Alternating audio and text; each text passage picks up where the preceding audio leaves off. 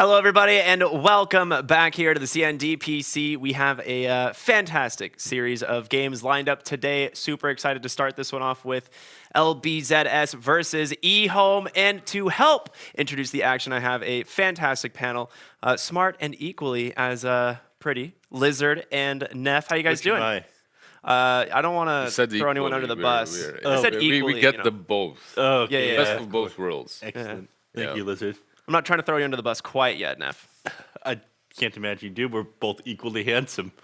There you go. So we've got such a sick series lined up to start this one out. eHome versus LBZS. Both these teams at 3 wins. A 4th win nearly guarantees that top 4 finish. Yeah, and coming into the season, coming here at the beginning of the January, you probably didn't expect these two teams to be fighting it out. Maybe eHome. Maybe eHome. Maybe, but I wasn't a true believer as well, considering they switched up their roster completely, and now LBZS is even making upsets. Like yesterday's game versus IG. Well, IG is upsetting everyone, I would say, but LBZS versus eHome, like you said, it's a fantastic start to the day. Yeah, I mean, both these teams took down pretty big teams just yesterday. VG Gaming and IG falling to both of these squads, not what anyone really would have expected. Neff, what's the magic happening here? I'd say maybe it's new squad magic. Maybe it's the fact that these teams are even more hungry to prove themselves here in the upper division. You can kind of come into these matches sometimes as like a stronger team and think that you're going to deserve the victory or you don't need to prep for it, and that a lot of the time can be your undoing, right? So perhaps these teams had that approach, or maybe, with how short this DPC was, they decided to prioritize prepping for teams like PSG or Aster instead of these teams that came in from the lower division. Yeah. Oh. Things to keep in mind here, but the results of yesterday made this upcoming match here much more exciting. It did, right? I was excited to watch these two teams play in general, but now it just means so much more, especially for the possibility that there could still be a major. I mean, it's a huge series for both of these teams. Yeah, if you're eHome or LBZS, just staying in Division 1 is already a big deal, right? Like LBZS, we've been covering this team for a long while, for a couple of seasons now, and they've been in and out of the Division 1, of the upper division, right? Now they have a chance to go to a major, and they're pretty much confirmed of staying in upper division, right? Like, both these teams should stay in, barring some pretty wild upsets. Which are very unlikely. So just having them already fighting for that major, a lot of the youngsters in these two squads, it's one of those. Am I dreaming? Can you pinch me? Like, Nephew's asking you, please pinch him. Here. Oh, here, of course. Yeah. On your muscles. He just really wanted you to feel his arm. Just double checking. I'm just like we said, not gonna deny anything, not gonna confirm anything. Solid. Solid for sure. Yeah, give us a breakdown. You got to tell us what it feels like. You're like steel. Yeah, that makes sense. What do you think? How does it feel for those players playing for major? Oh, I thought you meant the players that also felt up your arm. No, exciting. I mean, again, I think we had the interview from eHome at the beginning of the season, and they said that their expectation or their hope was to stay inside the upper division, not to potentially make the major. They thought, okay, if we can get there, great. But we just want to be able to stay with these top teams. But they've surpassed that expectation. It's got to feel so incredible to get to play on that international stage. But it's still to be seen whether or not that happens or when it's going to happen. TBD. TBD, yeah. There's some difficulty surrounding that one. It's one of those things that's so interesting too, because like you said, we had that interview with eHome where they're like, yeah, we just want to stay in Division 1. LBZ has pretty much said the same thing, and then we're like, so what are you guys doing now? Like, are you like excited? Like, how much are you preparing for this next game? And they're just like, yeah, like we did what we wanted to do. Like, we're just gonna play our own game and see what happens. And it's like such a cool mindset. Yeah, and when we interviewed Shiro yesterday, he had such a humble way of looking at the game. Like, a lot of people think that he's one of the best upcoming players inside the region, and he's just focused on his own game. Yeah, it really comes down to the player, right? Some players that I've been around, they love the pressure. They thrive on it. Lower bracket, upper bracket is for, all this stuff. But me, I would always prefer pressure off. Just find a way to get into that zen and then play off of that, because it's just so much easier. You perform better, and when you've already reached your goals like they have, but there's still something to strive for, I think that's like the best scenario for you to be in as a young upcoming team. Like, you just already proved yourself, but haven't quite, right? So you still have the hunger, and the major is so close. Yeah. Do you guys still agree that perhaps eHome are slight favorites here? Maybe They're from my the recent favorites. showings. And if we had any rogue host who's now on a different desk now, put elsewhere because he's a naysayer. Are you talking about Nomad? I rarely talk about Nomad, Maybe. but yes, Yeah. this time. He's gonna go for the sunshine no matter what. Yeah. So, I'm surprised they allowed him into the studio with that shirt on. yeah. LBZ has clear bias there. It's really something that I didn't expect from a person such as Nomad. Professional, he was right? always professional, very objective, but something's changed. The sun has gotten into him. Into his heart? It hit his head. Yeah. I thought he'd lived his life in darkness like a real gamer. Yeah. No. eHome, however, like Ricky, who's now our host, and will not be Definitely not analyzing. in any way. No. Won't be Look analyzing at his a lot, professional right? attire that he's got on. Put a tie on today. He's very, very professional. Showing a little Very- bit too much Very ankle, sharp, though. very sharp. Just gotta be a little risque sometimes, He's been praising eHome from the get-go. I didn't believe in them in that first day, as they looked pretty damn bad in one of the games. Damn. But It's true. They had a rough game. They had a couple rough games here and there. But it was a rough game, right? And what surprised me is that game was the exception, not the other games in which they stomped top tier 1 major attending teams before. So really happy to see this organization picking up a young squad and actually making it work. If you think about it, all the upcoming young squads right now are looking real hot. Like the OG, the Team Spirit, obviously, that won the TI. I'd like to say that a lot of this was due to Team Spirit and their success at TI. I think before that, a lot of people figured, okay, Dota's such a complicated game, we're best to go with these veterans. But then Spirit come in on with like... it's a different attitude. Right? Yeah, it's a different attitude, different approach to the game.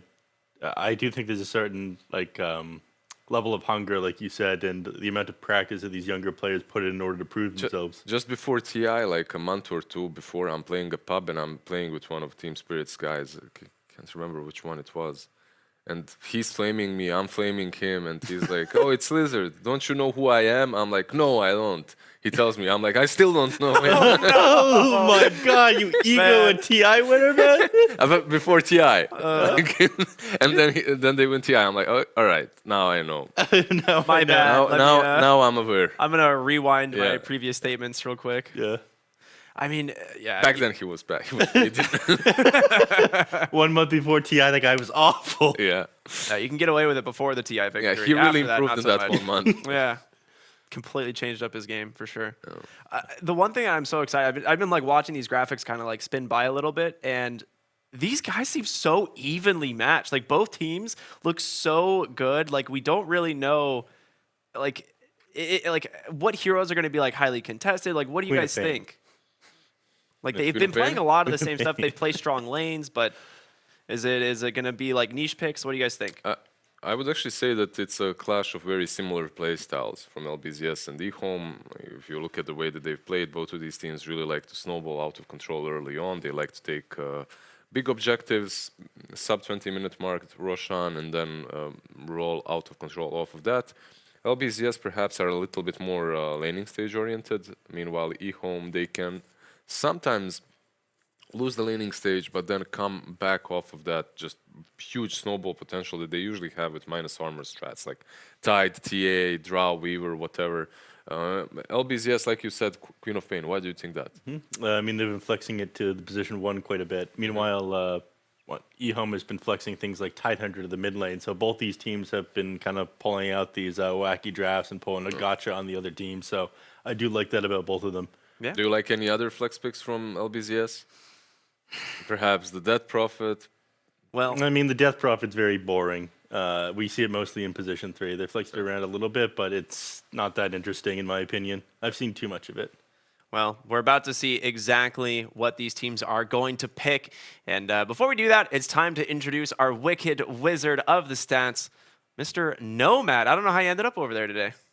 Yeah, pulled the old switcheroo, and I thought I'd give this old corner a try, see how it's done. And, Wait, yeah. we have the great stats man, the master drafter. Why is he wicked? Because he's wicked. Are you like, wicked? I don't know. Because he's Don't know, wicked. bro. I'm That's how you roll. It's just how that's who I am, bro. What can I say? Yeah. I like what you're wearing today, though. It looks very nice. It looks very nice. Thank you. Yeah, it's Suits you. very sunny garb for LBZS, of course. Getting in my warm weather clothes. I like the Witcher amulet you got there. Oh. Right there. Yeah. Thank you. Thanks. But we do have a draft coming up straight away, so let's get into it. We got Rubik and we got Tidehunter coming out for eHome. No surprises there. They absolutely love playing this Tidehunter. And also the Weaver and the Death Prophet on the side of LBZS. No surprise to see that Queen of Pain band. Of course, you're playing against LBZS. And that hero recently overtook Spirit Breaker as the most highly contested hero in competitive Dota. For all regions or just CN? All regions. Which all one? of competitive Death Prophet? Dota over the past 14 days. Death Prophet? Yeah. Alright. Queen of Pain. I'm going to Queen get of you Pain, stats, man. What do you think the most highly contested hero in the CN DPC is? I mean, I can check, but if I had to say, I'd say IO. You'd be correct. Because I got you. Impressive. I was going to say, it's either Io or Bane, right? Both these This heroes guy's are good. pretty We're much- promoting him to host again, Ricky. You're going to stats. Well, it I was get a stats question right, and that promotes me to host? Okay. nice.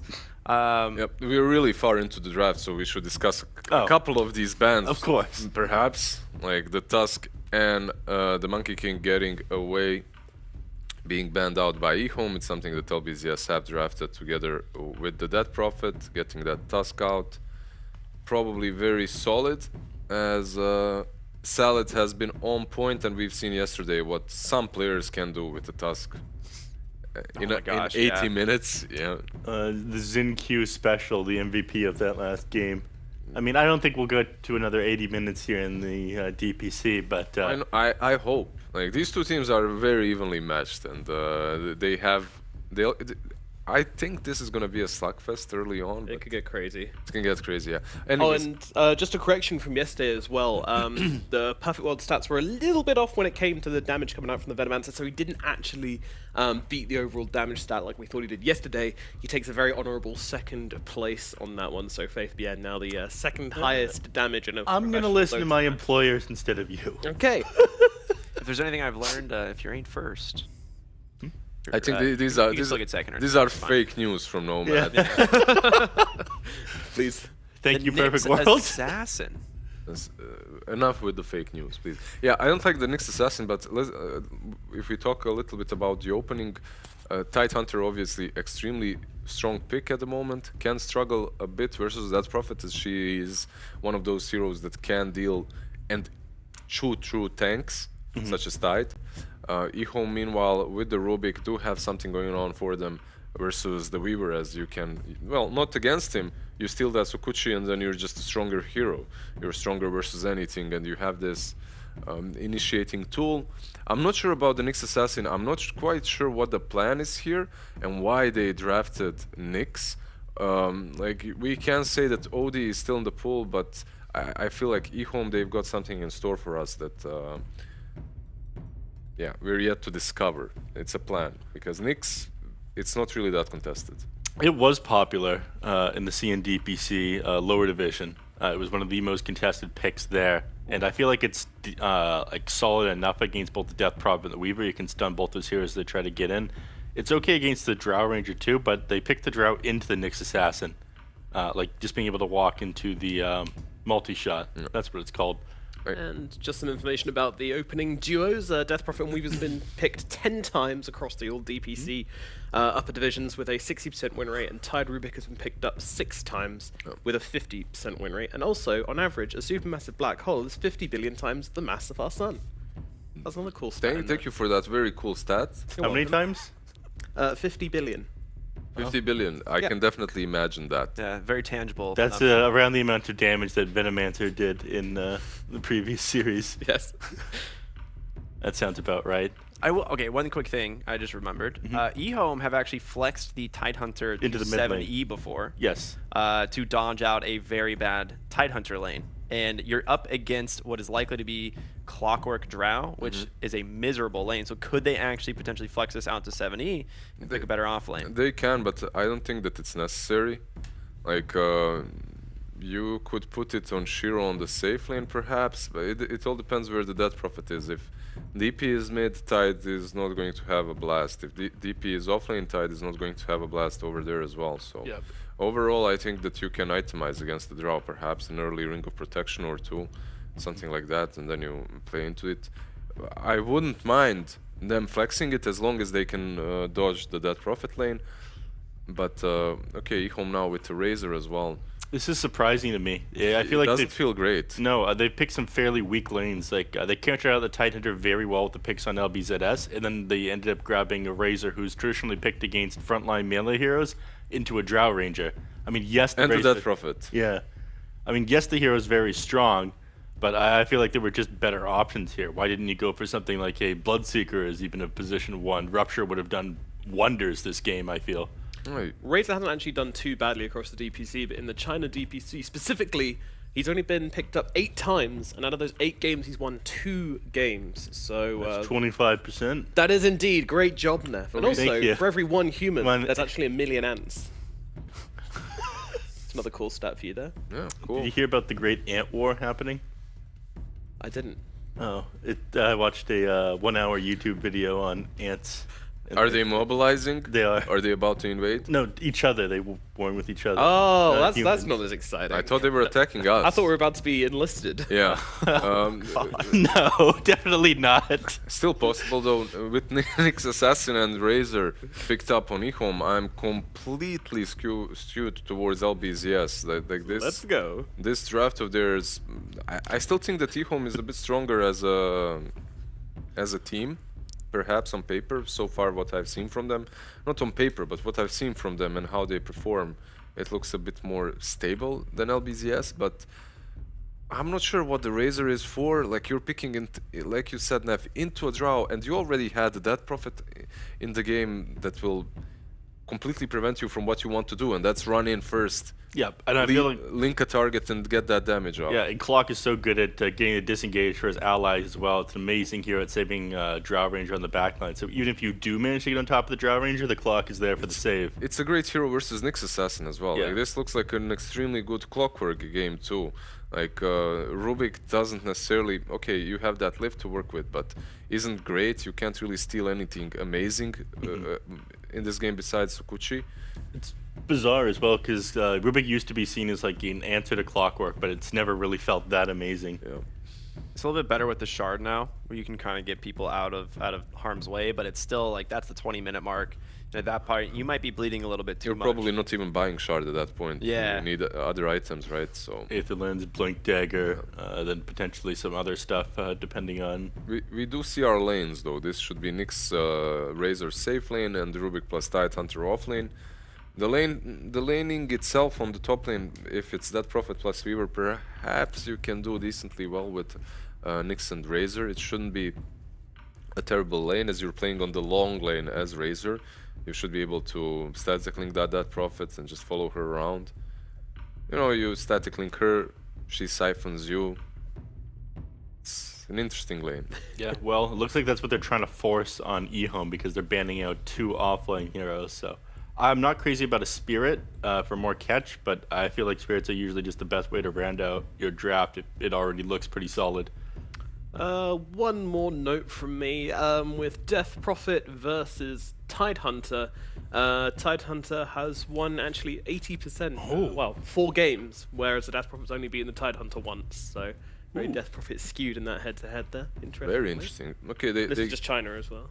they get the Legion here. It's like control against Tide is always difficult, but when you have Legion and when you have that duel, it just feels great as he can't shake that off.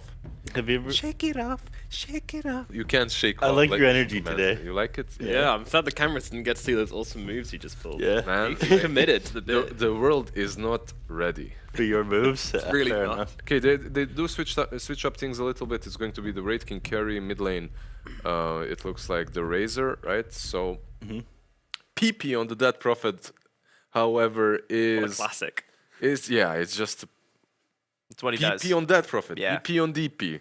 I don't want to come anywhere near that because those spirits be scary. They've been owning in the last couple of series. Absolutely. I mean, the Death Prophet we've seen be one of the most standout heroes, I think, in most recent. So before we jump into the game, you guys, what are we thinking prediction-wise? We'll start with our Wicked Wizard.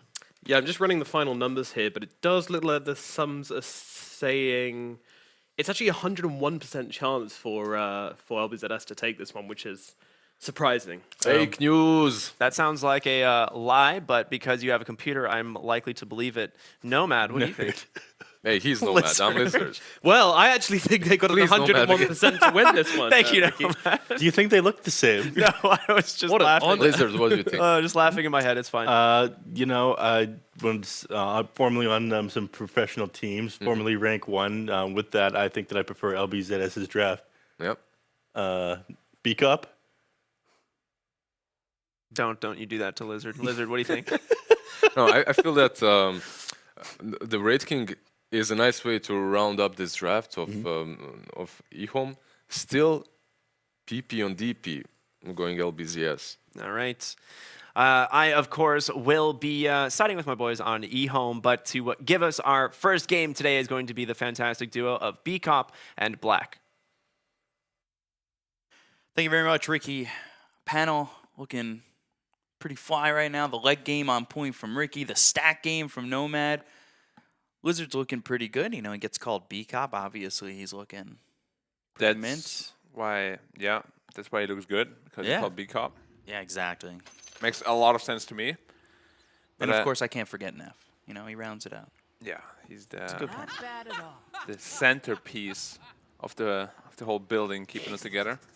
Keeping it all together. This is a big series. It is, and I gotta admit, I don't like the Xeom draft. Like, they showed the Draw Ranger really early, and they picked 2 cores that are pretty bad against Draw Ranger. Right. Like Wraith King, as well as the Razor, are not typically what you would want against a Draw Ranger, because they can't get on top of her really easily. Sure, you will by Blink Deck eventually, but one gust, suddenly you're not close Pushed to her away anymore, and you not get having kited, fun. Skadi, Frost Arrows, it's not going to be an easy one. Yeah. And they have a good front line for the Draw Ranger too, with the DP, with the Legion Commander. It's going to be a tough one for eHome. Yeah, it's going to be tough for eHome. We'll see. They do have Planet on his Rubik. Doesn't look like a great Rubik game though, to be honest. It doesn't, but that's the thing. I guess this is a big tell game, right? Because we've talked about Planet kind of having that comparison to FY. At least I've kind of compared him to FY. I don't know if anybody else is, but he's had those good like Earthshaker and Rubik games. But when there's not a good Rubik game, FY still came out in the clutch. So now the question becomes, can he do it? Can he still hold it, be the playmaker, be that guy to help eHome win this game? Because both these teams have 3 wins. 4 wins, I think you're almost guaranteed a tiebreak for a cross your fingers, cross your toes major. Maybe, Yeah, tiebreaker should be if it exists. in the cards minimum. Yeah. So it's a very big one for both of these teams, as we have said before. It would certainly be breaking what we saw in the last year where eHome was like constantly that 6th place team that was not getting relegated but not going to the major. And of course LBZS had their back and forths. And now they're up here at Division 1 again. Yeah, despite them having on paper a much more seasoned team, right? Yeah. Both these teams are pretty fresh. They're pretty green. Certainly are, certainly are. A lot of, I mean, even if they qualify for both of these teams, there's still a lot of work to be done. Yeah. They're still very, very green. I think getting group stage, if they can do that, get top 3 or something like that, is certainly such a great amount of experience. You play a lot of games. I wouldn't want one of these teams to go straight playoffs. Not that I'm saying they could, outrank LGD, but I think the most experience would come from maybe the wild card into the group stage if they were to not get eliminated there. It's a good feeling to play that many international games. That's a lot of experience that you just don't get. Like these teams play a lot within the region. You get your DPLs. You're going to have the Intel World Open coming up, the IWO. You'll have these teams or some of these teams playing within that. It's very interesting when you finally get that chance, get that wild card group stage. Do you think?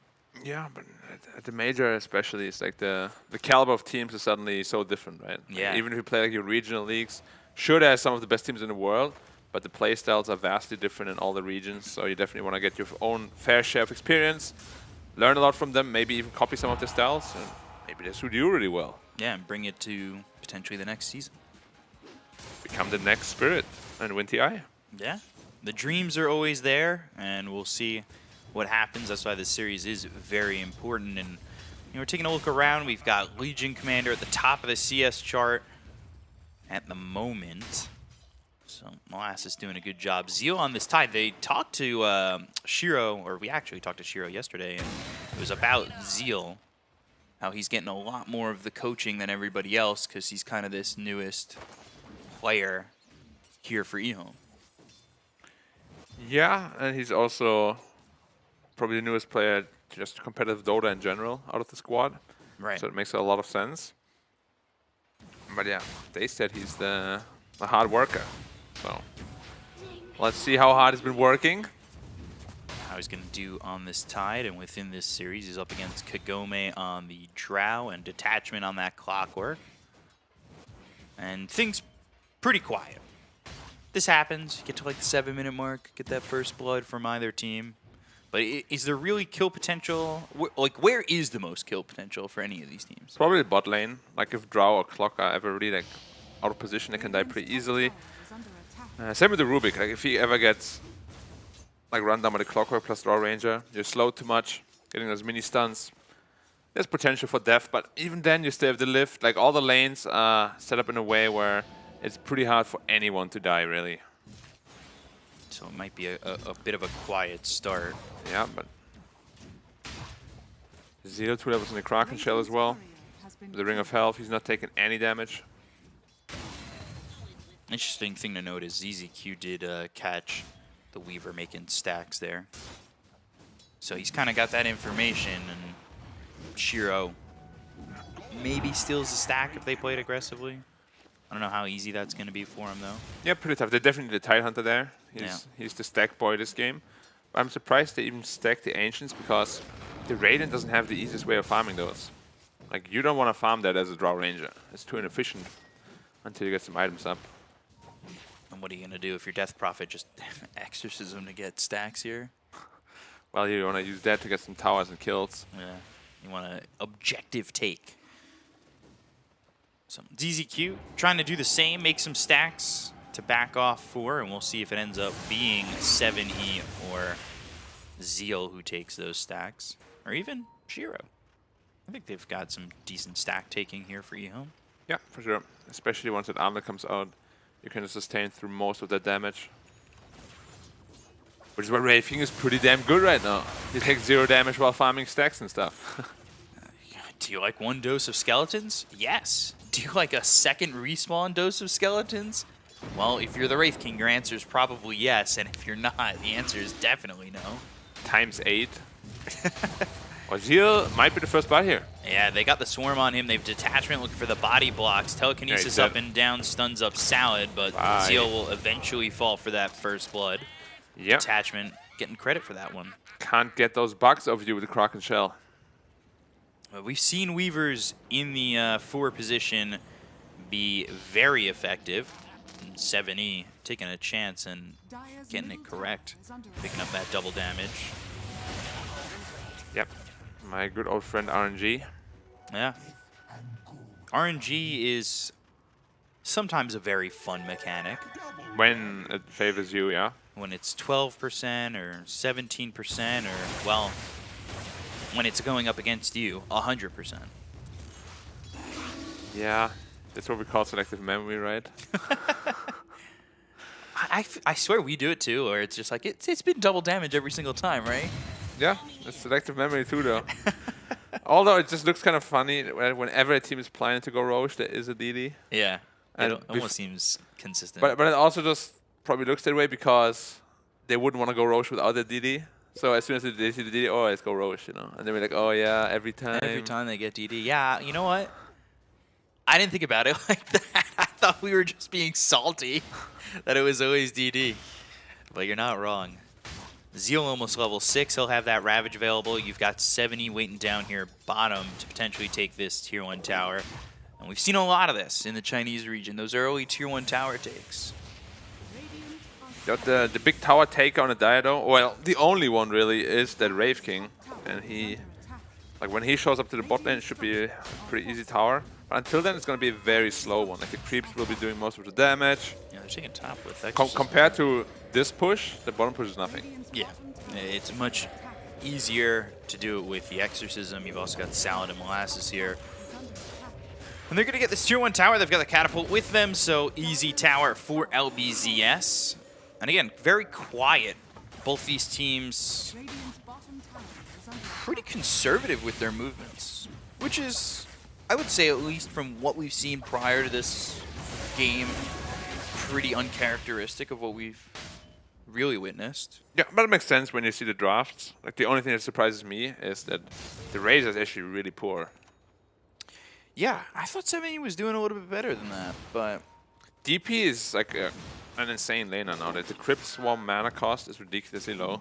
She just gets spammed out of lane as Razor.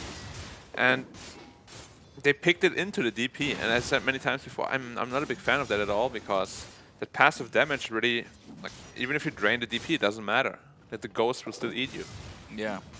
And it was the 4th pick Razor, which was also into the Drow, so it felt like a very odd choice into both those heroes.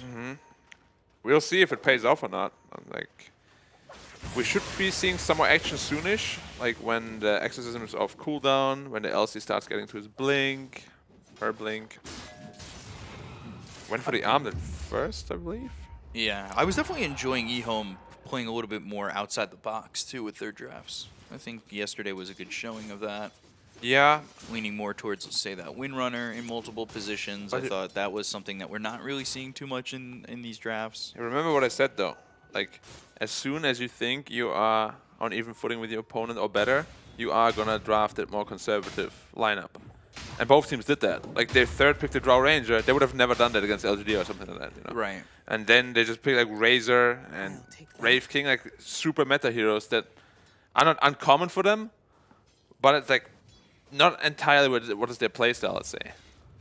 So they're just falling to comfort, whereas Yeah. what's been finding them success is kind of getting out of their comfort zone and doing something different. Yeah, and we'll see who has the better comfort. First duel of the game, and they've got the Swarm to follow it up, No but damage, the though. damage isn't going to be there to get that duel victory. They'll lay down a sentry, double stun coming through, and they'll get the kill into ZZQ. Rotate over Zeal. They've got the telekinesis. Zeal went the other way, not going after Salad, but Planet's right there with him. He's level 6. He's stolen the Shikuchi. That's what you want if you are the Rubik.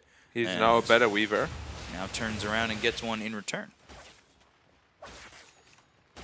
Yeah, slow games are usually pretty sad for an LC. Like, you really want to get that dual damage. You want a snowball off the peak. Yeah. So far, you got nothing at all. And we've seen some games where Legion commanders kind of get out of control. They get some solo farm, some solo experience up in their lane, and then they get an early duel victory, and it really can get out of control. But like you said, you want to start off hot, and when you miss those first couple duels, your game kind of stagnates because you're not really the farm priority in this game. Yeah. I mean, just every dual kill impacts the Legion Commander's game so much. Because it's like 10 damage that you farm a creep camp faster with, 10 damage will help your next dual kill. And it just always adds up, adds up, adds up. And if you don't get anything, your entire game is just so slow. You Yeah. become a support at some point. Yeah, it does feel like that sometimes with Legion commanders. The trajectories are very obvious, or well, very laid out. Yeah. You're either snowballing or you're a support. There's sometimes that in between, but it really doesn't feel like it. Yeah, generally I'm not a big fan of Legion Commander just because of that reason. Like, I like more stability in my draft. Right. But in this draft in particular, I think it is quite strong because you have a lot of damage from the DP and from the Drow. So you don't need to pick an offlane like Sand King that offers like a ton of damage because it will be coming out from those two cores. But yeah, realistically, the teamfight is it's quite a bit worse right now against the Tidehunter. You're not fighting into that Ravage. No, you don't really want to. I almost want to say LBZS kind of want to play this Counter-Strike play where, like, you draw eHome in a little bit, they get into a bit of an out position, gust or a hook shot into turning around with a dual exorcism. You've got the fight afterwards. Maybe if you could draw out that Ravage as well. I think the play is, if you ever want to fight, you gotta burst that Tidehunter with a duel. And if you don't, your team fight might, well, it's going to suffer. If he survives on like 200 health or something and gets the Ravage out, you're done. Yeah, and he's already got that hood, so he's building up, being a little bit more survivable this early on. Yeah. But at the same time, if you don't go on a Tidehunter, you can't really win the team fight either. So we'll see Four-man what their smoke plan is. breaks. Nice. Good job by Clockwork. detachment. Yeah. Whether or not he dies, I think that's fine, just breaking the smoke. Isn't even gonna die, probably. Oh, he gets slowed down by the Ghost though. That's so annoying. Stealing Shikuchi, that'll help them catch up and The Ghost slow down, get man. that Fade Bolt, and they'll get the kill, so Planet. Stupid Ghost. I hate that It's cube. never the neutral camp you want, right? Yeah. Unlucky. RNG. Selective memory. It's always something that, that hurts your game. Yeah. Gotta call it out though. Every time. What happened to Drow Ranger? Why is his net worth so down? Yeah, down below 7E, and it felt like Drow was having an open game. Obviously, they took that tier 1 tower. PP. They have a lot of damage on the side of eHome right now. PP has to be very careful. And they've got that omnipresence of the Ravage. You said you didn't want to fight into it, nor do you want to defend against it. It feels sometimes pretty bad to do so. They're trying to keep the map open for Kagome right now, but Planet postures. Not that he has anybody really backing him up. The Wraith King's not far, but not near either. Yeah. And he's farming in an area that's not really super suitable for your carry to be in at this point. Which is also why his net worth is so low. Like he's playing the wrong areas right now. Ooh. Or Razor might be caught out here, or Molasses perhaps. Molasses. He was spotted by ZZQ and pressed the attack, trying to survive. Hookshot in the Whoa, that's a turnaround good from LBCS. Overwhelming odds right on top of the two of them, and 7E's going to drop with ZZQ. They do lose detachment, but that's the sacrifice well worth when you're getting 2 kills there for the side of LBZS. That was an insane hookshot. Yeah, and you got the double cogs, overwhelming odds right on top of the two of them. Yeah, he did not deserve to die there. But, you know, your support. You did your job. Yeah. And then they just move with this exorcism towards mid. Probably not enough to destroy it, but It's going to get make close. it quite low. Yeah, Shiro's also rotating in. Don't want to lose that tower too early. But be careful on PP. He's up a little bit far. If ZZQ hits that stun, maybe they have the chance to get the kill, but they also have that press the attack. Does make it difficult to, if you're over-aligning stuns, to just get that kill. Because if 2 stuns are on him and you get the press the attack, then you got nothing to stop him. Yeah, they're smoking straight away. If they're quick enough, they might be able to catch the Drow Ranger. They see him on the top lane. On the rotation back to the triangle. They've got Shikuchi stolen on Planet again, but they'll wrap towards mid. Oh, detachment again? Yeah, the question is this detachment kill really worth it? It is a kill that they're going to get, and it does happen right by the tier 1 mid, so they can put some damage on this tower. I guess just the question becomes, where's the positives? You do get the kill. If you get the tower, yes, double positive there, but that's space. And that's what you want to do. But you've got to open the the map 3 times. You gotta open the map, and that's what they did. It's the correct move to make. Sure, you only kill the clock, but tower on top of that feels very nice. And the Razor is actually on top of the draw, but just to be out. Yeah, so they've got bottom and mid now, so that does make the jungle a little bit more dangerous if Kagome wants to I farm am really concerned about the Drow Ranger. I don't know why his net worth is so low. I really don't know. It He's hasn't had so much really space. progressed either. Yeah, he's been getting a lot of space made, and they're going to try and fight. They've got a 4-man smoke. They want I to fight believe into the that Ravage. that was under vision anyway, I believe. Yeah, They've but got that deep ward. What is even the decision there to fight under Ravage without Exorcism? Not quite sure Good there. spot for ZZQ and Dust. He's just on the high ground.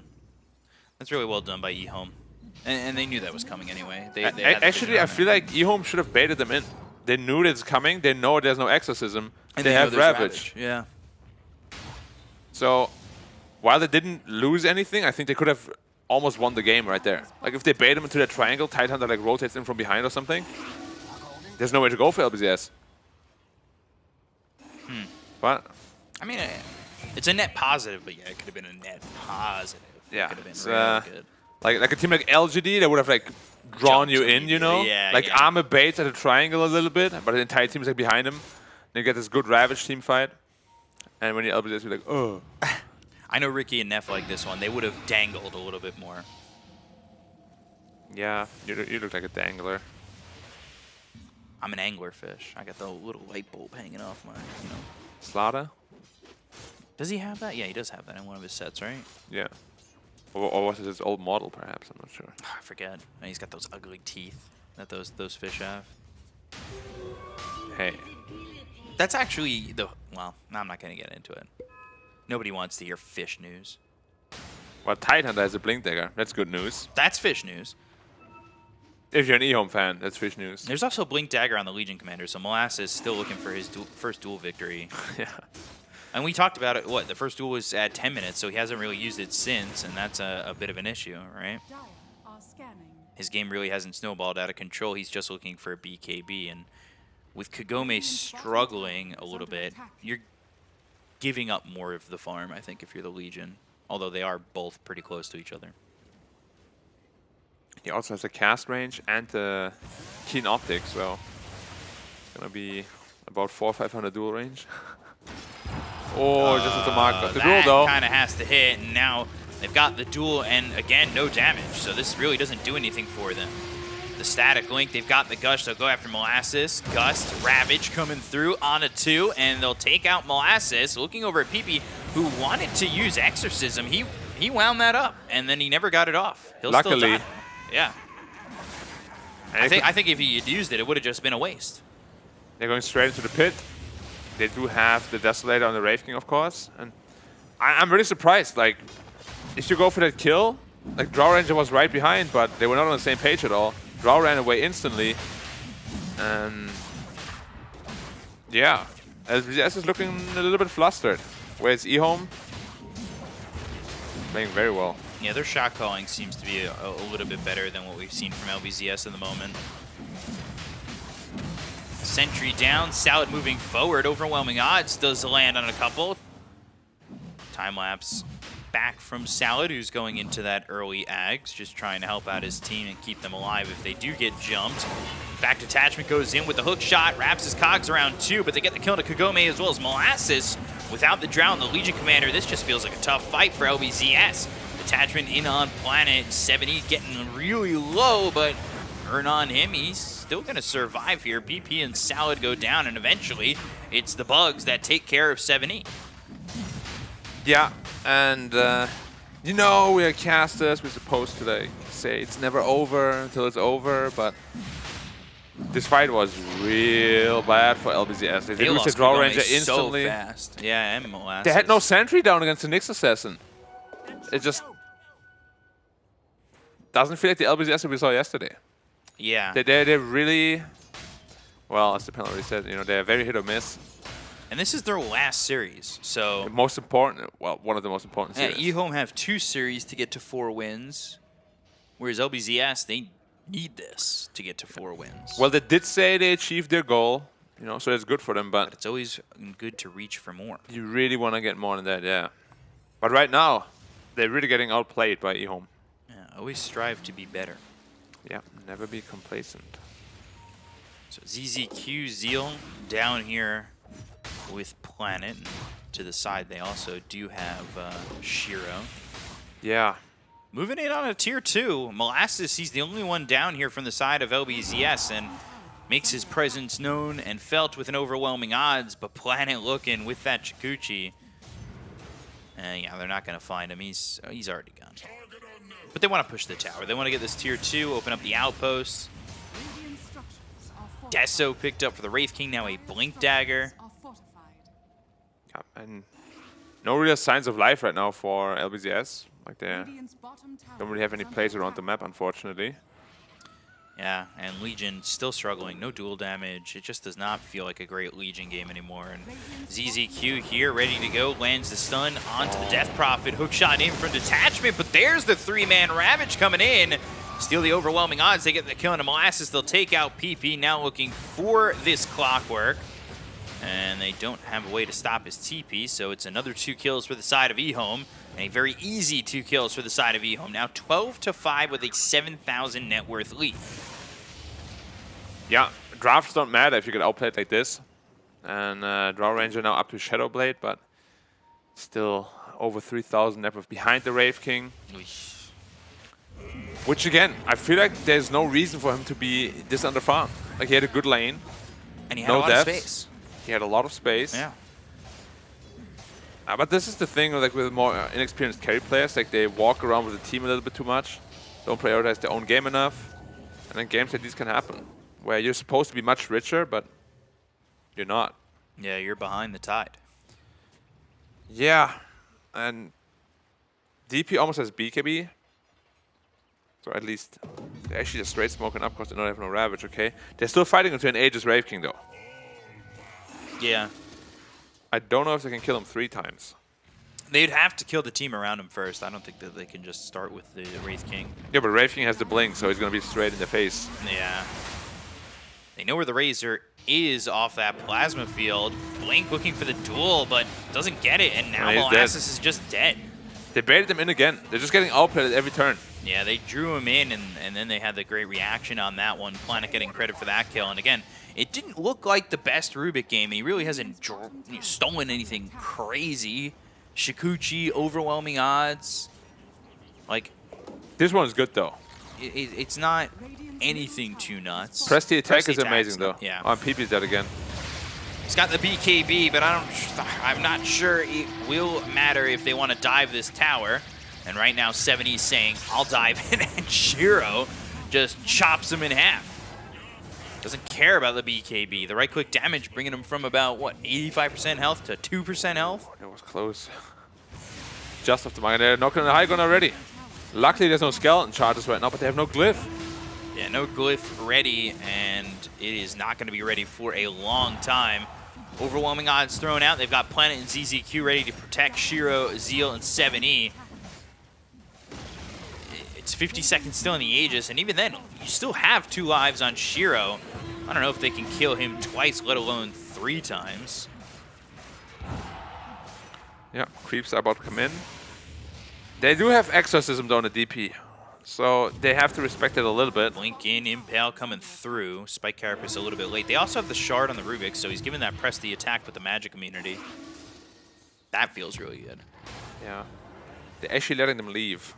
Yeah, for free. And Ravage had just come up. I don't know, even if they fought into that, that could have It's just scary. Terribly. The thing is though, eHome just takes, and they're not losing anything. Yeah, they're not paying for their advancements. Wait, they're actually smoking into eHome again. Yeah, yeah. So they do have a 2 BKB timing, so the Ravage might not be as strong.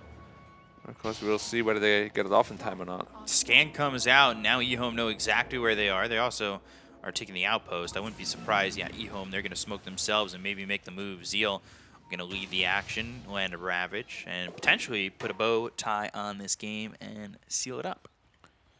If Drow or DP die here, it's probably just game over. Drow they is saw the Drow. mid, He's and dead. yeah, Kagome not going to live.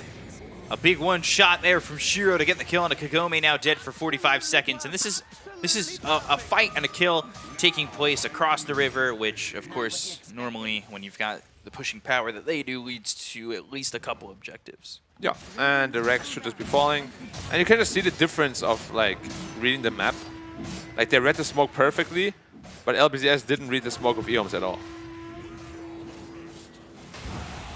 Get the melee racks. They're going to shift towards bottom. They took that tier 2 a while back. Ags on the Weaver, but I just don't think it's going to matter. It could make a difference, just as of now, DP is the only real damage they have. So they're going to keep the DP alive no matter what. They still have the Ravage, so even getting in to get the time lapse is a challenge. It's only 600 cast range.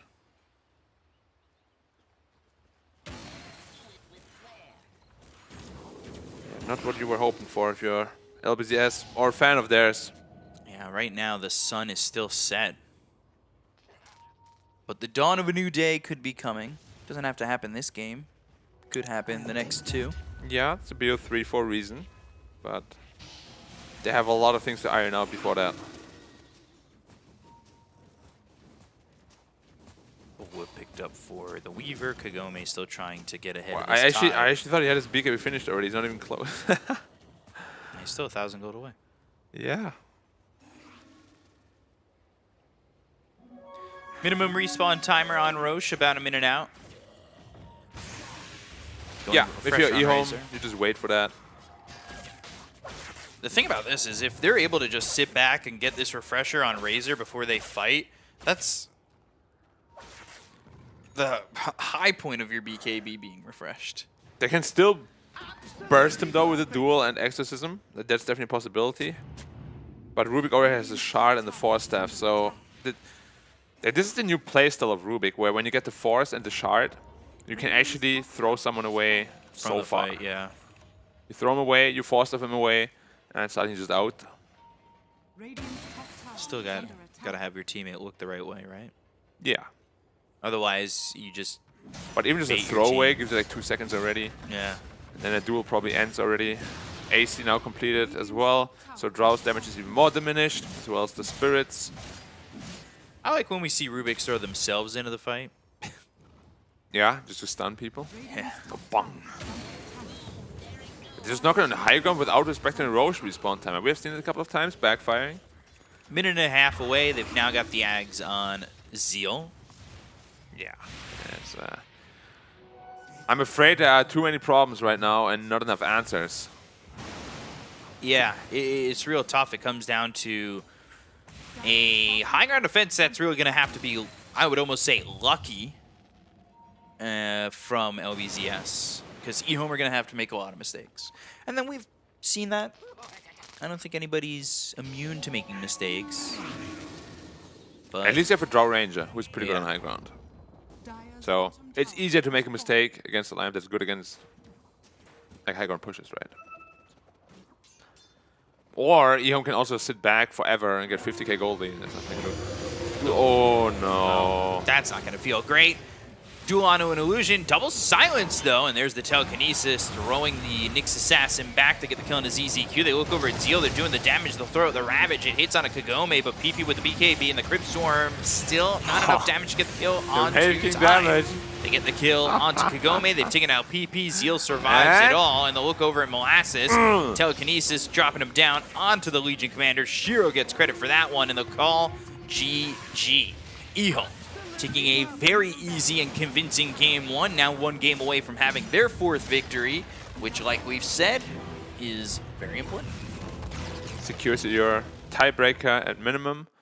But yeah, this game was unfortunately not what we expected from LBZS. No, not at all. I think there's been a lot of hype surrounding this team, and we're expecting a little bit more from them. And I kind of hope that them saying they've reached their goal is Not not the giving peak. up on the rest, yeah. There's, you've reached just that first mountain peak, and then you kind of look up and you go, oh, there's more. And you got to get there, right? Yeah, it's more about, can we really get there, you know? We It's only like, have 1 day's worth of food left. yeah, they're like, we're struggling already. Do we really want to try to go for that last push, you know? Yeah. They got it, because it's never enough to just be complacent. Yeah. And it's very easy to be complacent. Like, that's why, I mean, it's just me. Everybody has, of course, different styles in life. Like, Yeah. my goals are always set to just be the best, Right. right? And Same. once you're secured, you're like stay in the league. That's good, but it's not your best. There's so much more you can achieve, and you should want to achieve. And I've had a couple of teams myself, like in CIS when I play with like Inflame. We qualified for TI, Yeah. and then everything just flattened out. Like the air was just out of the tire. That was when you guys were in the wild card, right? Yeah, exactly. Like That was we were the what, only CIS team. game was your team name, right? Yeah, CS game. But we were the only team that qualified to beat LGD because they like clean swiped everybody except us, and we were doing really well when we qualify. But everyone gets super complacent. We don't practice enough, and We're here, we made it. yeah, and Calm down. we come to TI, get crushed, Mhm. and I'm like, well, It's to be expected if we don't work for it, you know. So goals are important, guys. Yeah, goals are very important. I had a very similar experience. My team was in the first round of open qualifiers, and Then you we lost. lost. Yeah, so we got very complacent in just getting into the open qualifiers. eHome, though, they take game number 1 over LBZS, and it's 1-0 lead for them. Both these teams looking for their 4th win. We're going to send it back to Ricky and the gang. Guys, take it away.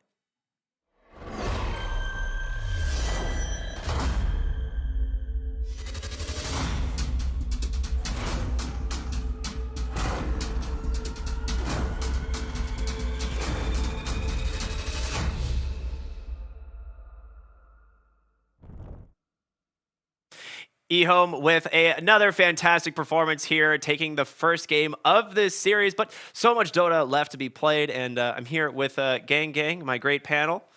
Gang, How you guys doing? Dang. Yeah, going great, man. Yeah. Nomad, bring it. Off screen, give it to him. on. Do it. Come on. All right, he's not going to do Don't it. leave me hanging. Nomad's a little upset, I was but with you for LBCS. I was with there it is. There we go. So what do you guys think? We get game 1, goes the way of eHome. Was this expected? I know you didn't really believe initially, but I think it coming was, around yet or what? No, I'm not coming around. I think I feel that I feel that LBZS had everything they needed to win this game, Yeah. and it was a little bit underperformed by them and or outperformed by eHome, and that sometimes happens. Their draft on paper, still in my opinion, is much better, much stronger. Just it doesn't fit their playstyle. In hindsight, LBZS is this team that wants to be rocking off of the landing stage and just dominating with DP, Quap, whatever, all these semi-carries. Like, Draw Ranger is not a hero like that. You cannot just have this... You can have a snowball lineup that's surrounded with, like, let's say a TA and minus armor. But if you don't have that, like, you need to play a different style of a game. You need to wait for your timings. They try to fight constantly. They got wrecked by eHome, and I wouldn't say that I'm super surprised, but I expected them to at least hold out a bit longer on the side of LBZS with the cards that they've been dealt. I was thinking that they'd pick apart some of these heroes a little bit faster, but they really struggled to bring anyone down in the team fight that quickly. And because of that, the only hero that you have doing that much damage output on your team is Drow Ranger. But if you're running at her, she's not doing anything. They have Death Prophet to fall back on, but with the amount of control coming out from eHome, the DP wasn't moving around too much either. So I'd say it partly comes down to execution and maybe a little bit the fact that they didn't have like a big right-click mid to pick up the slack when Drow Ranger was just getting run at and having a little bit of a rough game. Usually what you do is you just create good zones around which you fight with. If you have this sort of a problem, you just camp around the triangle, pop that Drow in their letter farm, and just soak up the aggression on the DP and Clockwork. Like, you need to play in areas, right, in zones. You can't just try to get these pickoffs constantly across the map, like Clockwork Hook and dual damage. Like, that ain't it, Chief. Like, it's not gonna cut it. You're not going to be able to take down these heroes, and I feel that a different playstyle is required for a draft such as this one. I think you're right. I mean, it does feel like a different play style from what we've seen from LBZS. The thing that was so interesting, like watching back through these highlights, normally your Tidehunter is like your big initiation, but for eHome, it was actually the Nyx. Like, he hit so many good like blink impales onto 1 or 2 heroes. Then you followed up with the Ravage, and it just was like something that they maybe were focusing too much, trying to find the Tidehunter at the beginning of the fights, and not paying enough attention to ZZQ, who is, playing this like bug hero that they just didn't think about. Shiro ends up getting the MVP instead. I mean, he had a solid performance, getting on top of the Drow constantly and just chunking away her armor, like two-shotting these heroes most of the time. And it was made even easier for him. He could just frontline, hit the enemy tier 3s and racks. Thanks to the added effect from the Legion Commander on the enemy team giving up press the attack to Rubik. Allowed him to sit on the high ground, tear through the buildings even quicker. I feel like LBZS as well could have itemized a little bit better to help out with the Drow, perhaps a 4-staff or 2 a bit earlier on one of the supports, not rushing the Aghanims on Weaver, perhaps. But I really wouldn't put it down to items in the end. I would just say that a playstyle change is required in order to play a lineup that's that's pretty much drafted around a glass cannon sort of a carry, which Drow definitely can feel. And a glass cannon and a Wraith King feels It feels very iffy. pretty rough sometimes, as you can see just in the damage dealt here. I mean, that is It can work, so different. but not in a game in which he's just allowed to blink on top of you and chase you around. Yeah, really good point. Yeah. And 4 blink daggers on the side of eHome there is a sign that, they just had the game of their lives, and running a Drow was super easy for them. There was no punish for it. Yeah. So what do you think is going to change here for LBZS? Are we going to go back to, where their comfort zone is, or are they going to try something new again? It depends, right? Like, I feel that LBZS can play this sort of a draft. They could execute it, but perhaps they need a little bit more time to adapt. So just go back to your bread and butter. Stir the pot, crumble the cookie, as Nomad would say. So many different analogies that are running through my head right now, and none of them fits any culinary analogies. No that you British can hit me with. culinary Yeah. saying is very good. Their culinary in general just is not very good. Actually, is that it? Is he trying to compensate? Yeah, he is. Ah, I see now. Well, LBs, yes, I fear that they might try to overcompensate in the next game as well and go with their complete comfort zone after they lost with something that perhaps isn't it. But I wouldn't mind their standard stuff, like DP, Quap, whatever, Kunkka, get 3 semi-cores and see how it goes. Yeah, I mean, the Quap is like the ultimate comfort zone, right, for LBZS. So maybe if they don't get banned, they'll grab it in the first phase and try and flex that one around. It's hard to say. But, I mean, eHome, do they need to change anything? Are they just playing super clean? Like, what do you think, Neff? I mean, they picked heroes that are solid with this meta. The Rubik Nyx Assassin support duo was a little bit unusual, but, they played the Wraith King exactly how Wraith Kings played. I wouldn't say they did anything super outstanding. It's mostly what we've seen so far. Tidehunter as well, being played in the offlane. I thought they countered out the Tidehunter pretty well on LBZS, but clearly it didn't really matter. Nyx Assassin set up some amazing stuns, like you said, and the Wraith King are just always able to stay on top of people. So maybe keep playing off as Rubik. He's too comfortable on that hero. Ban out the Wraith King because it really looked like with that glass cannon, they struggled to bring you down twice. They reset the fight and just able to run at you. So I think those are the two things that you have to look out for. Stop them from playing their comfort heroes, and it doesn't look like you have an answer for the Wraith King, so ban that one out. They tried stealing a hero as well, I feel like. The Drow pick from them, it felt like it's a bit of a snatch from eHome, as they like to run the Drow as well, right? So maybe getting a bit too much in their head. Play your own thing. I like that idea. So we're going to find out here very shortly what these drafts are going to look like. But before we do, again, we got to introduce our wicked wizard of stats. And it's a cloudy day for him, unfortunately, as LBZS just dropping game one. Nomad, you all right over there? Or, It's going to be fine. Trust me. Man. Sunshine will rise again. It always does. It I mean, unless it doesn't, right? It rises. It sets. It rises. Thanks, man. He's always got my back.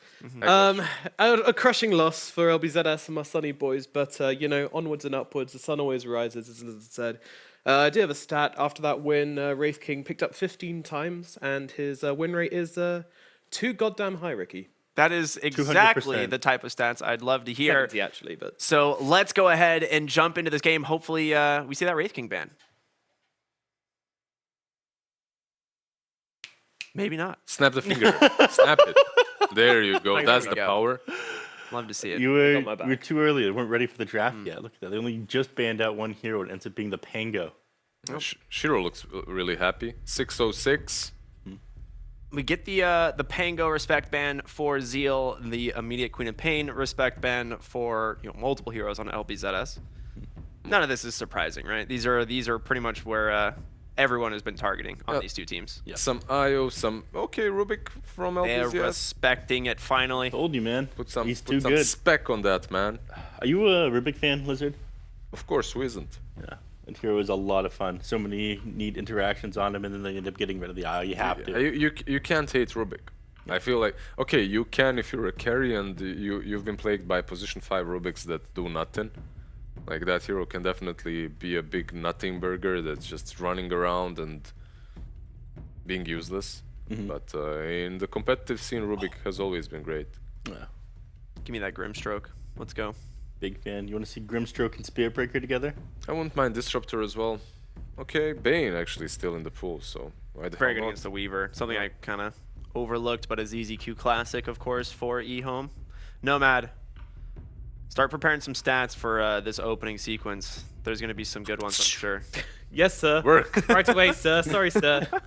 On it Alright. now. Wraith King is still in the pool here. You're playing into the Bane, the Spiritbreaker. Neither of those heroes are too much of concern, I feel. Yeah, but you don't have to open up with it, right? Like, it's great. Do you want to snatch it in the first phase? Sure. Don't you just get Death Prophet or something again? Like, They could. You There's mean also the a hero Tidehunter. that lost? yeah. As Or the requested, Tide. my lord, There it is. the opening win rate of Bane and Spiritbreaker together. They've got 10 games, sir, on the record, and only Spit it up, boy. Only a 40% win rate, sir. Not perhaps as high as one might expect, considering these are two of the most contested heroes in the DPC, sir.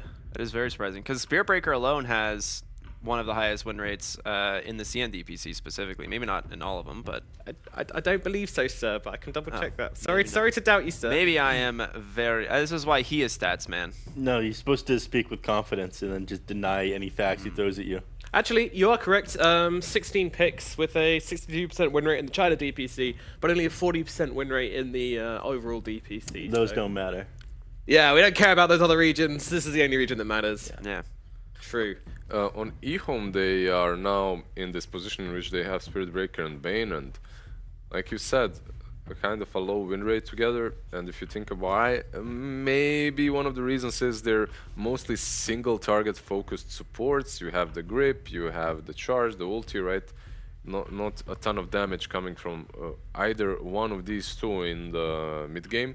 You don't have like a potential to pick a Mars and have Snapfire Mars or Phoenix Mars or anything like that, right? It's a little bit lacking in that department, but what they lack in the damage department, they definitely do compensate when it comes to control, because it's probably the best 2 BKB piercing heroes at the moment. Yeah. And it's as simple as just being able to target a creep or anything nearby the Spiritbreaker. You ult onto them, you charge something nearby afterwards, and suddenly you've wasted half the person's BKB duration between those two stuns. Yep, Razor and Monkey King getting out by LBZS. They don't want to play against those. Meanwhile, eHome with the Death Prophet and the Wraith King. So, and the TA. Interesting. I expected maybe eHome to go for it, but you don't have a Weaver, so you go for Lina instead. This You like kind of that? makes sense. Protecting the Lina pick, meanwhile, LBZS protecting the Tide pick, right? With these Yeah. bans.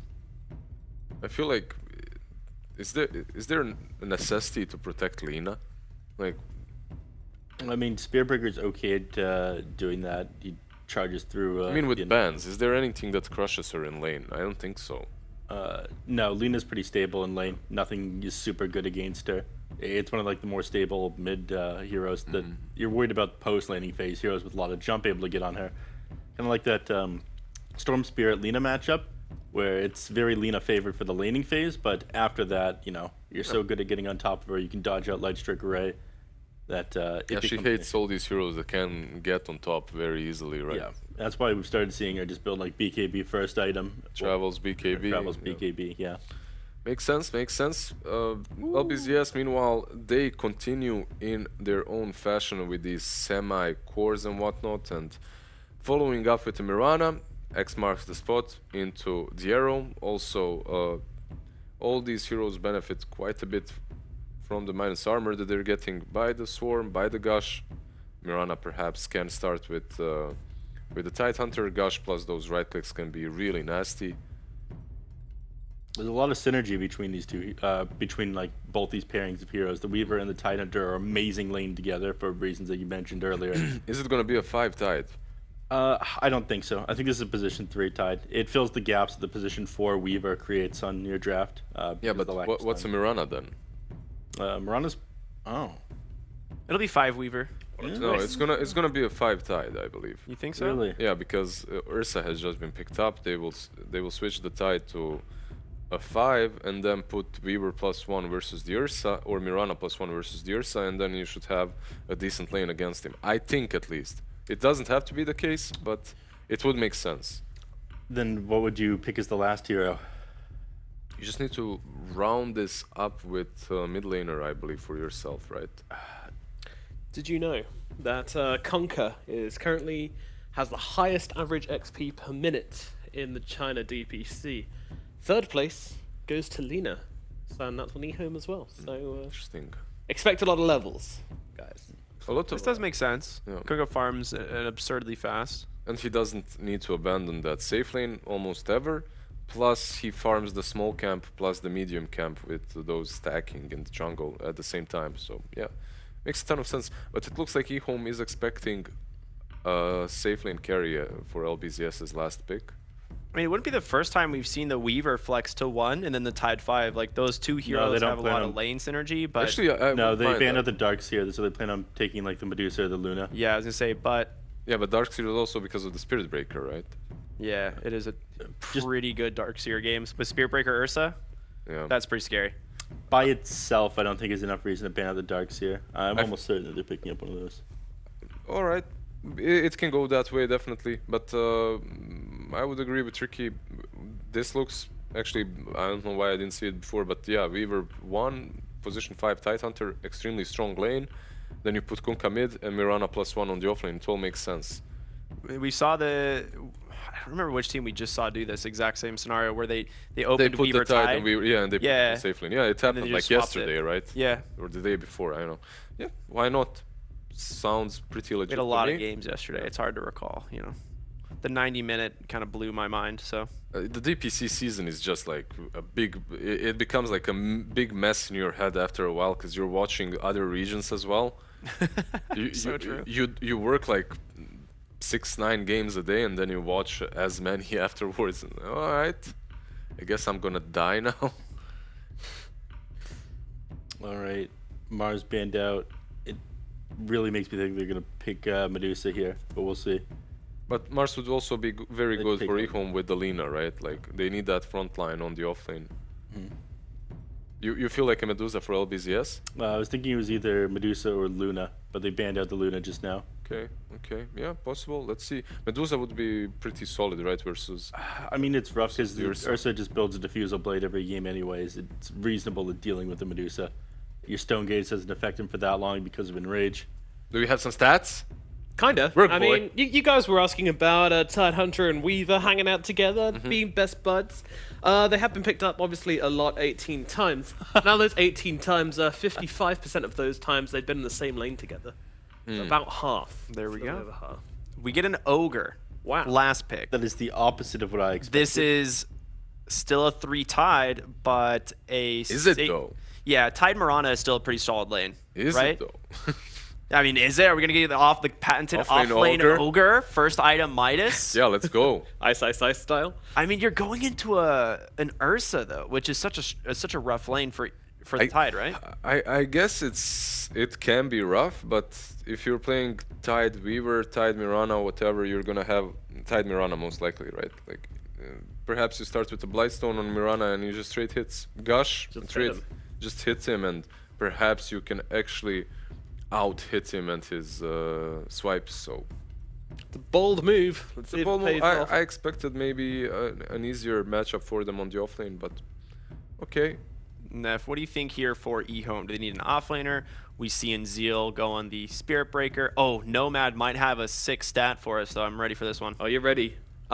This one's a great one, actually. Ogre Magi currently has the highest average deaths in the China DPC. So, That's entirely expected. yeah, good luck, LBZS. Yeah, okay. I love that. One death for each head, right? Yeah, So yeah. it actually half it, and that's the amount of that he truly yeah. has. True. That's very true, actually. Which makes him the lowest. There you go. So they just need to finalize this with an offlane. They go with a Bloodseeker versus a Weaver. Makes a ton of sense. Oh, man. Versus a Mirana as well. It's probably a perfect Bloodseeker game. Makes a ton of sense for eHome.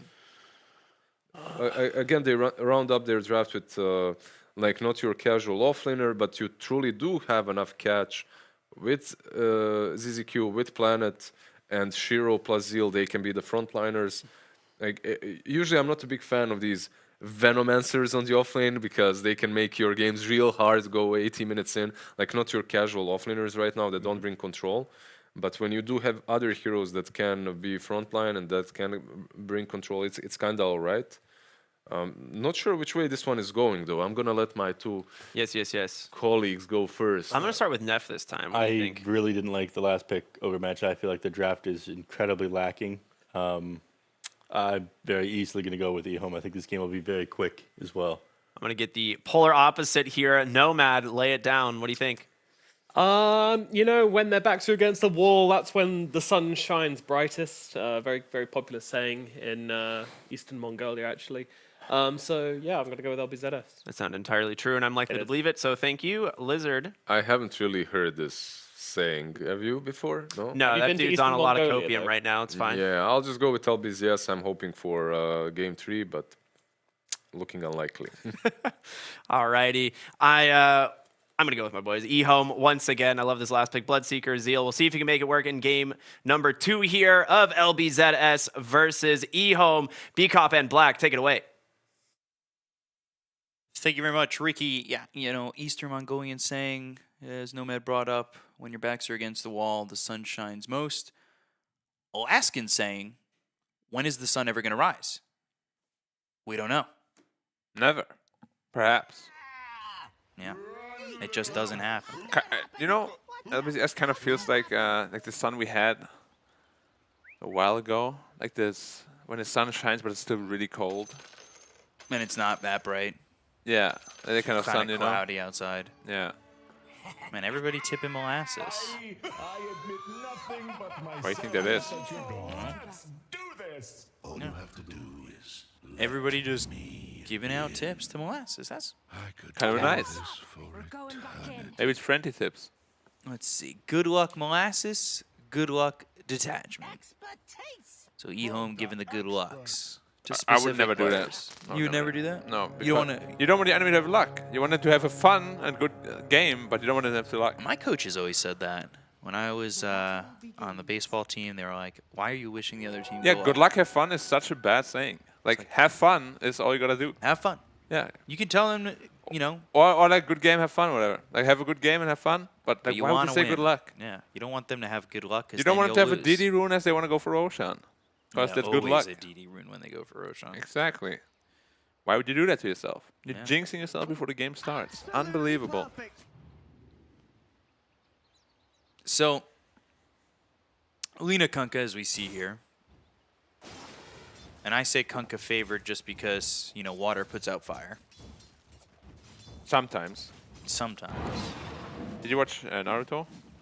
I've watched a decent chunk of it. Have you heard of Amaterasu? The black fire? Because that one you can't extinguish, dude. I want to say I've seen most of the sagas. I don't really know, though. The sagas? Are we back to Dragon Ball now? Yeah, I just like saying sagas. It's always nice. I Cell like Saga? Cell Saga, best saga. You think so? Better than Boo? I think they're good in their own ways, but I like Cell so much better. I think Gohan at his peak is just... I'm a big fan. Another little One-handed. one-handed spoilers to take out Cell. So, you on board with the panel then? Thinking eHome is going to have an easy one? I don't know if it's going to be so easy per se, but Zeal's taking a lot of damage. Zeal getting run He's down. burning. He's Ooh, burning. Fairy Fire. Not going to be getting the kill there, though. Not that first blood. Also, Kunkka sitting really low over mid. But, again, if eHome kind of come out of the gates, not roaring, but take advantage. Ooh. 70 also avoiding the torrent, but yeah, PP not having a good time in this. Mid lane detachment getting low. He'll pop a salve. Zeal sticking with him. There's the Ignite Throne. Planet just going to TP back He's a to stun. base. Oh, he stuns the other guy, though. Stun on a Zeal, and probably the wrong target. They could have gotten the... Could they have gotten the Spirit Breaker He there? was pretty much next to him. Yeah. Or probably just wants him to be out of the lane, so he Bloodseeker can't really farm anymore. Yeah, but he comes back so quickly anyway. There's a Bloodseeker, he just gets a couple of last hits. Now Bloodseeker's sitting uncomfortably low though. Oh, charge. Bloodseeker's just dead here, I think. There Yes, Zeal playing aggressive. There's the ignite, the stun, the kill. Okay. I mean, I was about to say, this is where Bloodseeker doesn't want to be on like 300 health because you don't feel comfortable going in. And he went in. But they went in anyway. And yeah.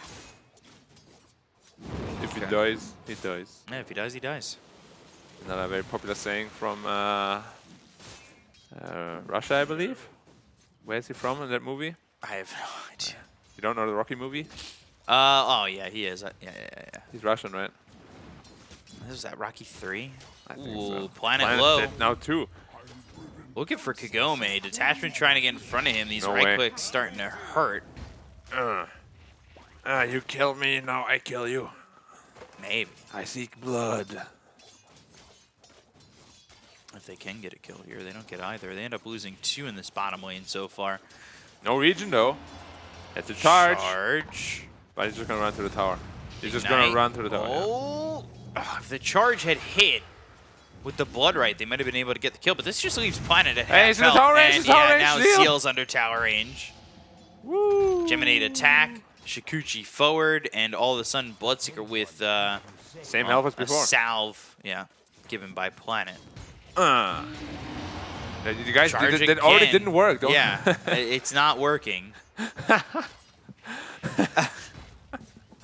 Maybe next time. Guys, the Kushi is a little bit too fast for a charge at this point. I like the first time, maybe it was just luck that he was this fast. Okay. Early Falcon Blade for the Weaver too. Yeah, very common item, gives good health. Structures are fortified.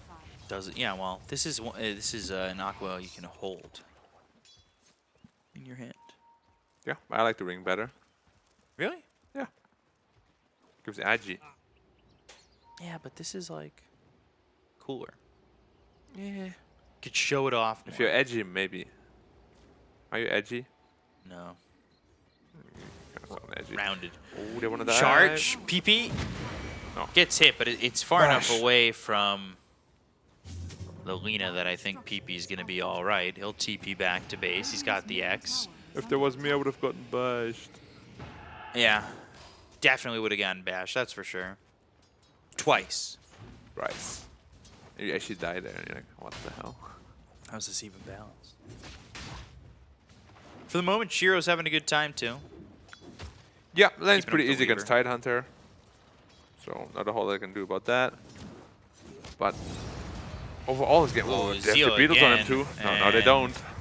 Zeal, blood right, trying to survive, looks over at Detachment, gets the silence. Zeal needs to be very careful about how aggressive he wants to stay on this. South popped here by the Ogre, and Planet here alone as Bloodseeker. He's suffering. Yeah, it's not fun. You can see his net worth is really quite low. ZZQ is the Nightmare on a PP. PP now with the X. Tidebringer looking for the Ghost Ship coming out on the ZZQ. It does land. The arrow follows it up. The charge comes out, and Salad will get the kill, but they land the LSA. They get the Laguna Blade onto Salad. So it ends up being a 1-for-1 trade. Not the intended target for eHome, as they do want to go for PP. But, well, the PP got out of range. Yeah, support trade, so no one's really going to be too happy or upset with anything. But the Bloodseeker's game is really rough right now. They probably need to help him in some way or capacity. It's only level 4, no Nepo to his name. Oh, Planet. He has a charge. Stun, Beatles. He has a charge. It went Charge. over at A Kagome. little bit too short though. 70 comes over, has some dust. They get the bash. Oh, Oh my Kagome. Ooh, gonna go down to 7. And that's the bash we were just talking about. Well, how does that feel?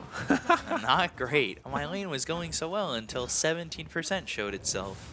It's kind of ridiculous. I know Bloodseeker gets back to full health too. That's not fun. Oh, that's the most fun. What are you talking about? Not for the Weaver. That just looks so sad. lined everything up. Gave him the opportunity to get that kill. ZCQ getting some solo experience over mid, always nice. When you're a 5 position, you've got some time. Yeah. Also, very nice forehead, as we just saw on the camera. I didn't see it. He just... It was literally just his forehead. Oh. And his eyebrows, that's it. PP now getting caught. Charge, LSA, Laguna Blade early, and looking to get this kill, X, but not much doing. Another eHome Dire's bottom tower advantage, and then they were really taking advantage of the mistakes here from LBZS. That being said, Planet, his mistake might have been being in the wrong position as he has taken damage from these beetles, and well, will eventually fall to Kagome, who's made his way over mid. Gives a ton of space to Bloodseeker, though, which he really desperately needed. Ursa still having a good game. Tidehunter's game is okay. It's not super great, but they really gotta use that Ravage to hopefully win a team fight soon or get a tower. Shiro just going to continue to farm, going for the Diffusal Blade first. Almost forgot the name. Why is it called Diffusal Blade? Because it diffuses your mana. Bomb's been diffused. Yes. It gives you the... Are we CSGO now? It gives you the kit, yeah. This is actually not the Dota map you've been looking at. This is actually... The new CSGO map? And this is Cobble. It's the new Aztec? Cobble. Aztec. What's my favorite map? I'm a sniper player. I like Cobble. It's a highlight reel map. PP again. They have night vision. Yep, PP charged. Oh, he's dead again. Light Strike Array comes in, the Laguna to follow, and PP bashed up, killed off, and a dominating spree here for 7E. As his game is going quite well, and he is closing in on an early BKB. Going straight BKB before travels even. Okay, Salad? usually we see the travels into BKB. He's fine. You say that. He has so many leaps. Charge. Do the thing where you shoot one the arrow leap, behind. Arrow. Nice. And then the high five. He did the thing. But he didn't do the thing where he leaps and shoots the arrow behind him. That would have been a boss move. Pressure on the top tier 1 tower. Kagome here with Molasses, as well as Detachment. Dire's structures But bot tower also taking a lot of damage from their side.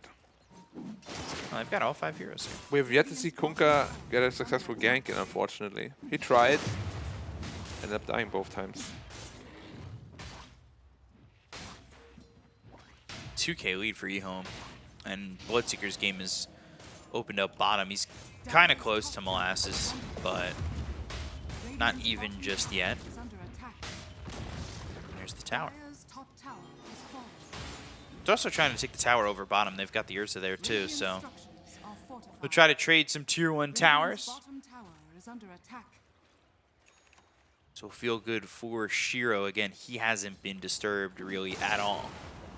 Yeah, but the big winner so far of the game is really the Lina. Look at his net worth. It's way ahead of anyone. early Which is BKB why I'm so soon. surprised he didn't go for the travels. Because especially when your game is that good, it really accelerates your farm that much more. So they gotta make a lot of things happen with the early BKB timing or his advantages. Or not. Potentially could. They do have the Fiend's Grip available on ZZQ. Planet with the Nether Strike. Everybody's got their level 6 here. Grip, Nether Strike, Rupture. It's a lot of stuns and annoying spells to deal with. Yeah, you may not be able to run. For the most part, you really... So many people want to just TP out after a Rupture, but you don't really have that option up against the Seahome PP lineup. again? Nether Oh, Strike, no blood way. right into the Fiend's Grip. Arrow comes in, not going to land on anything of importance, and they get another kill on a PP. Shiro getting credit for that kill. PP is having a super rough game. Yeah. Dire's top tower is under attack. Charge out now onto Detachment, Moonlight Shadow. No follow-up. So they'll just Nightmare back off. They are in Roche. Shiro in there. They don't have Fiend's Grip, and they don't have the Nether Strike. Molasses, he does have the omnipresence of a Ravage. Really not omnipresent, it's just present. Well, he has BKB and Lina now, so that will be dealt with quite easily. He's actually so massive on Elena. Yeah, and Shiro almost has this defusal right. 70 going boots of travel into a Silver Edge. Yeah, against the Tidehunter makes a lot of sense. Game is very slow again, but it's like Eom is just, you know, fundamentally making less mistakes Right. than LBZS's, so the game slowly but surely will also again like go into their favor. Just like it has last game. Slow and steady wins the race. Yeah, they are the tortoise right now, but lead it by a hair's margin. Radiant Don't know are what it is. scanning. Hair? Harris. Hair's margin. H-A-R-E apostrophe S. Hair is a bunny. Oh, it's a bunny. Yeah. I thought The it was. tortoise in the hair. I thought it was another one of those American baseballs or something. No. But we could talk baseball. Everybody, EU viewers, Eastern viewers, strap in. Nah. That's not. So a single. All right. 70. Top of the net worth by a lot. Still, yeah. They wanted to go for this Roche too, but again, up against this Ravage, it's a bit of a tough commitment. Dire's top tower. And then they now have the Blink Dagger on the Tide. ZZQ trying to TP out, arrow on the mark. Kagome gets the kill. He's got that Maelstrom ready to go with the Falcon Blade. It's also getting bloodlusted. Bloodlust! Ooh, Molasses. This would be a pretty significant kill if they can get it. LSA into the Laguna Blade. Torrent lands on a planet. Nether Strike. Ooh, thought about going after PP. He'll throw the Ghost Ship out. Now silenced by the Blood Right. Right clicks in from 7E. Who's Raptured? Up Oh, top. the Weaver, the Weaver. Oh, they got the Weaver. Blood Right. Oh, not going to land. They're still going to go after Kagome. They've got the Rod of Atos. Shiro looking to cut him off at the pass. Ignite comes and multicast hits everybody on the side of E-Home. Yeah, that's Ogre for you. It's not Ogre for me. It's just beginning. Whoa. How much lower can B-Cup sink today? Find out in the next episode. Pretty low. Counter Smoke, they do still have the Ravage with Blink Dagger. Yeah. Are they under Vision? They were under Vision. ZZQ is probably... It may not matter. Blink, Ravage, Arrow, following it up, and now they'll go after Shiro. Big kill to get. They're going to get a +1 with it. Nightmare will extend the inevitable as Kagome gets a double kill and now dominating. That brings him closer to catching up to this Lina.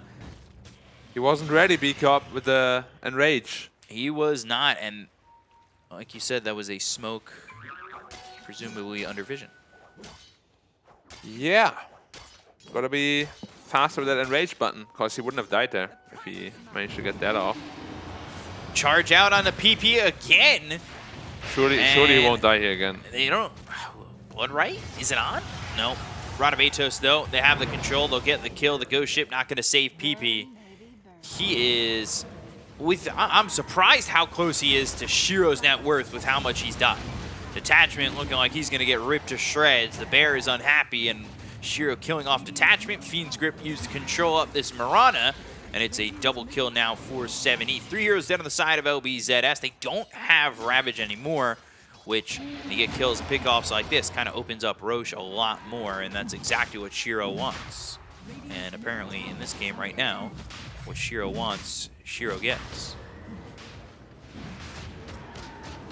Yeah, there's not a whole lot you can do, unfortunately, when you're LBZS. You're just playing against the Roche. They have Rupture. Oh, no Vision. Oh, now to do, Right. now to do. Rod of Atos. Ooh, ruptured him. Time lapse. TP trying for it. Yeah. No. But they do get an Aegis on Shiro. Yeah. The strat of just TP worked. Ooh, the arrow actually hit. Can they follow up anything? No. Ooh. Well, that was a lot of damage real quick. That's a lot of damage. It's just every time I... It's like you can't say that line anymore. It truthfully was a decent chunk of damage right there. That's a decent chunk of damage. I don't know. The guy's just like a living meme. Kagome bottom. Ooh, with Molasses, BKB. Molasses doesn't have Ravage, but think without the BKB, he just ends up dead. He's out here alone. Or was out here alone. It's good that they're making their presence felt, and now they're Moonlight Shadowing, potentially looking for another fight. 5-man smoke again. This one's pretty obvious though, because they're not pushing out the lanes, so I don't think Ehome's going to copy. 2 5-man smokes actually. Ehome might counter this. Smoke on smoke action. Ravage is available though. Yeah, gotta be so careful with the Ravage. No, that does. Okay. Motivatos, Blood Right, Arrow. Big coming Ravage in maybe. to hit Planet. The Laguna Blade comes through. They've got the double No! torrent hitting onto Shiro as well as Planet. X back, ship lands. They get the kill here onto the Spirit Breaker. Ehome's starting to leave, and LBZS I think are going to allow it. That was really lucky for Ehome that the Radiant's top Tide tower walked just into the Blood Ride, because there was a 5-man Ravage right there. They smoked up the high ground against the Tide like that. That's so scary. Yeah, that is a risky proposition. They could have lost so many heroes there. Like imagine get a 5-man Ravage on the stairs and a Torrent boat on all 5. Like, Yeah. I mean, when you're tied, you're probably just seeing that. dude, he walked Line in up. like he was like, oh, I got this Ravage, and Blood Right clips him. He's like, ah. Never 6 mind, seconds guys. silence. I'm out for 6, boys. Stay alive for me. Ooh, Grove Bow for the Lina.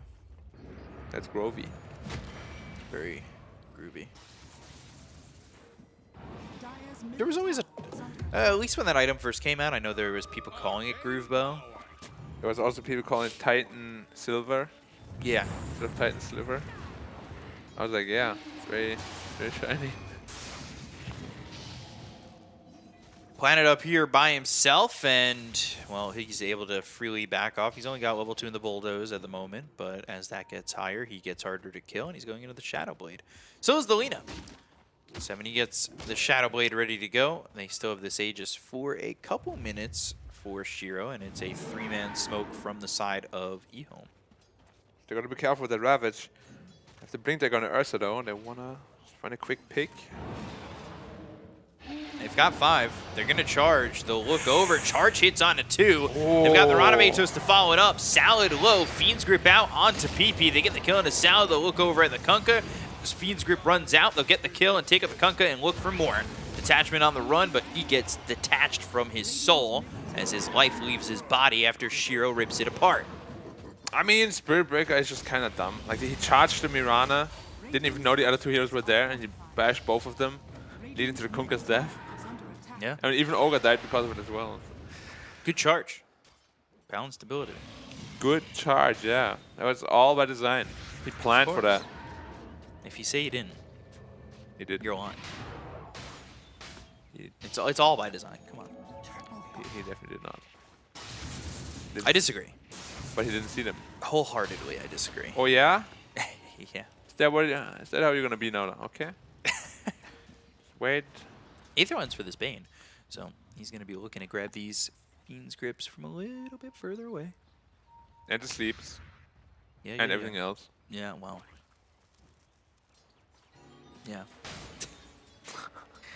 70 having a great game. Can't state it enough that this guy is dominating the game thus far. Charge on a Kagome. Oh, lands the stun, and now they've He's got the only one that Shiro. can't die. Oh, that was so close. He was He was like literally 99% done with the animation. on those hind legs looking to get that time lapse off. Doesn't get it, though. Ghost ship. Good nightmare. Arrow still ends, though. Charge coming through on a PP, but they've got the stun. Now the Nether Strike. Thinking about it, Shiro blinking forward. Salad will just leap away, and the Aegis will expire. Giving back all that juicy mana. Yeah. And as a resource. Gotta use it. You know what else is a resource? A Ravage. Yes. This is the truth. And you have invested into a Blink Dagger as well. But have you seen a? We have seen one Blink Ravage since And then, it was on Shiro. up which in was the good. jungle. Yep. But you gotta keep that up because slowly and steadily, as we said, you are falling behind. Spirit Breaker does not allow that split push. kind of Similar game. timings to the last game. 7K lead, 22 minutes into the game. Yeah. Tide looking for the Ags, but that is not going to happen for a while. Shadow Blade's finish for both 70 and Planet. Holding out of that Grove Bow, finishing off the Crystallis in just a bit. Yeah, another smoke on smoke action. Ooh, this Ravage could be game winning. Zeal.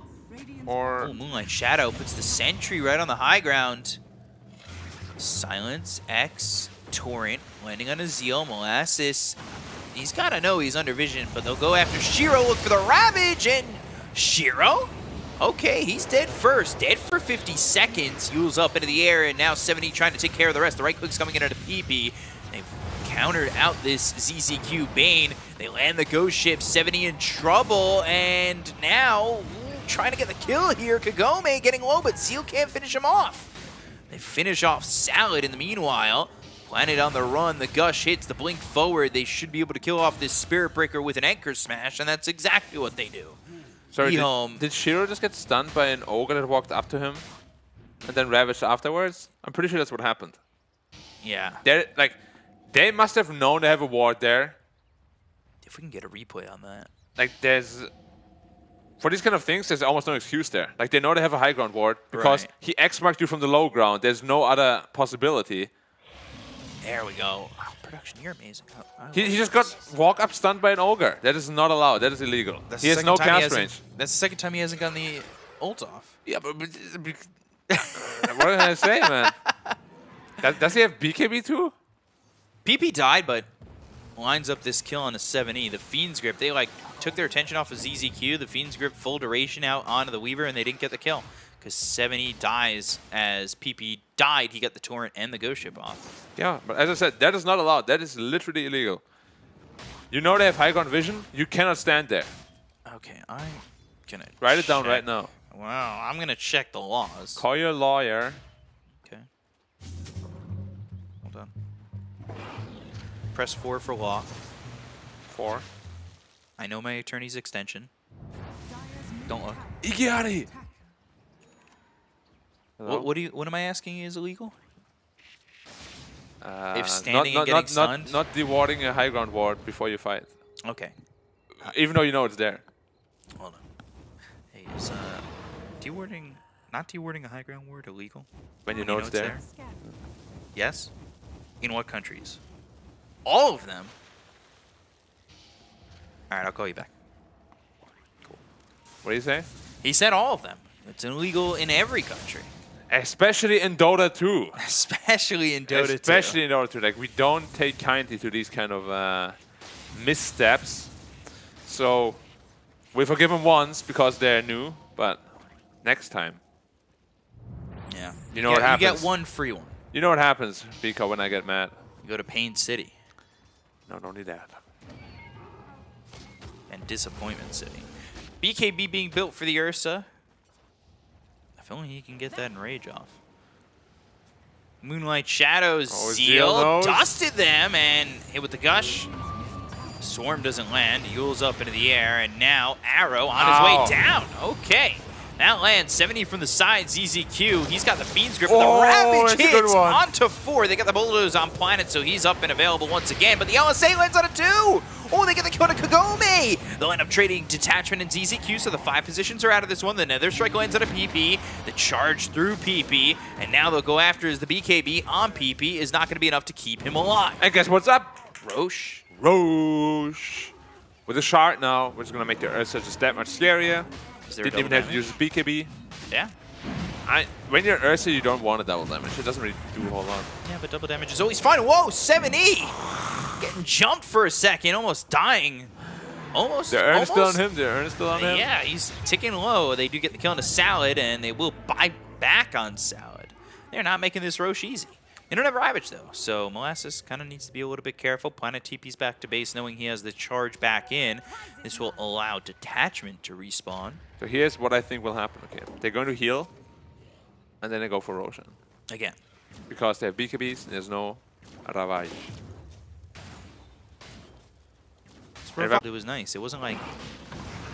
Oh, Planet. Yeah, getting hit here, no Bulldoze, Swarm on him, Blood right down, and they land the stun onto the Ogre. They look over Detachment. Right clicks in, needing one more. Shiro gonna follow him, finish off this Ogre. He'll buy back immediately. Pass this over to the side. Shiro They've got BKB'd actually. Fiend's Grip in 16. Yeah, Shiro BKB'd and Now there's no free Roche. yeah, Ravage in 45. I like these little timers on the side. They've caught Molasses though. LSA into the Nether Strike. They get the kill there onto the Tide very quickly. He's got buyback. This feels like an all-out play from LBZS with the buyback commitments that they want to get this Roche, and if they don't, their game might just end. I mean, this play started with them being 6K behind. Now they're 10K behind. So obviously they're bleeding out a lot of resources. So What's in the pit right there? hopefully it results in their Roshan, because otherwise this game might just end. Who's dropping items? That wasn't me. Well, Ravage is going to be back up. Yeah, that is the big play. Can they BKB in time this time or enrage? That is a big question. You gotta be ready for it. You cannot get Right. Ravage. It's not allowed. That is another law. Under the moonlight. There's 4 dusts coming out at the same time. Very nice. Trying to dance in the moonlight, but they land the LSA. The stun comes out at a 2. Kraken Shell purchases it off for Molasses. That allows them to get the Ravage off with the BKB being popped by 7E, though. They've got the Ghost Ship. Nightmare dodge onto the Ghost Ship. Seal up into the air with the Yules. They get the kill into ZZQ. They'll take out the Bane, and now he'll buy back immediately, going into the outpost with that TP. Seal dies. As the Starfall hits him, Saladin's up dead too, so they're without the Marauder for 65, but they get the kill on Kagome, taking out the Weaver. He's got buyback, but, well, it's not going to be worth anything when they lose PP. Oh, there's a big charge too. Triple kill for Shiro. Charge coming all the way across. Detachment low. One more shot to get the kill. 70's on it. He's got a killing spree. Oh, the Charge, bash too. the bash. Molasses in trouble. Now broken. The LSA lands. They've got Shiro over. And when the Ghost Scepter is no longer, it's an ultra kill for Shiro. And a full team wipe for Ehome. And a Roshan to boot as well. 12K lead now, and that was probably the last fight for LBZS. Sure, they won't leave just yet. They've got one more But- fight left in them, but yeah, Roshan to boot, and that is Ehome coming away well on top. And this is what happens when you get to BKB and then rage off. Before that Ravage. Take a look at the And look how it started. They get a good Molasses. charge through. They BKB and stunt, enrage. and he's able to get this Ravage off, but BKB Doesn't for do 7E anything. doesn't do anything. And this time with the enrage, doesn't matter. He ravaged, bulldozed Spirit Breaker, and then raged Ursa and a BKB Lina. That is probably the worst case scenario for them. Yeah. But that's what happens when you walk up the high ground. Oof. Nether Strike, Kagome just dying so quickly. Yep, Spirit Breaker again, showing why he's a very good hero. Very fun hero. Balanced hero. Engaging. Yes, he does engage. He does it very well. True.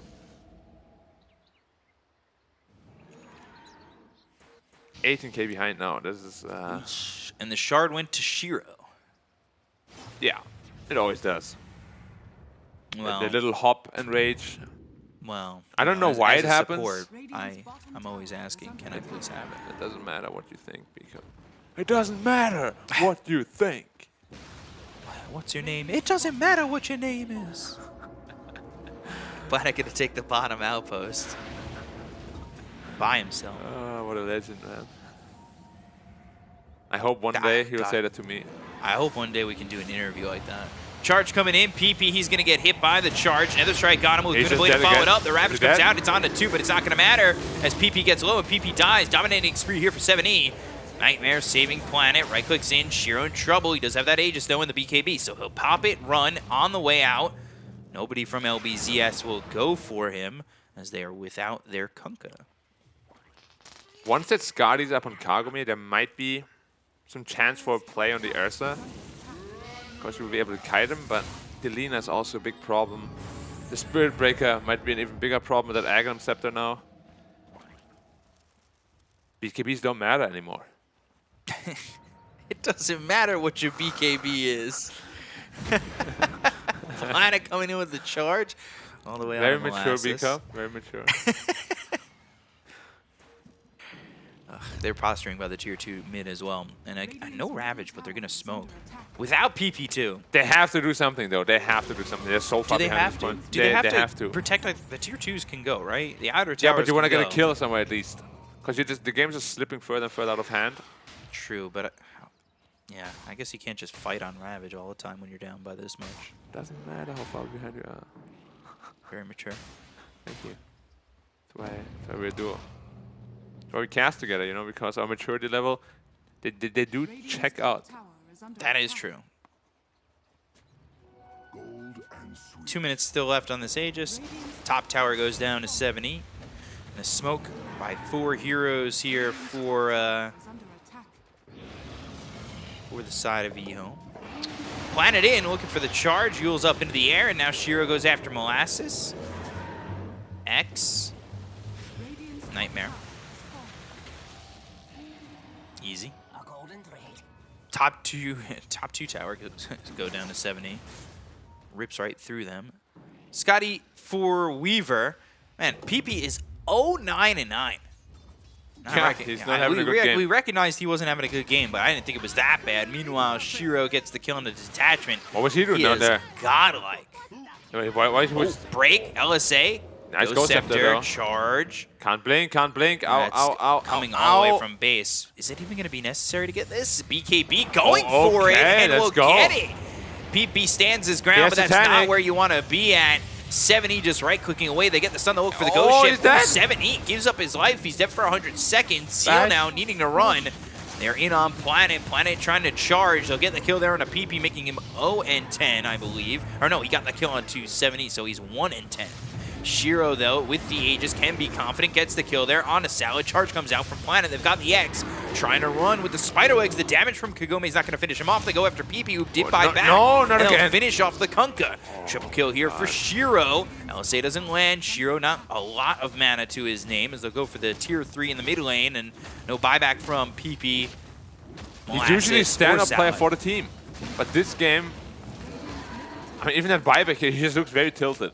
Yeah. Very, very, very tilted. Ah, it's a shame. It's a shame that Eon was running away with the series. Could have been a really close one, a really good one.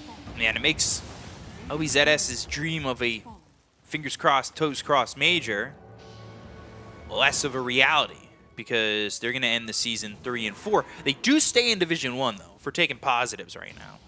That's a big feat. Which is what they wanted. But, yeah. I mean, Eon could even end up with 5 wins if they beat, who are they playing last? LGD, I believe? That might not be the easiest task. Let's just mark them down for 4. They are, yeah, they're playing LGD tomorrow, actually. Yeah, that's going to be... Charge in on a Molasses. Nether Strike and the kill. They've got the break. Gem on the deck. Nether right now also breaks with the shot. Very cool. I'm not sure why it's called the deck. What's called the deck? Like, people say the gem is on the deck. Or Oh. Aegis on the deck. It's not a boat. It's not a patio. Radiant's top tower. Card game. Rupture, kill, detachment, gone. Buyback on him as well as Molasses. They'll fend them off for now. I don't know if fending off is the right word. At what cost, B-Cup? 29,000 net worth deficit, that's what it cost. He's got the buyback. He's going to use it soon. He will. Wow. Axe for both Zeal and Planet. Planet, by the way, he's having a good series. Not like the total standout, but definitely, like I said, I wanted to keep an eye on him. Ooh, 70 in. Big whiff. Say he's not going to land, but Shiro, he's right there with him. Use the Rupture. Ghost Ship coming down. Ravage to follow it up. Okay, on a Decent. 3. But can they get more from this? They've got the charge coming through into PP, as well as the Rupture. LSA, but he had the BKB. It's not going to matter. Shiro gets the kill, and PP looks over now onto Detachment. Double kill for Shiro. Yule's up into the air. They'll go after Salad. Shiro, well, he's had an Ultra kill already today. Can he get anything more than that? Can he get himself a Rampage? We've had a couple in this region, but the blink back into safety says, well, no, that's not going to happen. And that was the Ravage expanded. Probably the only tool that you had to potentially mount a comeback. And your was damage good. output is very lacking, though. It was a good Ravage. Yeah, but there's just no damage at this point. Yule's up Oh, into the air, but he hit Kagome. Kagome. Ooh. Shiro, Huddle up, huddle up. Oh, they from got no the grip. kill, no life, taking out Kagome from Inuyasha. Zahandu from out of nowhere. And they'll call GG. So that is it. eHome take the series 2-0 over LBZS, who will finish the season at 3-4. And this now Congrats to puts eHome eHome. at 4-2. But you hate to see it. That it was this one-sided. It was really not much to show for LBDS, unfortunately. Yeah. Both games very one-sided. From beginning to finish, it just looks like the games are slowly, what's it called, slipping out of their grasp. Yeah, from the beginning, it felt very rough. Yeah, That's for I mean, sure. the drafts, they looked good, so I don't think that was a problem. But they just got like outplayed. It just didn't feel like the LBCS of past games. They weren't as like aggressive, you know. Like there was just no sense of urgency really, Right. which is what I previously alluded to. Like, yeah, we achieved our goal, and now we can kind of just relax. I think that's probably a mindset they gotta change. Right. Because you could like see the glaring difference. It just It's- didn't feel like they were in the same headspace. Yeah, which is a problem because, as we said, you did well. Can always do better. Don't be complacent. But they seem really complacent this series. Yeah, very, very. And eHome Yeah. take advantage of that, put themselves at 4-2. Like I said, LBZS end the season at 3-4. Not bad. They'll stay up in the Div 1, but not the best feeling for them when they want to maybe do more. You always want to end on a better note. Yeah, for sure. That is definitely true. And with that, we're going to throw it back to the panel. I know Neff's going to be upset at my anime reference that I didn't say right, but we'll throw it back to Ricky. Guys, take it away.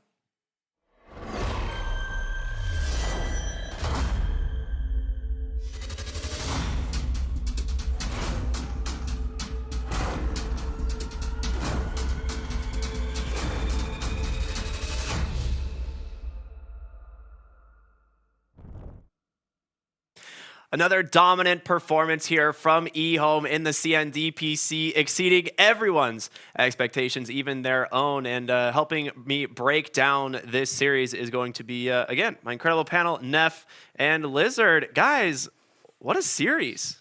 I mean, for eHome, I guess, maybe not so much for LBZS. Yeah, not really much of a series as well. 2 games in instead of 3. Was hoping for a full one, but Both kind of one-sided too, right? both one-sided. And both look like LBZS had what it takes to take games, but they just got outplayed by eHome. You can really see a class difference here. I mean, we thought these teams were going to be super close coming into this, right? Yeah, I mean, you say class difference. I mean, these teams have been brawling out for a while. We saw them play together in the Perfect World League. We saw them play in the DPC lower division together, but now they're here. This does close up the season for LBZS, so they end this one at 3-4, unfortunately. But still one more game left for eHome, I believe. So Yep. room to move up. Unfortunately, a very tough opponent, but Yeah. this puts them in a very good position, and they played a hell of a series here. I was a little bit surprised by the Ogre Magi pick coming out last. I felt like the heroes on the side of LBZS were very easy to burst through. And eHome, obviously, taking advantage of that. They played very quick. The Bane was on point with some of these grips, and Lena just absolutely dominating the mid lane, as we can see from her being at the top of the net worth chart most of this game. So Molasses had some pretty sick ravages this game on the Tidehunter, but we saw multiple times it just didn't seem to really matter in the grand scheme of things. They didn't have the damage to follow it up.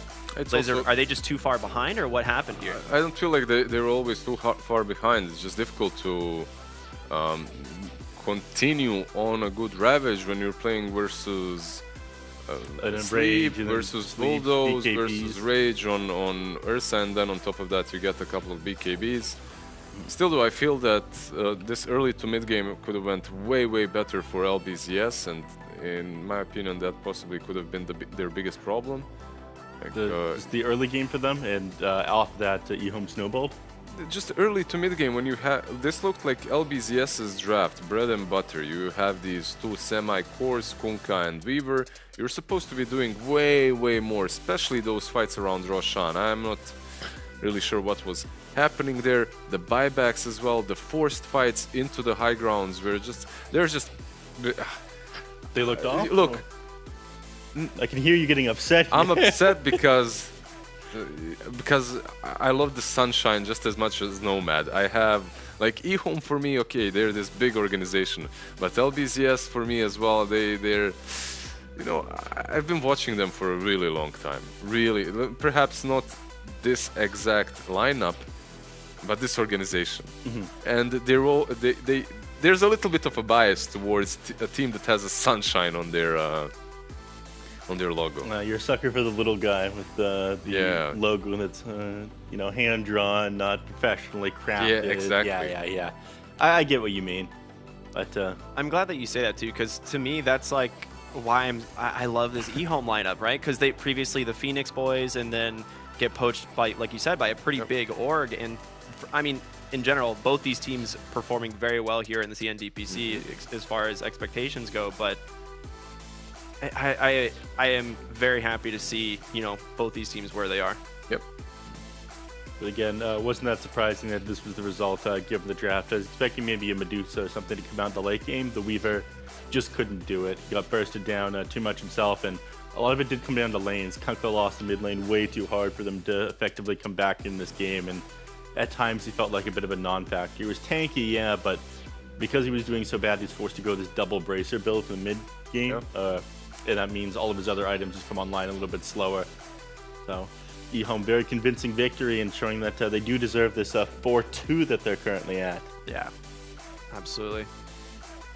I can't wait to talk to eHome again. I mean, we've had some pretty great interviews with these teams already. That's the thing I really like about the CNDPC and like these teams in general is they're totally comfortable giving us like insights into everything, anything that we want to ask them. Yeah, it looks even better than some interviews that I've done in the West. Like it looks like someone has prepared them. Even like they're too good. You're saying they seem just a little bit too. I'm a little bit sus what's happening here, but no, for real, they're all very.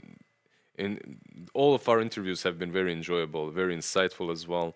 Like last two seasons, we sadly weren't able to interview them even during the DPC. So we had to, like, I would message Xnova on Twitter or something like that just to get a little bit of insight. I heard that Xnova was helping you guys out with that one last season. Shout out to him. He's a Chad. Yeah. I mean, I don't blame you. We've got there's a lot more Dota to still be played for the rest of this season. LBZS, that is going to be not that much more Dota. I mean, we only have 2 more days after this. There is, but there's still so much potential for tiebreakers as well. So it's like we have a lot that can still happen. LBZS's season has basically come to a close with like their score of 3-4.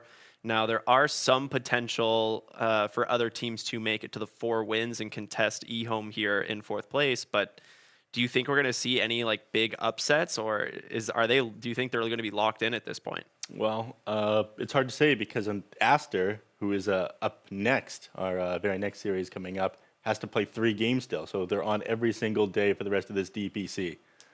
Yeah. So that could very much swing things around. Right now, they're the favorites to come in 2nd place, but that could very well change. Yeah. Any chance that PSG LGD loses tomorrow to eHome? Well, no. Come on. Well, when you put it that way, also no. Well, let me think about it. No. Very bold prediction. We're going back to the bit. Brave. You're so brave. So going brave. back to the bit. Yeah. I love it. It's been really fun to kind of watch PSG LGD's games. They do just seem to be on a tier of their own. It's just this one team. The story of the Chinese DPC season this time around for me is way different than the first 2 seasons.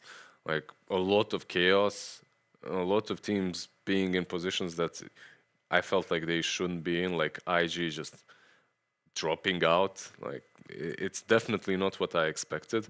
But one thing that has remained the same is PSG LGD just being on point and dominating. One thing I owe a lot of this too is just the fact that the season is so condensed. If you have issues with your roster, if you have things that you need to work on, you have barely any time to fix it. I also feel like another factor is right now, because we're so late in the patch, is less so being a master of the game and more being a master of the meta. So these are 2 factors that really do contribute to the results of this DPC, I feel. Yep, right on. Well, happy to say we do have an interview ready, and it is with the one and only Planet. Planet, congratulations on an incredible win. How are you feeling? 恭喜你拿下这场比赛的胜利，你现在感觉怎么样？还行吧，就。I feel alright. All right. Well, this win does guarantee you, top 4 minimum, potentially, tiebreaker scenario here in the CNDPC. What does this win for you and your mean for you and your team? 这场比赛的胜利就是给了你们一个前4的比较保险的位置，而且会可能会有后续的这些更高名次的一些潜在的加赛吗？那你自己对这场比赛的胜利有什么想法吗？就赢下这场对我们来说挺关键的吧，就是有机会前4吧，就很关键就是。I think it's a key victory to us, putting us into the potential top 4 position. So it's a good win. Love it.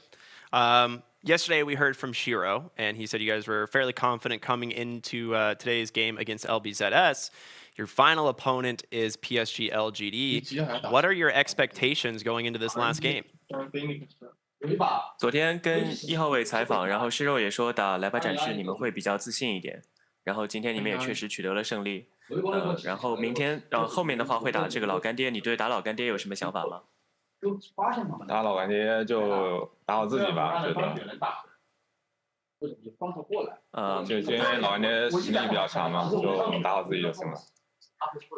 Yeah, I think LGD is a very strong team, so we're just gonna focus on our own game. Yeah, good mentality to have.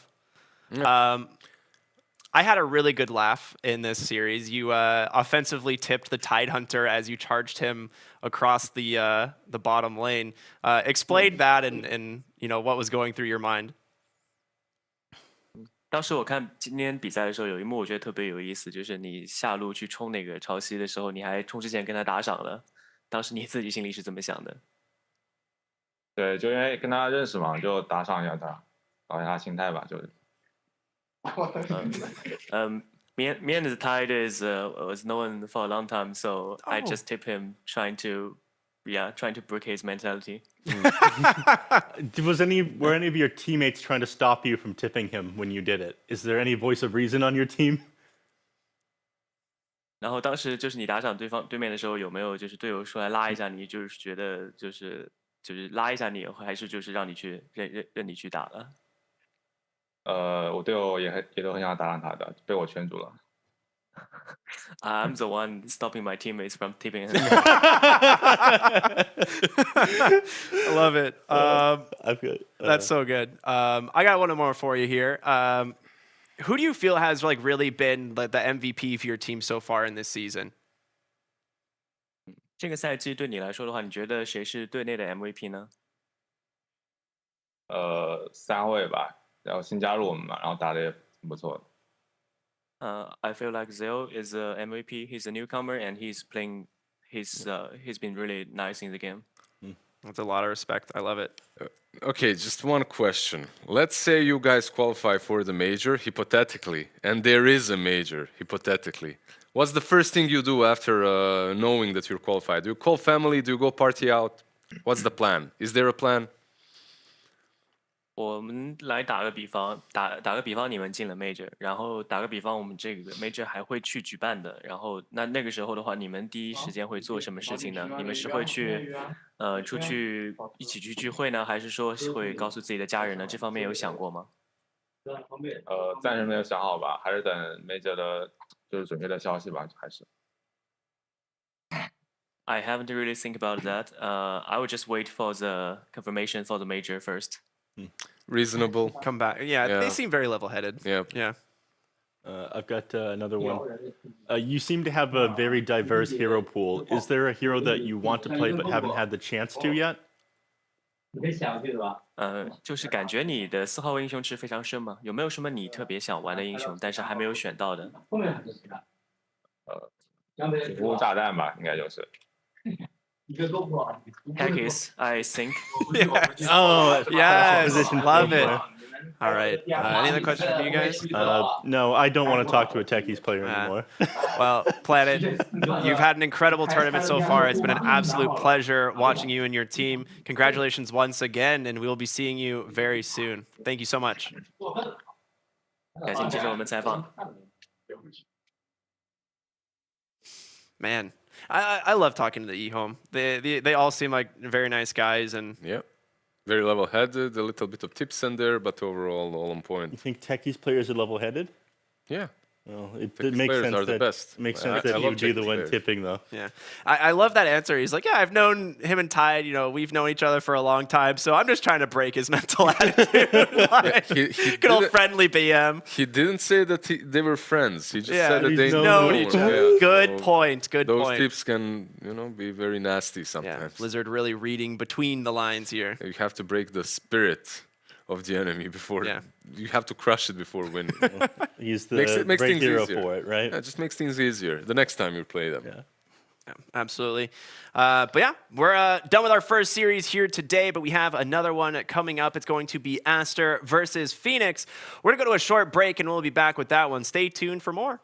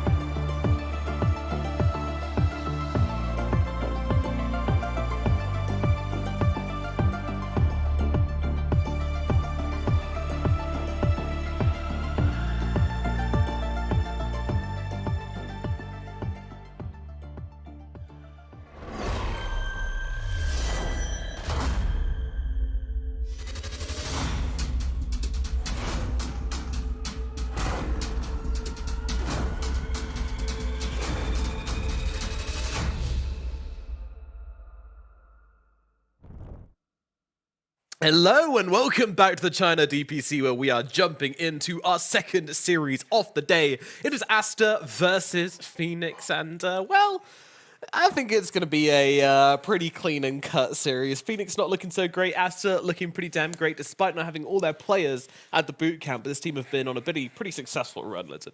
Yeah, they have been, and it's Aster after all. This team has always been considered one of those slayers in the region. They're always at their best while playing the Chinese teams, which is, it feels like they're the most serious over there as well, right? In these regional tournaments. At the international stage, a little bit shakier, but versus Phoenix, Black, what do you think? Do they have a chance of losing this one? I think 2 25-minute games, probably. 25 minutes, yeah. Maybe 30 Makes sense. if they're feeling gracious. Well, but nah, should be Probably not, right? should be pretty simple. Yeah, pretty straightforward. They're probably gonna outdraft them, gonna outplay them. Landom is too smart. Players are too good. What do you And do? Phoenix, of course, they were previously a very good team. Looked like they were up and coming and stuff, and then they got a bunch of players poached, and now they're kind of like a fresh new mix. So they kind of qualified to Division 1 under. Well, I mean, they were initially in Division 1 for Season 1, then they got relegated. Now they've come back again, so they're kind of yo-yoing in and out of the Div 1 and Div 2. But this is a new team, pretty much, because a lot of their players went to Ehome, right? Yeah. Yeah, it's something very similar to what happened to LBZS. They yo-yo between Div 1 and Div 2. Too strong for Div 2, too weak for Div 1. Phoenix, they're already relegated pretty much, right? Can they? They're confirmed. Pretty They're much confirmed, already, right? So but maybe that will, for newer players, right, that aren't that experienced, having that weight off their back at this point could even be a good thing, and we might see a different Phoenix. No, I'm not saying that's going to happen. Probably having their not. hopes crushed. But as, sometimes, like I had the stage. Maybe you didn't, but I had the stage when I began playing in esports, like back in Warcraft days, even. Dude, the anxiety before the games would destroy me in big tournaments. Like Really? there was the ESWC long time ago. I literally ruined my mouse just to have an excuse for like an hour until we switched it, just to calm down. Wow. It was a finals game or something, so it meant a ton to me. It can happen. How like, did you ruin the mouse? I lied. It wasn't bad. I thought you were gonna like. No. I didn't. I don't know what happened. Bro. I don't know what happened. Smashing just it. fell apart and smashed No. everywhere. Those guys probably hated me a lot because they could see through me. It was an excuse, you know. This mouse just doesn't work, guys. I need a new one. It's like. Ever experienced Let's with fix it. such performance anxiety, Black? Not to that extent, but of course, like just being nervous. Yeah. You know, when you play bigger tournaments, is very common. I think even for like the more seasoned players as well. And it's always part of the like excitement, though, right? Like you get nervous. There's like this crowd. Everyone's like clapping when you do make a good play. When they make a good play, they're also clapping. And you're like, shit.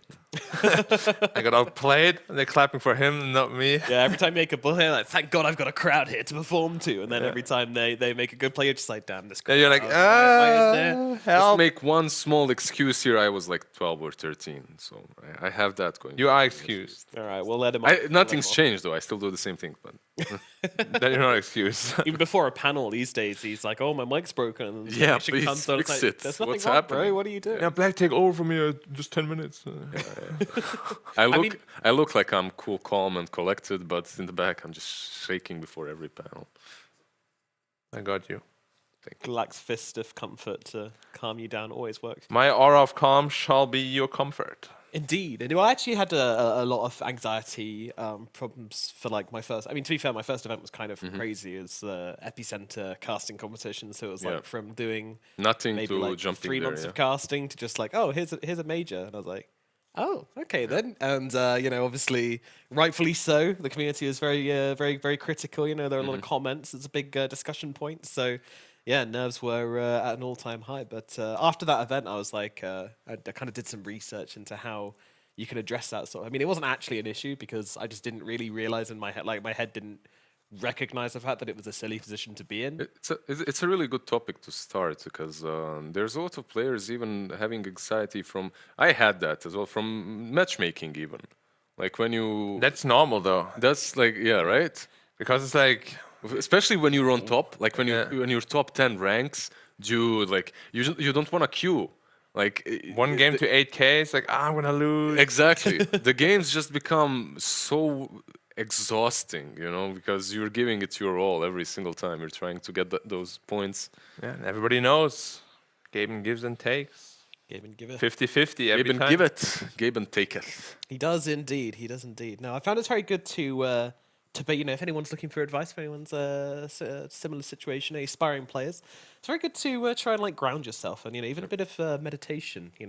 Just sit there, plant your feet on the floor, feel the room. Do you think Phoenix needs something like that? Exactly, Phoenix. Plant your feet on the floor, guys. Okay, shut your eyes, listen to the sounds in the room, process your own breathing, your heartbeat, the thoughts going through your head. Take some deep breaths, and all of a sudden, all your worries just float away, doesn't it, guys? None of that nonsense. No? Did you have Okay.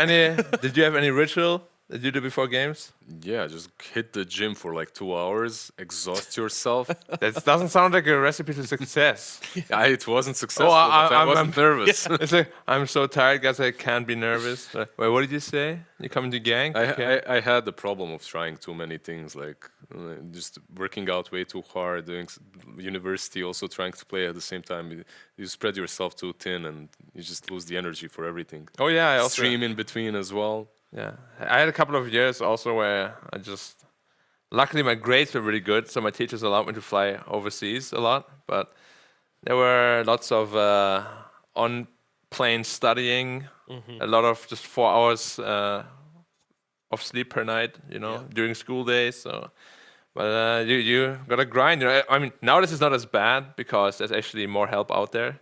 But back then, like in our time, it was it was a brutal grind. It was indeed. It was indeed. Do you ever see any like strange pre-game rituals or habits which people get into?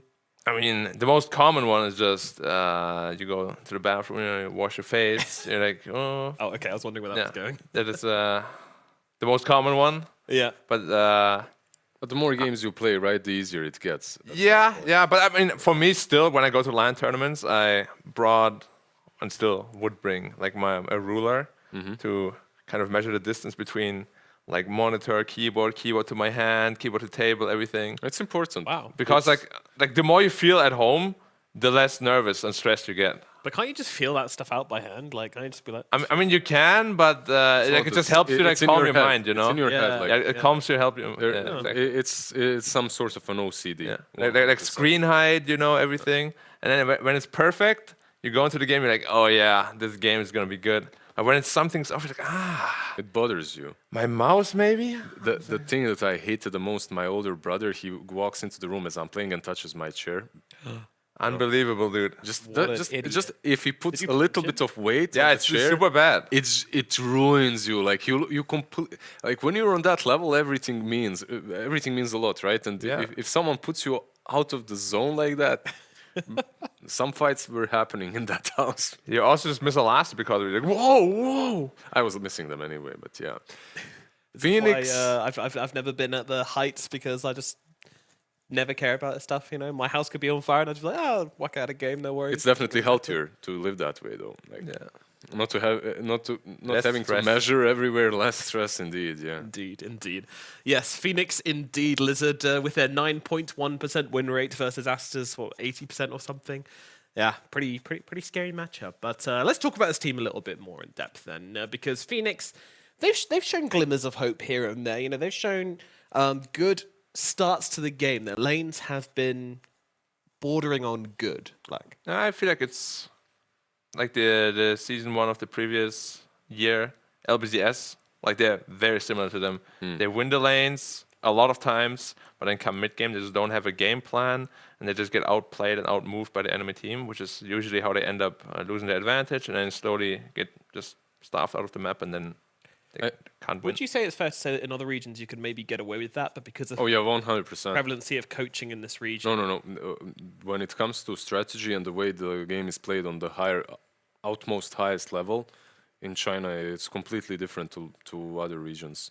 In that aspect. In SCA, however, I feel like teams such as LBZS and Phoenix wouldn't do well because the laning stage and the proficiency of those players might be even higher skill-wise, like individually, right? But Yes. later on, strategically, China is definitely the top dog. Alrighty. Well, talking about top dogs, we have ourselves a very top dog in the stats chair right now. It's, of course, B-Cup. How's it going, buddy? It's going good. Yeah? Feeling good? That nice tight jumper? Yeah. I see how it is. You go to gym with black, instantly a tight jumper. Tight then- jumper. I yeah. can just. You guys want to know where the bathroom is? Because it might be that way. He's but just it's actually walked in that with way. like a ridiculously oversized can of protein powder as well. Yeah. It's Walk in with the ridiculous. way. It's Just very take the one black brought to the studio. He literally does that. Alrighty, let's get into the draft. Let's see what these teams are going to be throwing out for game number 1 of the Phoenix versus Aster. I was just waiting to be thrown under the bus with that one. Yeah. Like, it had to It come took a while. eventually. But I was like, oh, maybe not. Ah, no, it's coming. There it is, there it is. There it is. Literally just a random jug that says whey protein in pen. Yeah, because How did you get that? It doesn't it say Papa's? Wait, Papa's dude, whey protein. No, dude, it's like that. He tried to tell us his kid wrote it. No, dude, it was an He wrote that oatmeal. himself. It was an oatmeal thing. I emptied it and then I put my Way in it, yeah. my whey in it because when you're overseas, you still gotta make the gains. But the games are important. Okay. What would you rather be like? Axe or let's not say anti-mage or spirit breaker or axe? What kind of gains are you Oh, for? Dude, on that note, I just want to say real quick, I see a lot of Marses at the gym. Massive upper body but no legs. Yeah. Saw one the Of other course. day. That's always like that. It's a lot of Marses. But I think like Juggernaut, AM, they look really nice. Yeah, I agree. Or the Huskar, dude, Huskar's so ripped. You guys are Huskar a is lean muscle. legit. Huskar is like straight off a podium. Yeah. He just came off a show.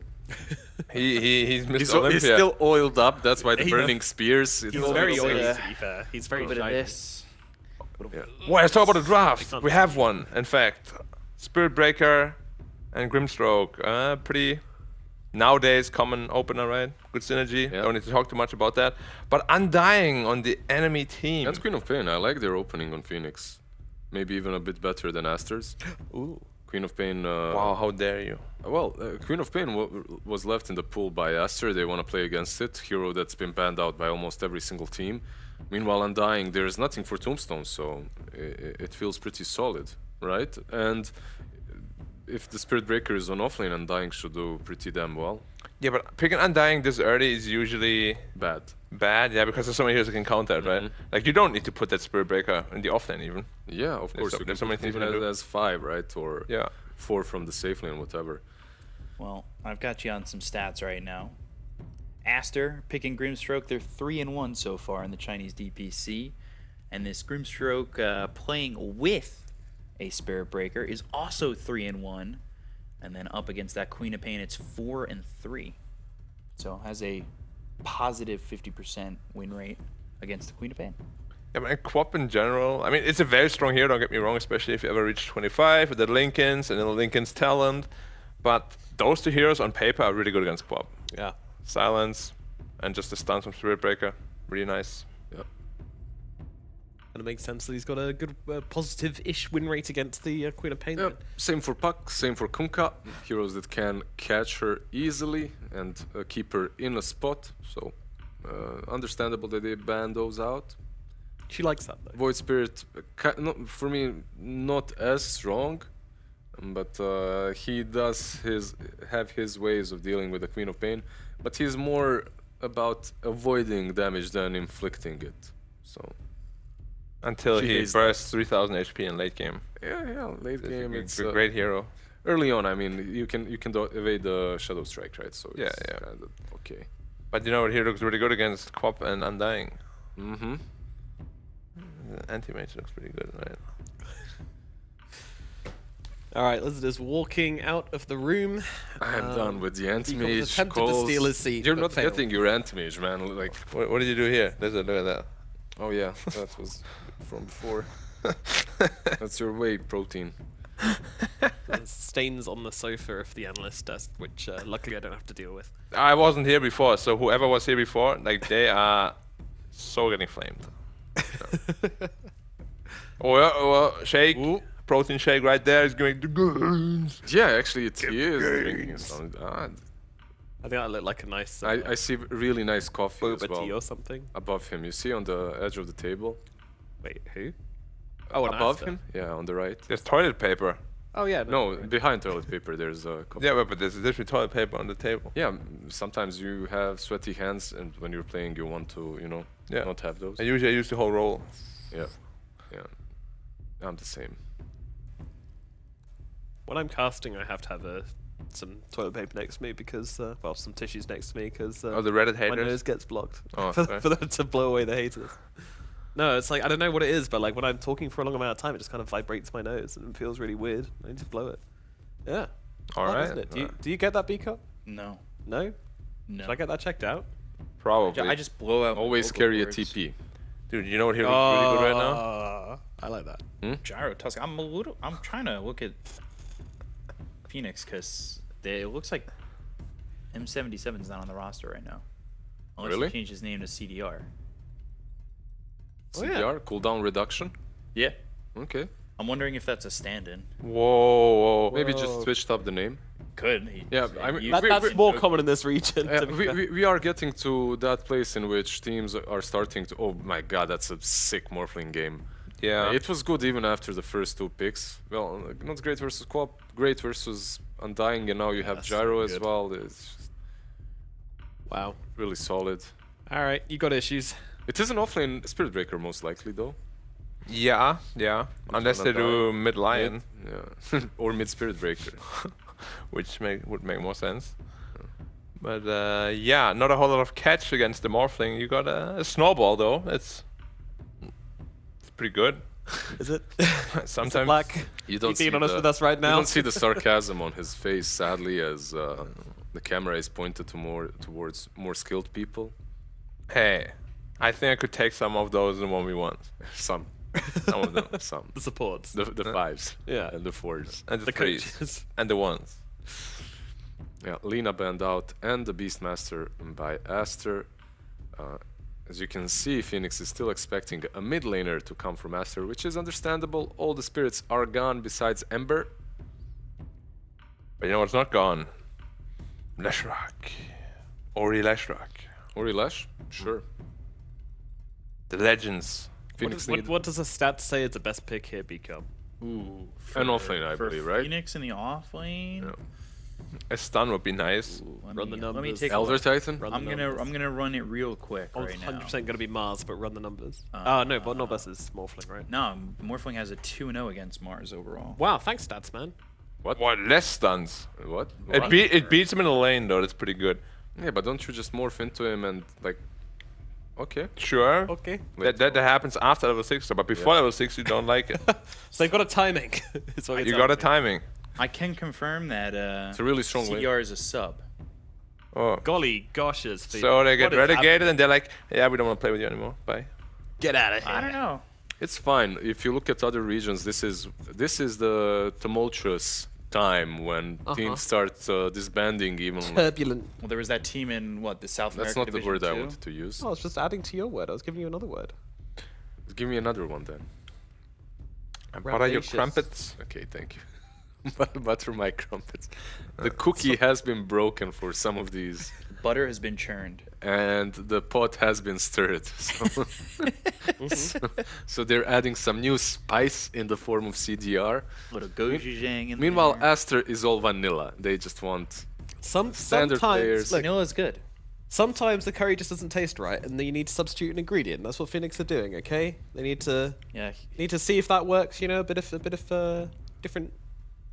Can you switch things up here and put CDR, Morphling new perhaps player in mid? from Malaysia, apparently. You can against Co-op, it's a good matchup. Oh, I mean, they're it might trying to also have just be the mid-Viper though, Malaysian they're very flexible. That's true. Potentially. But Viper plus Tusk feels super good on that. Oh, for sure. Yeah, that's For sure. It's just a lane that's... They clapped. They made their choice, and it's gonna be Ori Leshrac. I don't mind. Ember Spirit. The last spirit that remained, they pick it up. Nailed You it. have that I really hope they slide. put Viper middle now, and Ember's just gonna be like, They could, right? yeah. I mean, no matter what lane It's Shining off is lane. in, he'll own, right? He should own at least. Yeah, this Morphling is not gonna have a fun time. Morphling, Grimstroke also, the lane is very suboptimal. It is. Like, the lanes are suboptimal, but we've seen Phoenix already before having really strong lanes, picking up Timbersaw into Kunkka Tidehunter or something like that. It was Phoenix, right? And still not really being able to come out on top. So they do draft to win their lanes. Sadly, the lanes haven't been won so far. Maybe they can switch up something against Aster, but it's going to be extremely difficult. However, it's on Aster to come out of these lanes on top, as it's not going to be easy. Also depends on the stand is. Might be burning. Might be, yeah. I just said that it's not going to be easy for the other, for one team, and it's going to be difficult for the other analyst. Analyst, good job, bro. Thank you very much. Good job, dude. Is a team going to win, Black? I think one of the teams might end up winning the series. I think so too. What conditions do Phoenix have to fulfill very quickly? Well, they gotta really own it. Because if you have no stuns, you need items to get stuns. And to do that, you need to win the lanes hard. Badly. Gotta win the lanes badly, strongly. Are there more adjectives? Aggressively. Immensely. And, yeah. All right. Yeah, but... Yeah. Speak up one word to describe the game. Tough. Alrighty, thank you very much. Let's throw it over to our casting duo for this first game of this Best of 3 series. We have our Cryptic and we have Neff. Thank you so much, Nomad. And yeah, it's going to be an interesting series nonetheless. Phoenix coming up with a little bit of an unconventional draft, but strong lanes like they were saying. Do you think it's enough, Neff? If it's not enough, changing up one of their players might be the edge that they need. I actually know, personally, famous caster John X Fire. So I had a little bit of insider information. Apparently CDR, he had played for Dreammakers over in SEA in, I think, BTS Pro Series 8. And is a big fan of Klink's position 1. Okay. He's not playing Klinks this game, though, right? Is he? No. Yeah, so we'll see what he does. I mean, CDR, yeah, a big question mark here for the team. And obviously, Aster, maybe not know as much about him, but Aster's probably just going to play their own game, right? Mm-hmm. Yeah. Oh, sick pause. Oh, dude, I love looking at the hats of Dota 2. They're so good. Yeah, it was I think, a last-minute stand-in, so they might just be confirming things with the admins, something like that, making sure everything is clear. But this is an incredibly important match for Phoenix. Well, they need to manage to secure themselves 2 wins, but against Aster, it's not going to be so easy, unfortunately, as right now they're in a position to take 2nd place. Yeah, Aster really is. I mean, we were talking earlier about how they have a lot of games still to be played compared to some of these other teams, and yeah, it's not going to be an easy one for Phoenix here. I mean, they'd love to get a win here at the end of their season, but yeah, Aster not the team usually to give it up.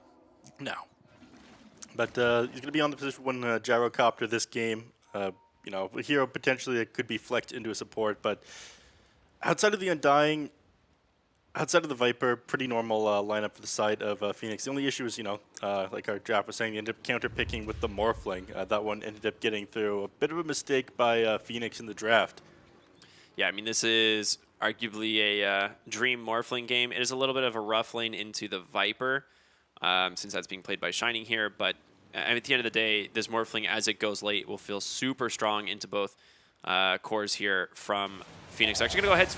Oh, God, the whole team snowball. Bobica with the 5-man or 4-man Ravage. I guess he didn't manage to grab the Viper in onto there. Stroke going to buy a little bit of time here, maybe for Ori, but they're going to chase for more underneath the tier 2 tower. And the first blood goes the way of Zone. Phoenix coming out swinging in game 1. Yeah, off to a good start. I mean, unfortunately, you had to put points into a couple of abilities, but I think you'd probably end up getting a homing missile anyways. You probably would have gone poison attack anyways. Some people feel like it's not really worth skilling the wrong abilities in order to secure themselves first blood, but yeah. You got it for your mid lane. Yeah.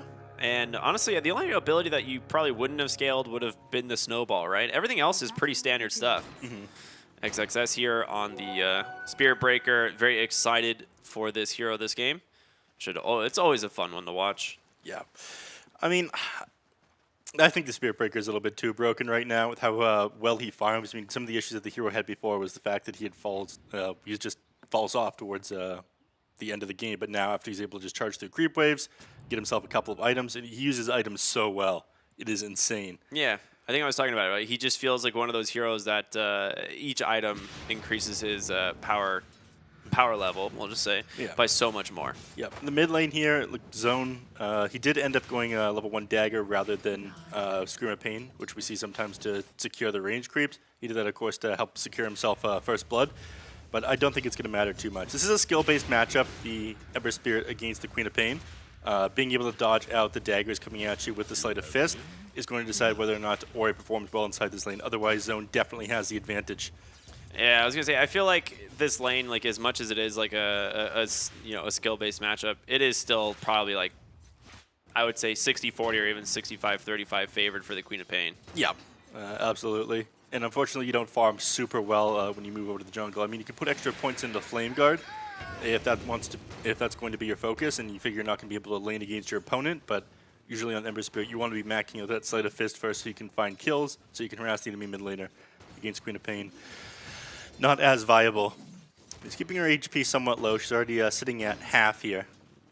Well, doing reasonably well for herself. Or CDR's himself actually at 7-1 to the Queen of Pain's 5-2. Yeah, I was gonna say CDR is actually CSing near perfect here in this bottom lane. Yeah. I mean, again, we don't know a ton about this player. Just had a quick conversation with John before the match started. Said that, he's a decent position 1, but he hasn't seen him in a ton of games within his own region. So, once again, shout out to John X Fire, my man. Yeah, maybe maybe Nomad was right. Sometimes you just gotta add a little bit of a new spice into the mix and see if you can make it happen. Tusk and Viper offlane. This is a classic. This is a very annoying lane to play against. Yep. It's a classic within the region. As soon as they get on top of a hero, they essentially just die. Morphling has a little bit more wiggle room, being able to waveform away, get away from that tag team, but not so much here on the Grimstroke. You can save yourself with the Inkswell. Just play close to them, the stun pops, you walk away afterwards, but Tusk is able to dodge that one out with the snowball with good timing. Actually, not even good timing, just like regular timing. Yeah. Ori doing reasonably well here against the Queen of Pain. And, Queen of Pain will heal up with multiple points of the dagger, thankfully. But I think Ori's doing better than he's any business doing so far. So, handling this quite well. I mean, the first few waves aren't too bad for the Ember, right? Like, you can still CS and push wave with the Flame Guard. It's really once you get to that second or, maybe even the third point in the dagger where things get very difficult. Yeah, I'm not crazy about 3 points into the dagger. I think going like 2-1-2 would be a little bit better. He's 2-0-2 at the moment. Yeah, no real need for the blink, right? Unless you're really contesting the runes here. Top lane, we're going to see a little bit of an aggressive play here. Snowball will dodge out the Inkswell, and right on top of the Grimstroke, they're going to find themselves a kill, but Shining falling very low himself, and Monet gets the exchange. So very well done here by the Morphling mid lane. Queen of Pain falling very low, but looks like she's going to be okay as well. Does not end up going down. Bounty Rune is spawned as well, so on WW, I think he's going to try to hold the lane, and all right, never mind. He's going to get the CS, and Queen of Pain will come back into the lane. Water Runes will respawn in a second as well, so the Ori doesn't really get much off of this. The Queen of Pain already back up to full HP. And nearly full mana, for that matter. Had the bottle refill from the Undying as well as grabbing the Bounty Rune, right? So plenty of bottle charges to go around. Yeah. Spearbreaker is CSing super well down here in the bottom lane. He's right now tied with the Gyrocopter. Gyro has a couple of denies, but you don't want XSS to be doing this well, man. He's going to go the Rocket Barrage ability, which he's got 2 points into that. Yeah, a lot of times we see players like opt to just skip this entirely and pick up stats on Gyro too. That build's fallen off now. It still happens. It still happens. And you just go for like the Chrysalis into Ags, right? But he's definitely prioritizing being able to zone out the Spirit Breaker here, having those extra levels in the Rocket Barrage. Oh, nice deny there by Zone. Dude, he has 10 denies. Yeah. I mean, Ori's sticking around the lane at the moment, even though, Zone could potentially finish him off. He knows that Zone doesn't have any mana, so he doesn't need to get back. Doesn't have the mana to just blink Scream on him. Morphling going full Agi, then switching back here. I mean, you do have to be very careful here on the Grimstroke approaching the lane. Even the Morphling, if he's not like coming in at max HP, you could end up like being forced to snow. Top lane, another snowball to dodge out the Inkswell. Fantastic counter here to this Grimstroke. Waveform across the tree lines. Monet is going to get out, but another kill for this offlane duo. This time not losing the Viper makes it a lot better. bit of a waste rotating up here, but at the very least, he dropped a salve on the Morphling. so Ori's he's still level 5 mid, does not have those remnants to escape zone. Not level 6 though, so without that Sonic Wave, actually not gonna be able to finish off the Ember Spirit. And he's gonna nice refill his rotation bottle. mid. Yeah, he's got the bottle refill. He's about to hit 6 off the catapult here, and with that, Ori gonna be able to sustain this lane quite easily. Wait a second, did Grimstroke just take the Tombstone gold? I didn't see. He did. That's pretty funny. The support tax for refilling his bottle. That's 125 gold, man. Top lane once again. Nice grab here onto LWW, but they're looking for Zone on the backside. Does get level 6, but he's out of resources. Charge coming through the vision. Doesn't even really matter. Ori grabs the kill. Great exchange there for Aster. XXS, mid lane, Nether Strike onto the Undying, but is the follow-up damage there? Nice 2-hero DK. Gonna be tanky enough to survive that one. Yeah, a lot of rotations in the mid lane, but very much needed now. Ember Spirit, give him a chance to tie back up with this Queen of Pain. Gonna take her a moment to get back into the mid. Spirit Breaker, even though he didn't find the kill onto the Undying, he still got a lot off of that one as well. And they're gonna look to set up here on these top heroes. He saw that ward actually, and that might stop the aggression here. Yeah, a little bit more hesitant to commit onto them. Is trying to wrap around on the Grimstroke, but with that ward there, they're going to realize that multiple heroes are up here. Shining not quite level 6. Going for the Atos pretty early. Makes a lot of sense, right? Very good for the for this game, being able to lock down the Ember Spirit as well as like the Morphling. You can cancel the Spirit Breaker charge, especially if you go for the Gleipnir. It becomes a lot easier, but just offers a lot of utility for his team right now. LWW, did he stack the Ancients? I feel like he didn't. Doesn't look like it.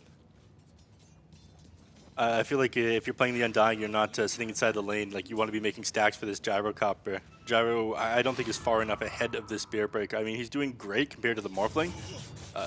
Any lane that has the Tusk and the Viper together can like shut whatever hero they're playing against down. But I feel like you should be setting up this Gyro for more success right now instead of just kind of wandering.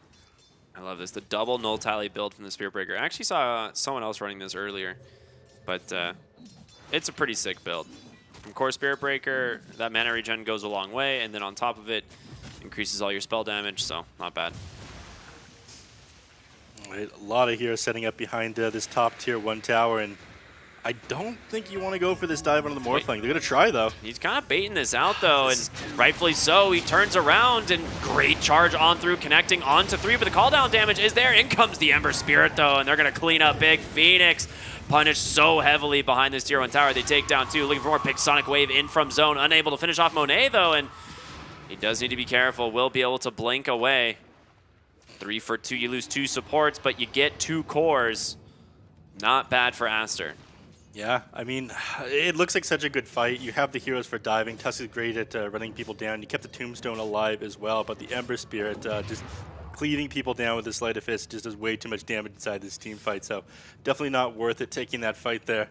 Next has the 4 points Flame Guard. It's not actually the build we see all that often. Like, a lot of times people leave it at like 2 or 3 and max out Sleight. Yeah, But this game, I mean, it did work in that fight. Yeah, I was surprised by that one. Just the fact that you're getting to the Queen of Pain, I guess, and you figure you're not going to be able to trade harass with her, so instead you go for that in order to secure yourself more CS inside the jungle. Bobica playing the distraction campaign, trying to get Ori out of this one, but nice find there for Phoenix. He did manage to take most of their stack, though, so. Yeah, not bad. Oh, no, he didn't. He didn't end up cleaning it. Where? Which stack? The hard camp. I thought Ember was going to finish it up, but he didn't. No. A little bit dangerous at the moment. Down the bottom lane, Gyro, I mean, he slowed down his farm quite a bit with that top rotation, right? Yeah. They're just going to lose LWW here. Well, maybe not. You don't want to dive the tower. Still got 10 stick charges as well, so makes sense. He's just applying pressure. But yeah, CDR, not a bad start to the game. Level 8. He's definitely slowed down, is the issue. Like, he made the rotation top. All he got out of it was dying. Nobody's really made any stacks for him, so he's now falling off as the Gyrocopter. Did he have 4 points in the Rocket Barrage? I believe so. I think he was just like concerned about that 1v1 matchup against the SB. So wanted to be able to like force him off him if he tries to commit onto him too hard underneath the tower or something like that. The Rocket Barrage used to be common for like farming out the jungle. If you're not clearing like multiple camps at once or like huge stacks, it actually has higher like DPS than going flak. Yeah, it definitely does farm. Just not. It's just so different from what we've been seeing.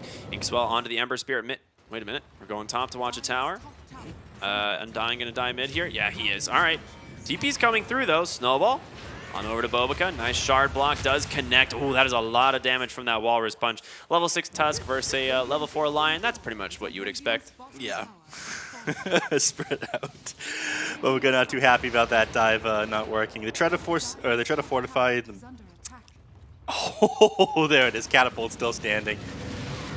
Top lane, they managed to find the Grimstroke hiding in the trees there, and they will grab themselves a Grimstroke as well as the tower. So a little bit of a trade. They exchanged each other's tier 1.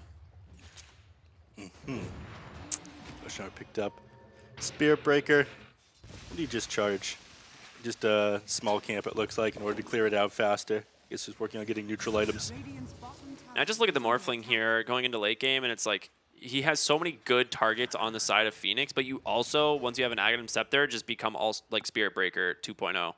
So you just have essentially a lot of problems here on the side of Phoenix because there's not like a great answer to the Spirit Breaker already. And you might have to deal with 2 of those, so. Is Bobica just trying to assist? I guess so. He's clearing out the stacks faster for XXS so he can get himself. He has 3 null tallies. Yeah. I don't know the exact math for it, but there's got to be like a certain amount you need to be able to. Ori Inkswell goes in, manages to stun up 2, takes down the Tusk, disengages there with a Remnant Bazone, trying to turn it around, maybe fine. The Grimstroke charge does come through from XXS. Sonic Wave's not going to connect, and now another strike into the Finger of Death. Do they have the damage to take down the Quab? She drops the Sonic Wave in time. Jump on forward. She's going to trade her life for it. Not necessarily what you want to do there. Morphling stuck inside. All of this damage from the Viper, forced to disengage. Charge once again from the Spirit Breaker, and I'm seeing Ori rotate on in. Wanting to get involved, but does not want to dive out of position. A lot of resources used already on the side of Aster, so they take, again, a decent trade. You lose the supports, but you get the Queen of Pain for it. Yeah, definitely worth it. You had to commit her ultimate for that one as well, so it's something they don't have to worry about for a little bit. And they managed to hold the tier 1 tower, definitely trying to grab that one there. This is slowing down the Gyro's game quite a bit as well. I was pointing that out earlier. Like during the laning phase, the Gyro was like up more than 1,000 net worth on this Morphling. And now it's been cut to what, like a 400 net worth advantage. As this game goes on, the Morphling's going to be able to use the net worth more effectively than the Gyrocopter as well. Or it's going to be just fine. Yeah, nice attempt there from YP. Yeah, well, might regret this. No, he doesn't want to go in. Okay. No. Tusk, tanky hero. He's got phase boots, bracer. They want to commit onto him. A lot of Atos now picked up on the Viper, so make it slightly easier to stay on top of the Morphling and the Ember Spear. Is that root going to come into play? All right. They're looking to set up bottom. They just smoked up, moving on to the Queen of Pain. Actually, just going to move through the jungle here, it looks like. Perhaps set up vision. And let's smoke up on the other side, but they're not going to find much over here. If they do get Spirit Breaker, I'd be surprised. He realizes something's up, and he's just backed up into the trees here. Yeah, it makes sense, right? They're not showing in any lanes. The only hero on the map right now is the Gyrocopter, and he's playing super aggressive, like really far forward. So Aster have to assume something's going on there. Yep. He's going to be safe, though. He'll probably show himself when the creep wave meets over here and farm this one out. Yeah, smoke doesn't really yield a whole lot there. For either team. Yeah, for either team.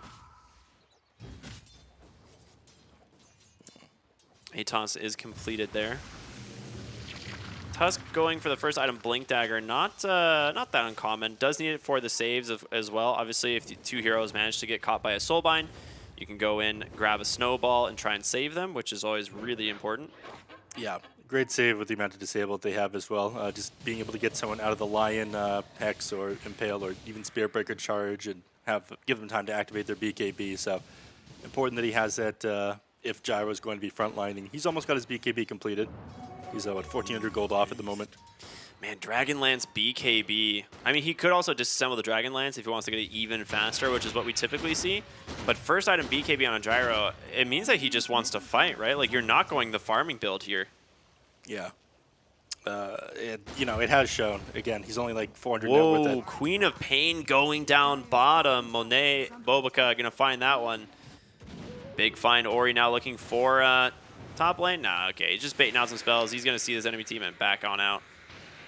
Rocket heading over to the Ember Spirit. I mean, he'll probably... Oh, nice use of that Atos, but I'm not sure that he's going to be able to follow up with anything. Actually, he doesn't have a Remnant. Oh, he doesn't? He needs to get out of here and fast. There's going to be the 2 heroes Soulbind. Now the question is, can they follow it? Okay, yeah, they got a Spirit Breaker charging on into Inkswell, but decides to disengage as well. Monet on the backside drops a Tombstone, but you are all alone here. Aster getting caught way out of position here. Waveform does dodge out some of it, but the missile into the call down. 4 heroes surrounding him. You go down.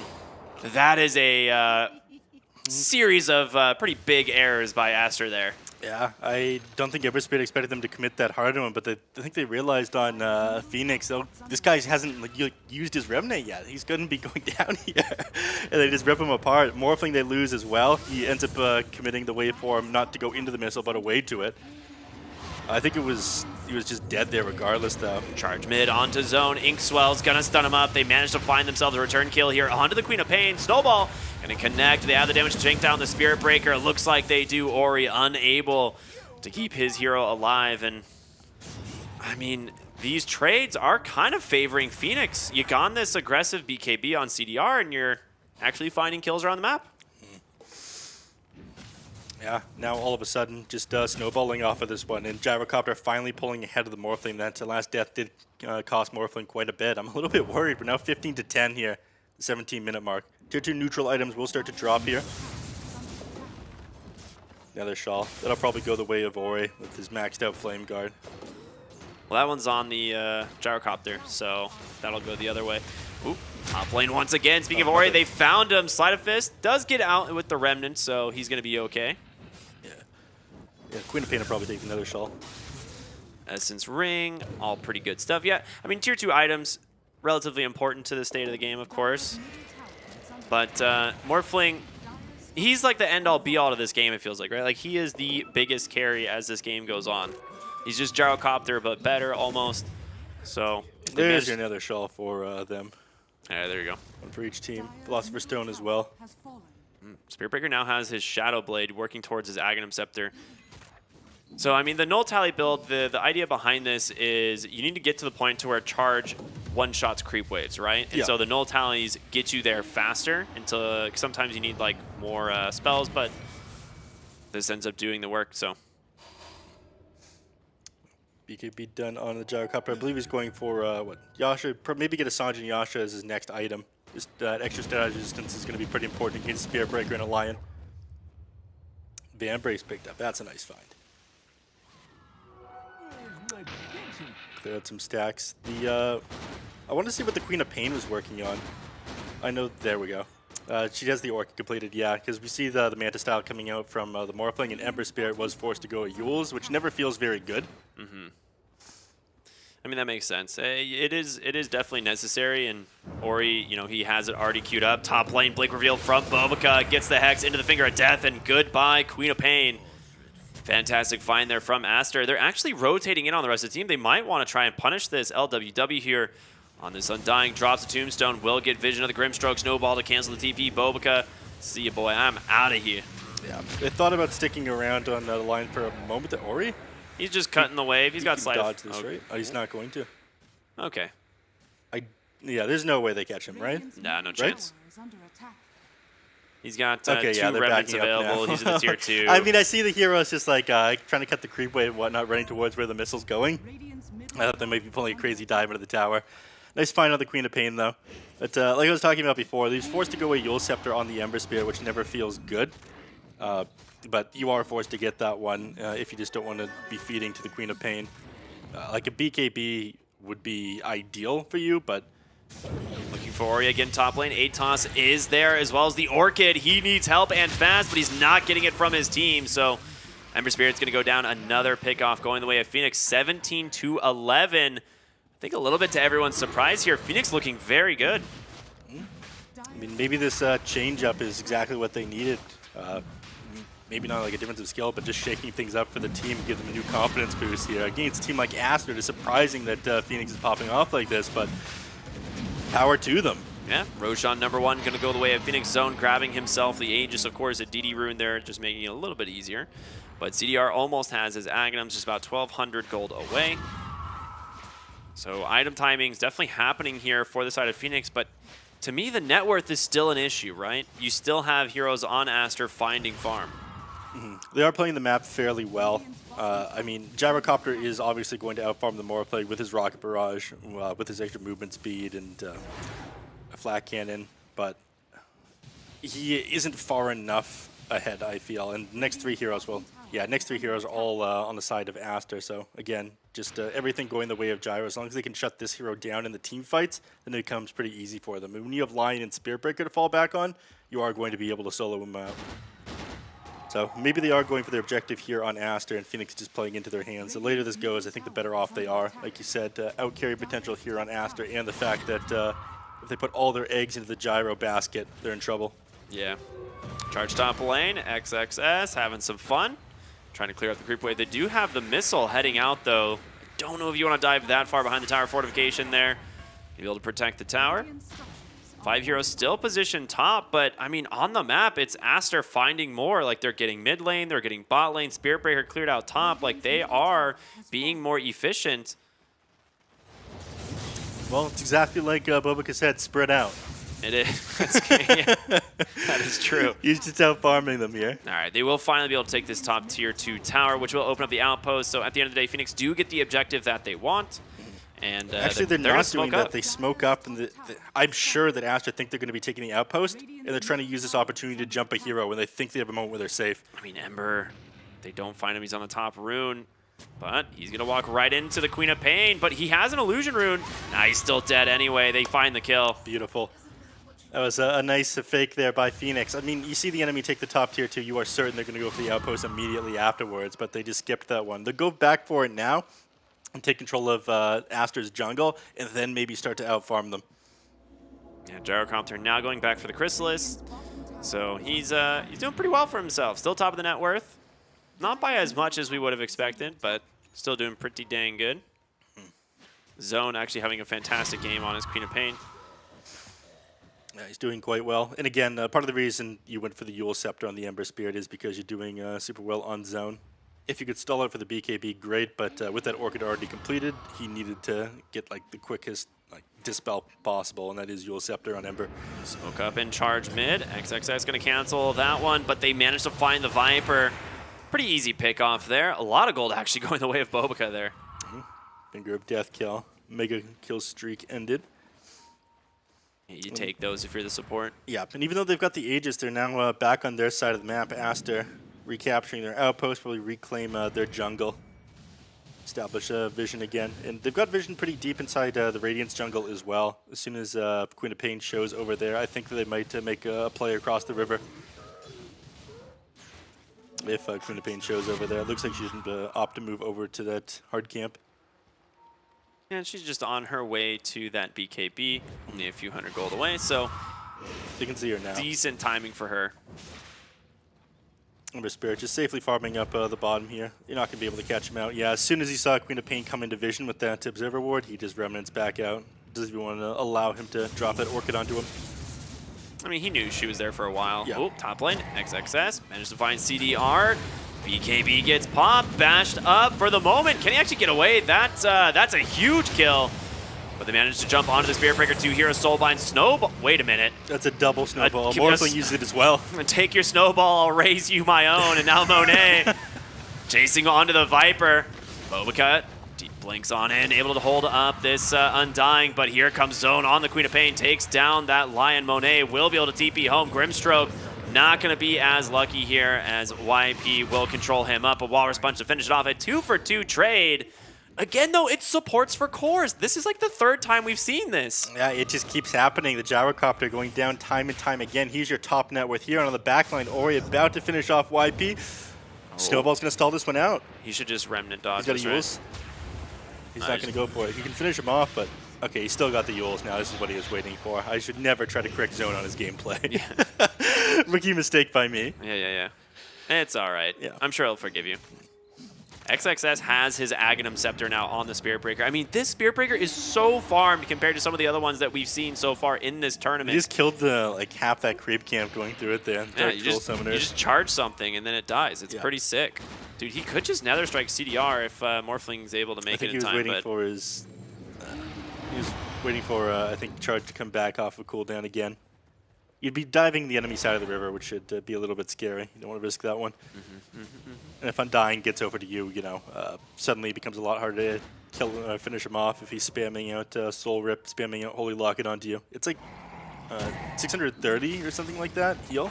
Shining found by XXS, another Finger of Death. Ori finds himself another kill bottom lane. Yeah, and we were worried for Aster for a little bit, but now it looks like they're picking up the pace. And that's what we were talking about. Like, they just scale so much better than Phoenix here. And they had a really good early game. They find a lot of kills. They're ahead in lanes. They're ahead in net worth. They're ahead in kills. But the only hero on the side of Phoenix that's scaling that well is the Gyrocopter, and he's getting picked off at the start of the fights. And you just have a better Gyrocopter on your team going late game, right? Like, that's where it's... that's what's so scary about it. And Gyrocopter is just so hard countered by the Spirit Breaker here. That's why I was so confused by the pick. Like, he just charges him every single fight, and there's not a lot you can do to stop it. Yeah, they're going to try to force them back right now on Phoenix, pushing the high ground up here with Orion. TPs do come out, but I think after this they'll get back. They realize that Phoenix Gaming were just playing their side of the map, so they need to separate them. Shard going to be the next item here for Zone. Gives them a little bit more control, right? The silence very good, but farming speed is one of the primary reasons to pick that one up. Yep. Aster doing very well now, staying as a unit. We have the BKB completed with that Morphling we saw that a little bit ago on his way to that Ethereal Blade. And at this point, once you have that, dude, these supports are going to feel so weak on the side of Phoenix. Yeah, it's going to be go time at that point. I mean, you can survive it. Undying is reasonably tanky, especially in his Flesh Golem, and Tusk has one of the higher strength growth rates of heroes in the game. But you will melt pretty fast. Yeah, smoke on smoke. Who's got the advantage? Bobica, the ward will help him. Nice Force Staff, turns around with a Hex. The Soul Bind comes through. There's going to be the charge. XXS looking for CDR, gets it with another strike, and Monet just going to try and lay into him here on the Morphling. Big Sonic Wave, but it's dodged completely. Shining going to go down second. Charge once again by the Spirit Breaker. A big Earth Spike onto 2, and they're falling apart here on the side of Phoenix Zone. Going to be forced to pop his BKB, big size, but another charge and another bash. He can't get out on the Queen of Pain. It's not going to be enough. They survive. It's a 5-0. Yeah, just running into them there. That Morphling right on top of the Gyrocopter takes the Flak Cannon, lays into Phoenix, and Spearbreaker doing so much work with his control. 6-second cooldown on this BKB piercing disable is insane. This is why they prioritize this guy's farm. Dude, this Force Staff was so clutch, man. And then Gyrocopter ended up linking the Soul Bind off onto the Tusk. He's not able to snowball at that point because he's leashed up. So no save, no stalls coming out. And SB with the control coming back in, holding all these heroes in place. Dude, Monet just standing his ground here in this fight was so sick. He dodges out the Sonic Wave, just does not mind fighting up into this Gyro, and I mean, he shouldn't worry about it, right? Like, he is so farmed now top of the net worth.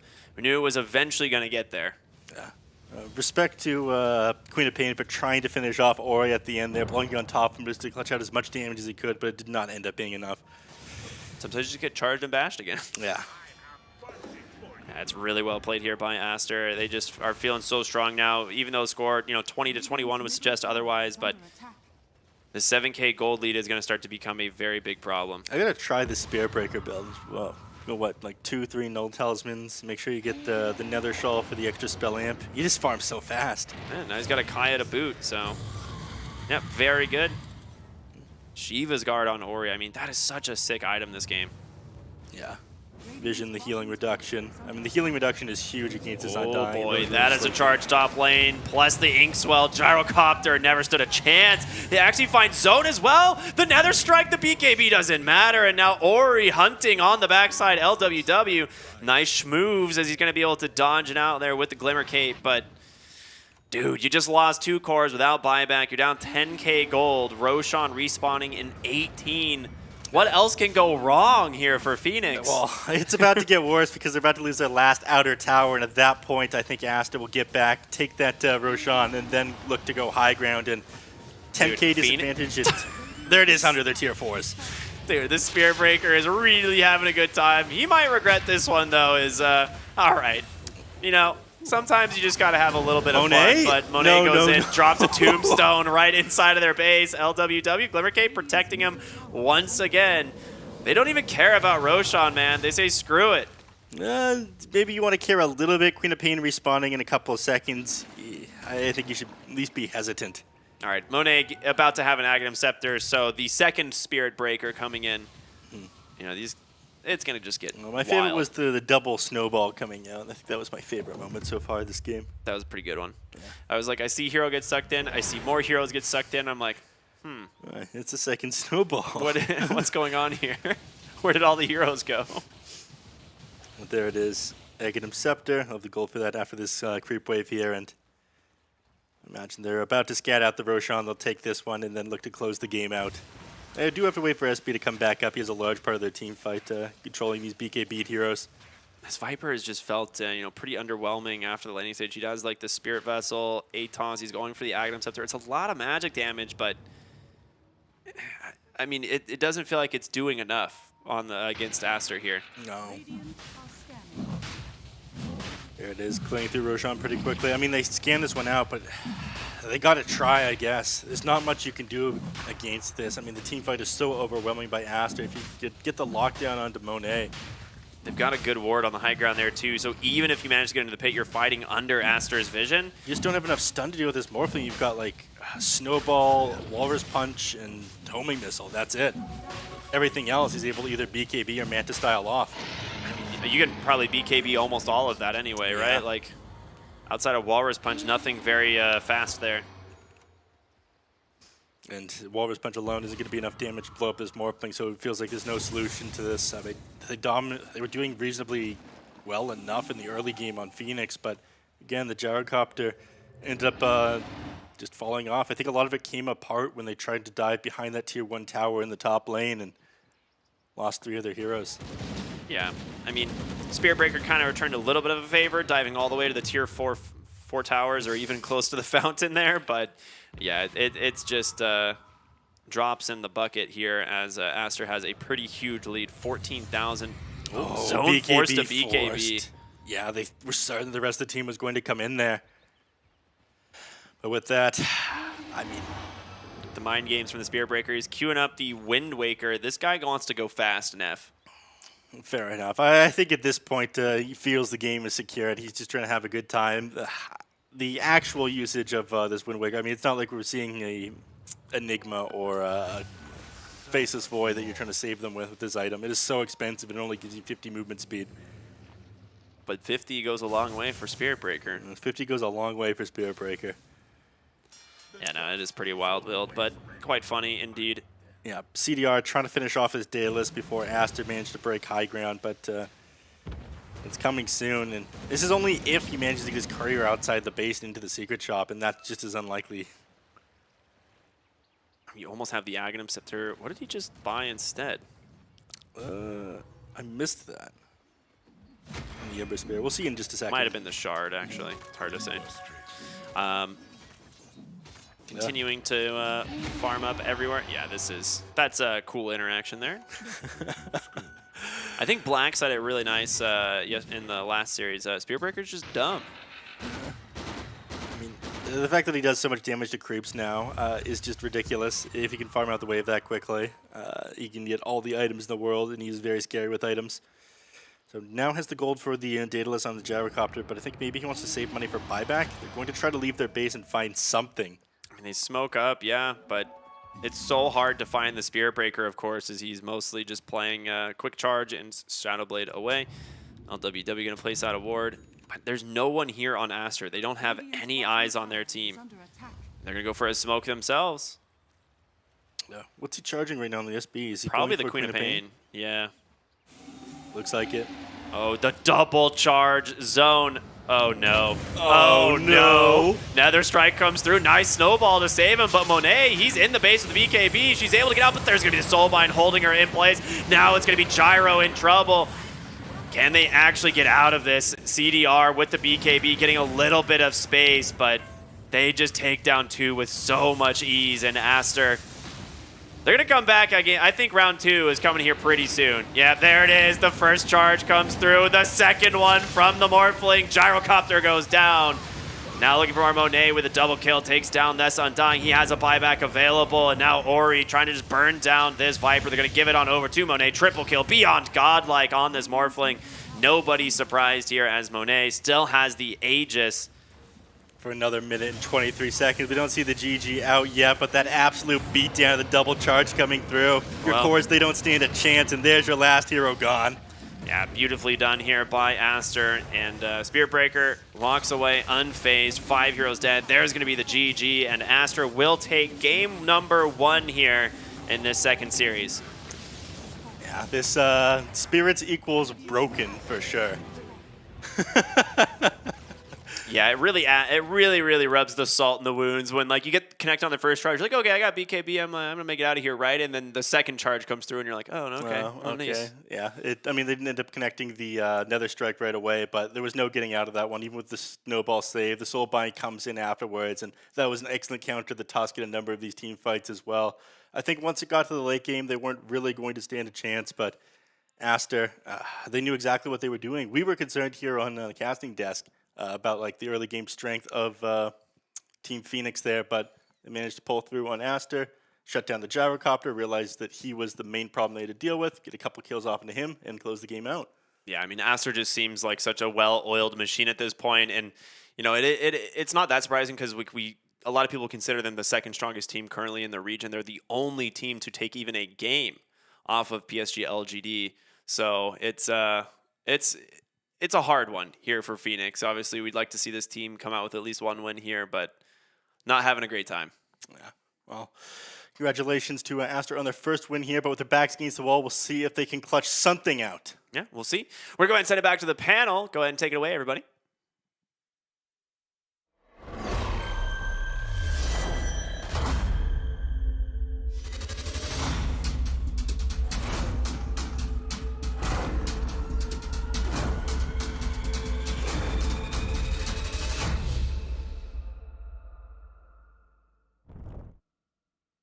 Shocking turn of events here as Aster absolutely annihilate poor old Phoenix in the first game here at the Chinese DPC, brought to you by Perfect World. Yes, indeed. As expected, it did not go well. It all fell apart pretty damn quickly for poor old Phoenix, and yeah, Spirit Breaker, what a hero. Hey, wait a minute now, chap.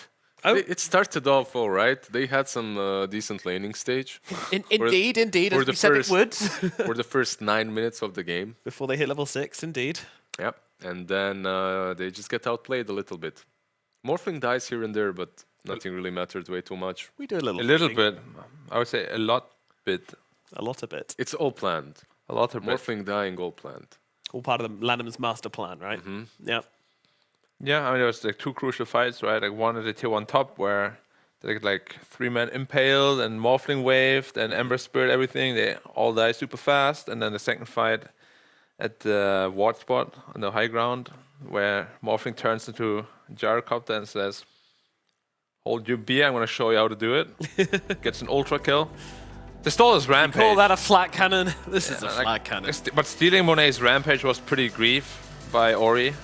That is going to hurt team morale, yeah. Yeah, like coming into game 2, potentially they caused the most damage out of anything, really. Yeah. How do you mentally recover? Financially, how do you recover from I stolen think rampage? Mentally, they need to cuddle it out, right? Mm-hmm. They need to have just a little in-between game cuddle. Maybe during the draft, they could. Do you bring him like a drink of his, soft drink of his choice, coffee, something? You just go grab him. I don't know. Yeah. Lunch. Maybe their favorite biscuit would be a good move. At least in England, that's how it would be. Of course, if you steal someone's rampage, you need to make it up. Favorite biscuit, yeah.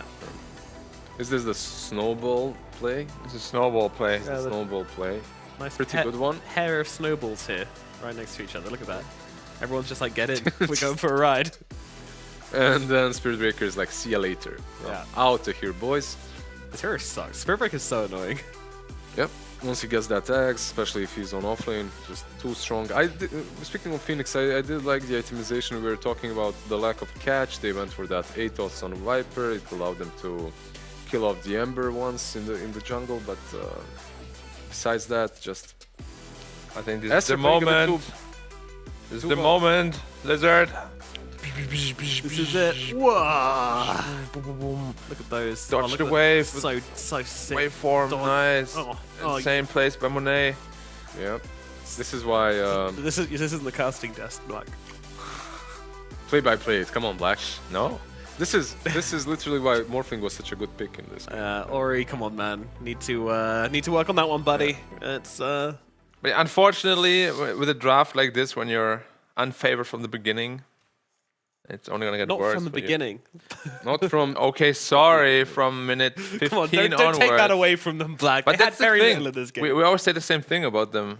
The beginning looks good, and then not so much. It's something like LBZS and the way they're playing, but LBZS, they kind of keep it together when they're snowballing, and they manage to Not the old one though. break, the new one. They managed to break this mid-game wall of the enemy team. That's what they did to RNG, that's what they did to IG, and they managed to win that game, right? Meanwhile, Phoenix, okay, they can draft good lanes.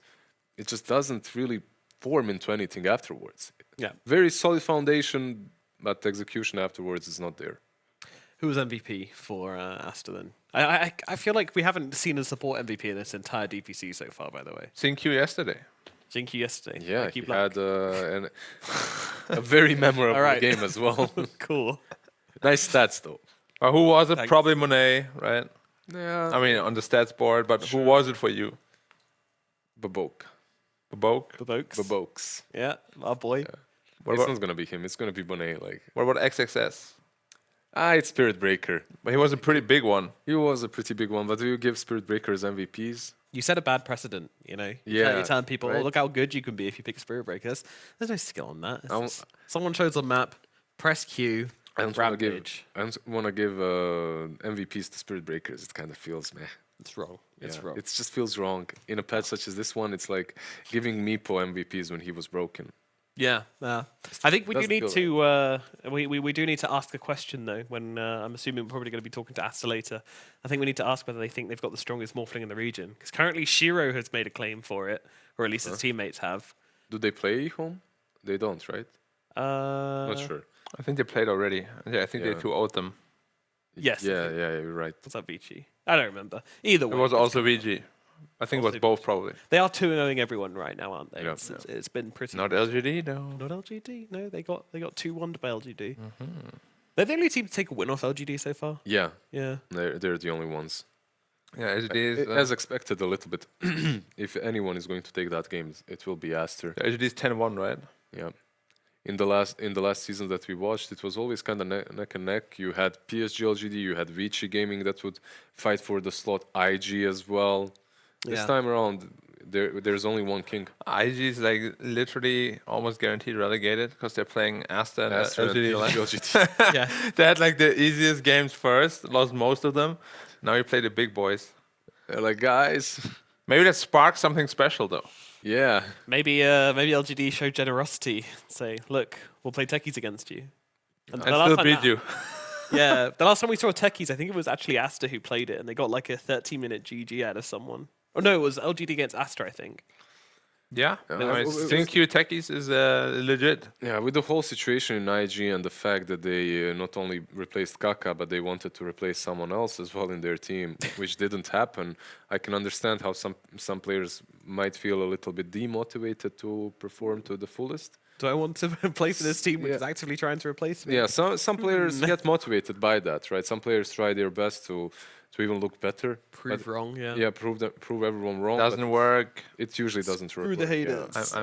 I'm living proof of that it doesn't work. I know. Yeah. You proved the haters wrong, but they kept on hating anyway. Yeah, because they were part of the team, unfortunately. Unfortunate circumstance to be in. What does look comfortable for Phoenix then? Like the Tars, the Viper, something like that? Anything looking good? Looking like they know how to play around it and you're expecting to see again, maybe?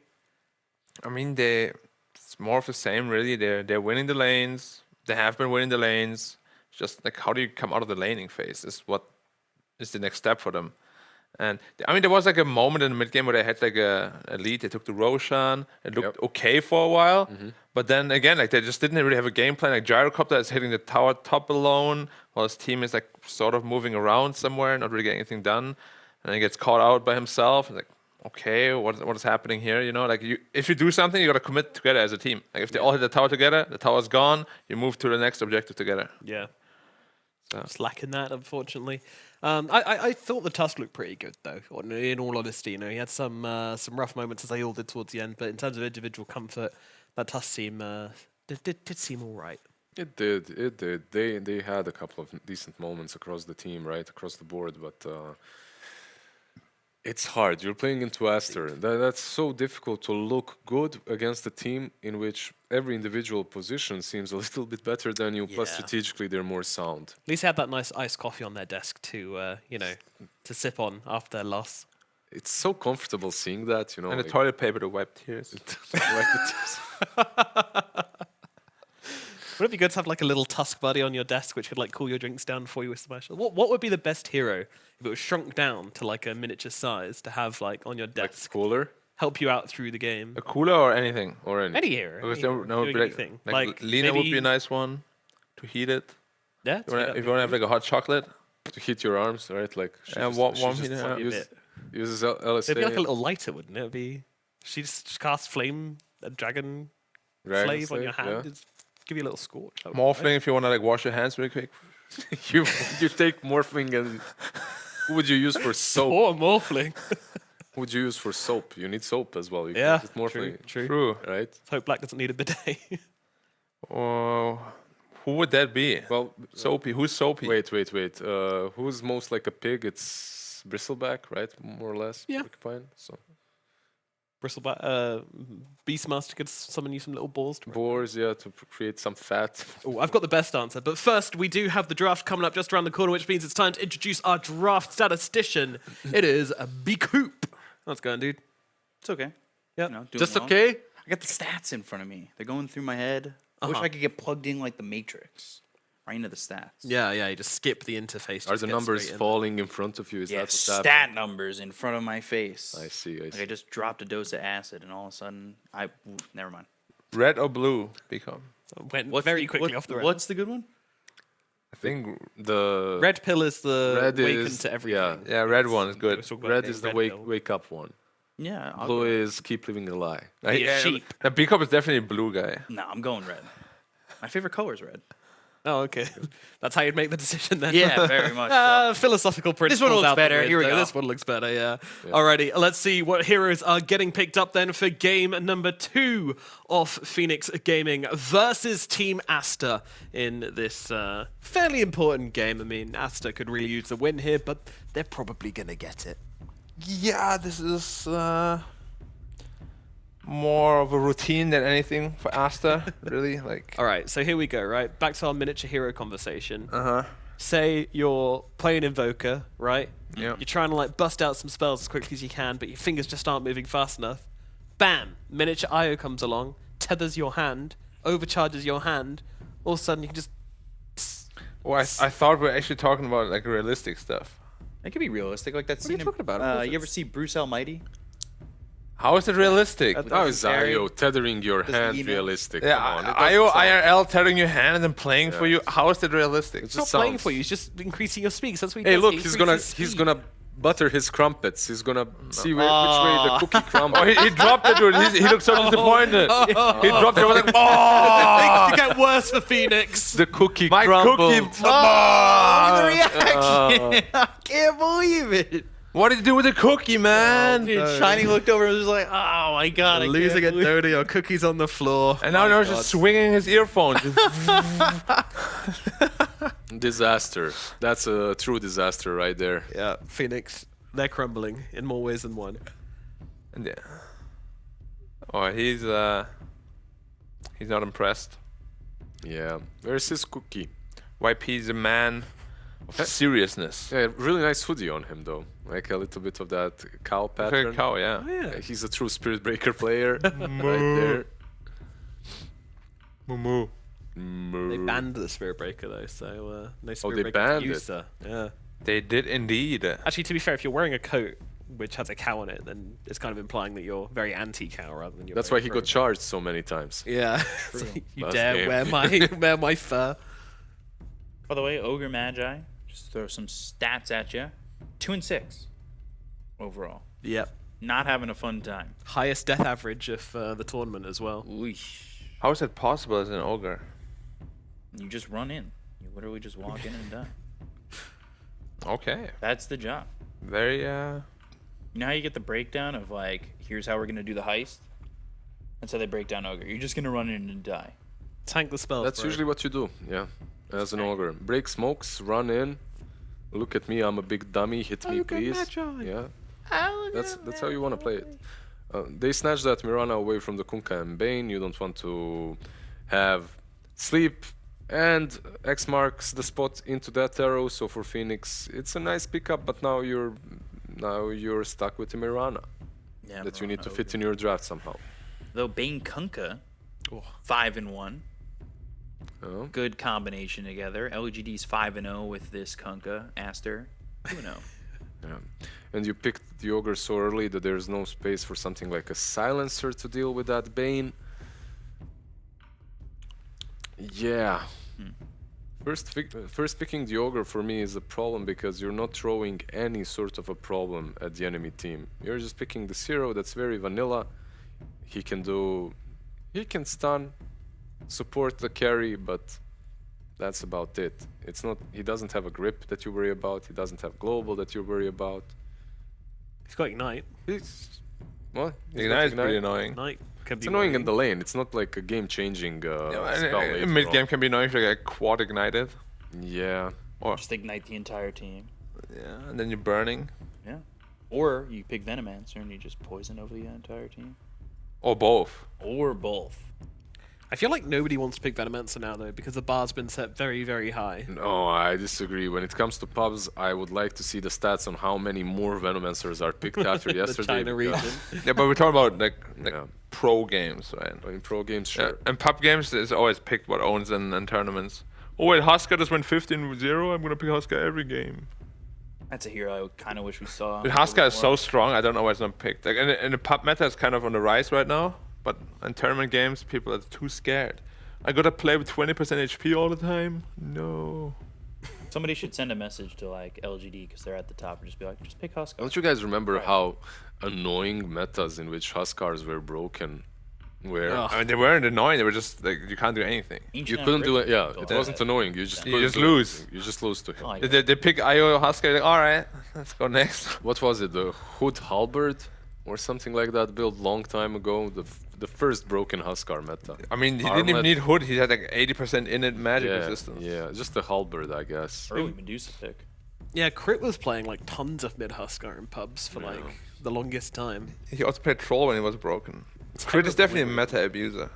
There's a lot of position 4s that I follow that abuse Yeah, heroes. Like I know. they're like they get like 10k. I'm not gonna flame anyone, but you get to 10k, 11k, but you get to it by not playing your position. Plus you're abusing heroes, right? Yeah.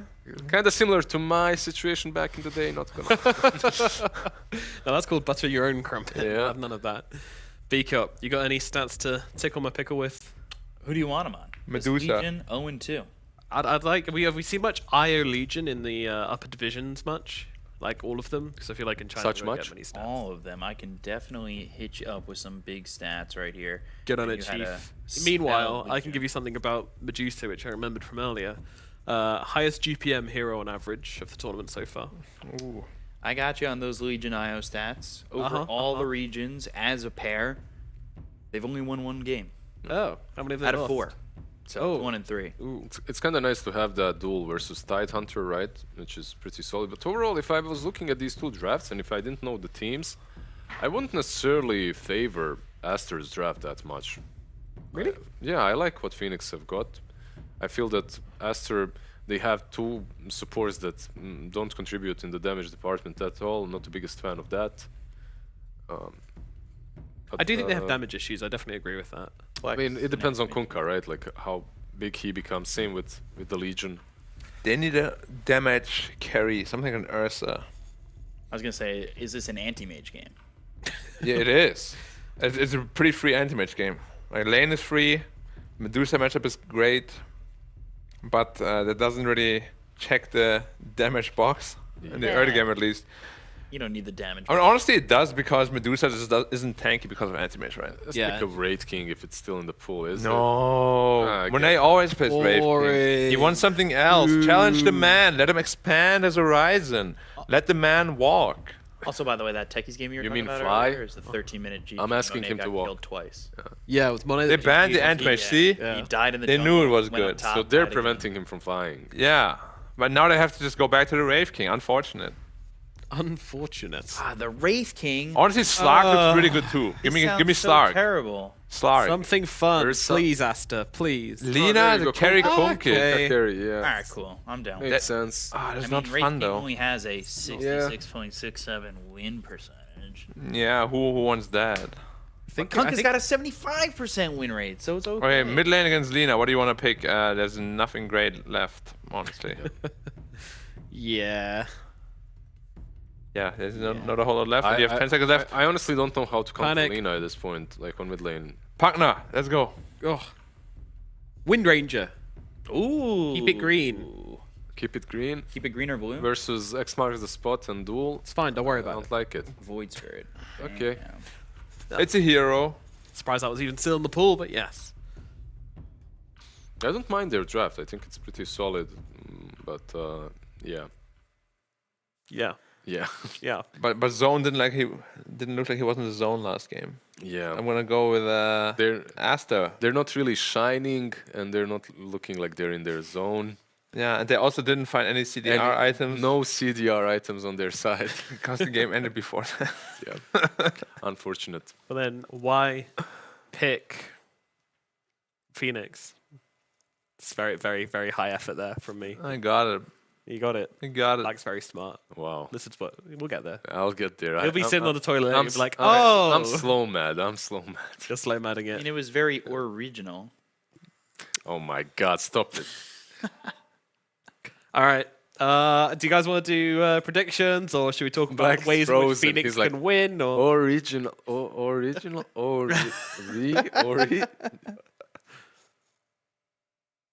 all right, Aster, Yeah. Aster. Thanks, guys. Really appreciate it. All right, let's see if they've got the picks right, or I guess we could say if they're on the money, and throw it over to our casters of our Cryptic and Neff. That hurt. Yeah, I'm not even gonna thank you for that one. I can't.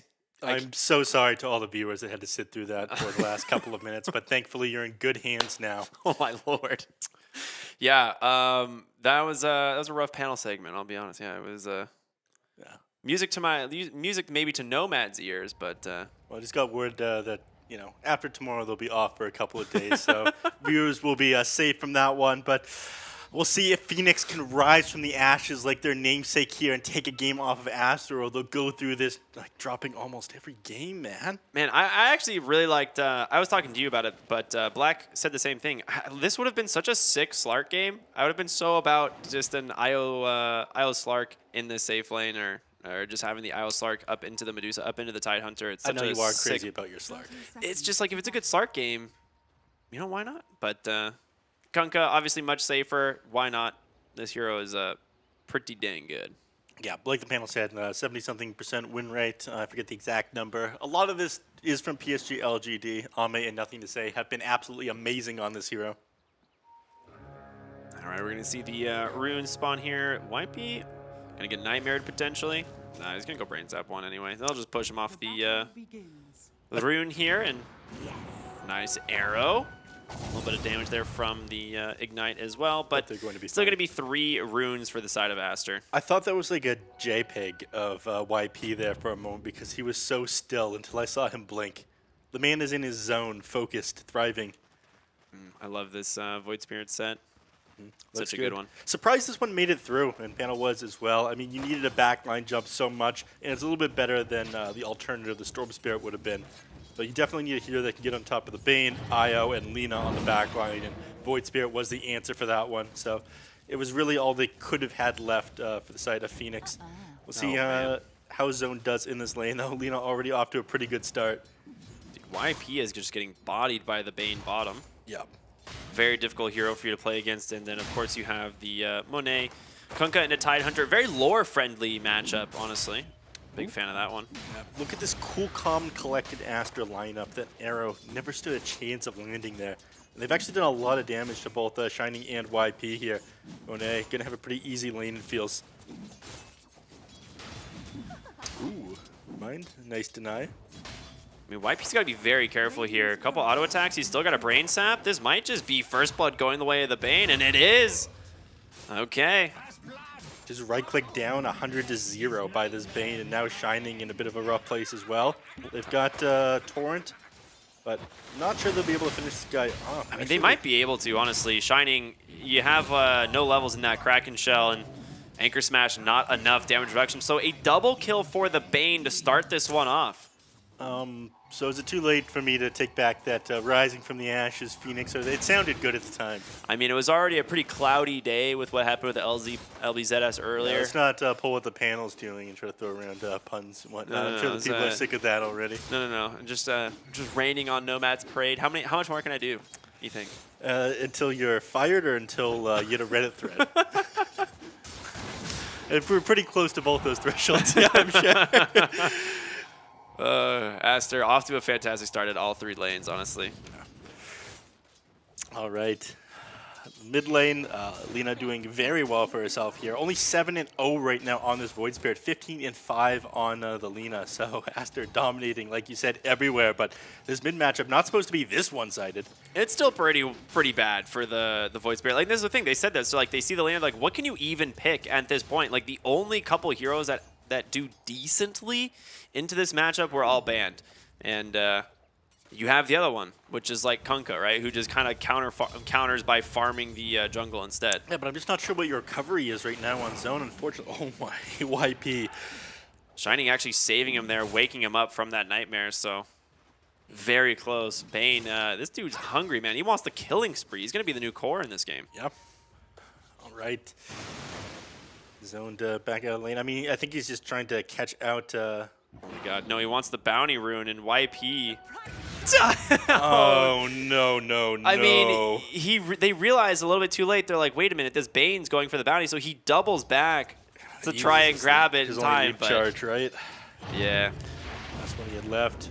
Now you're in a tough position in your zone. He missed an uphill attack there, I think, and damage block will prevent him from going down. At the very least, you'll die and you'll get to play Water Boy for zone.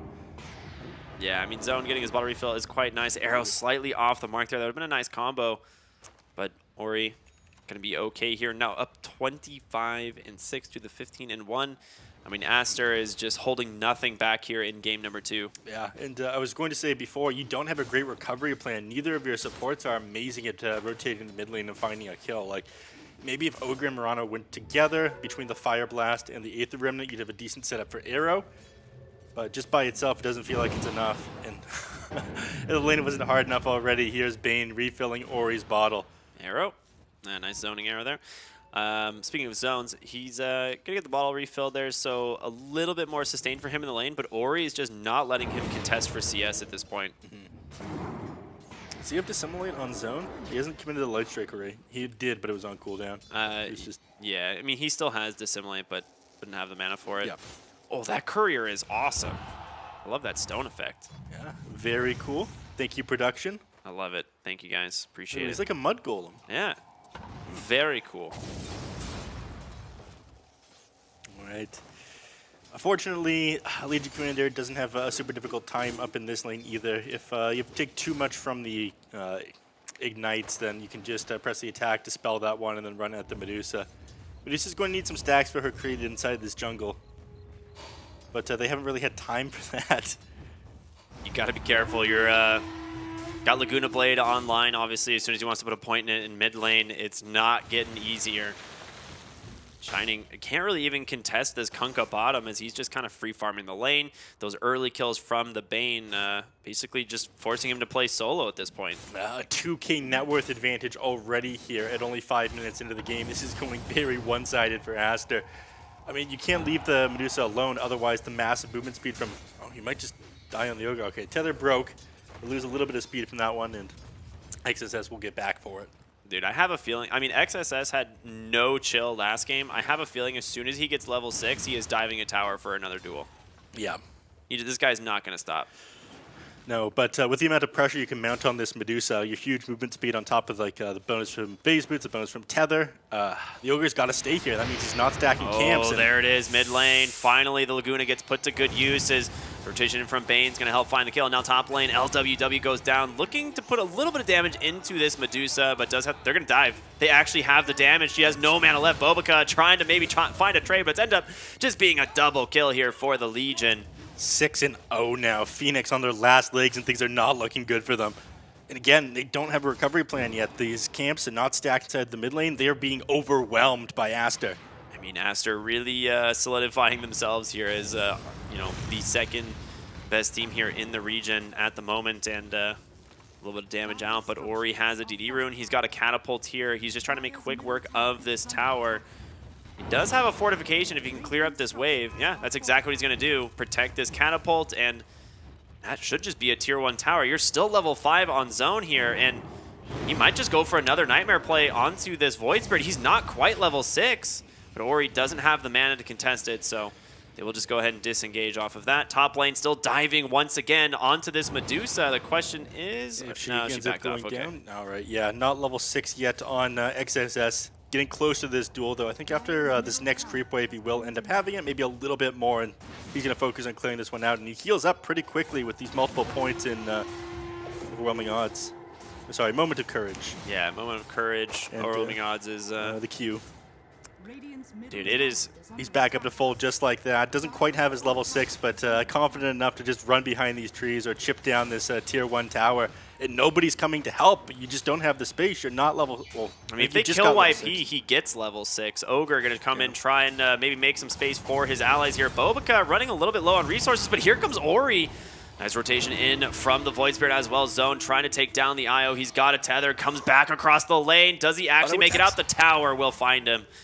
So... finally on the board here for Phoenix. A little bit of an overextension here from Aster, but I don't think they're all that worried. Lina TP'd away from her courier, I think, moments before the item came out to her, unfortunately, but it is coming back around. So they lose the IO for that aggression there. I did like that play from Ori quite a bit. They knew that the Void Spirit would defend them if they made a dive too hard for that tower. Unfortunately, they couldn't manage to clutch that one out. So, trying to make as much movements as they can around the map. And at the very least, they'll refill the bottle after that death there on the IO.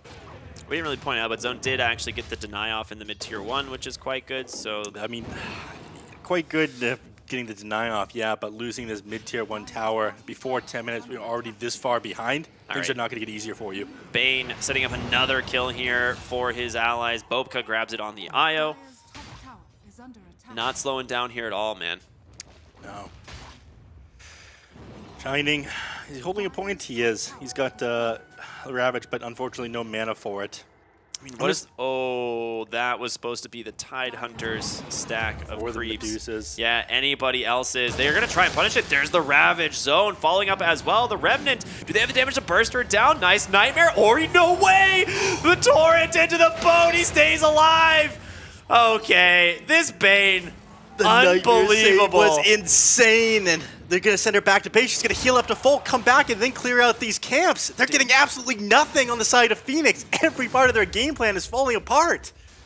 Dude, that has to be the most demoralizing play I have seen in a very long time. That recovery would have been huge from that Lina kill, but instead you're forced to sit around here and try to sap XP, but the Bane found you. Dude, they actually see it, too. They're just watching their hopes and dreams crumble around them as Bane potentially setting up 2 more kills for his team. A duel as well going the way of this Legion Commander, man. Make it stop. Oh, my gosh. Phoenix.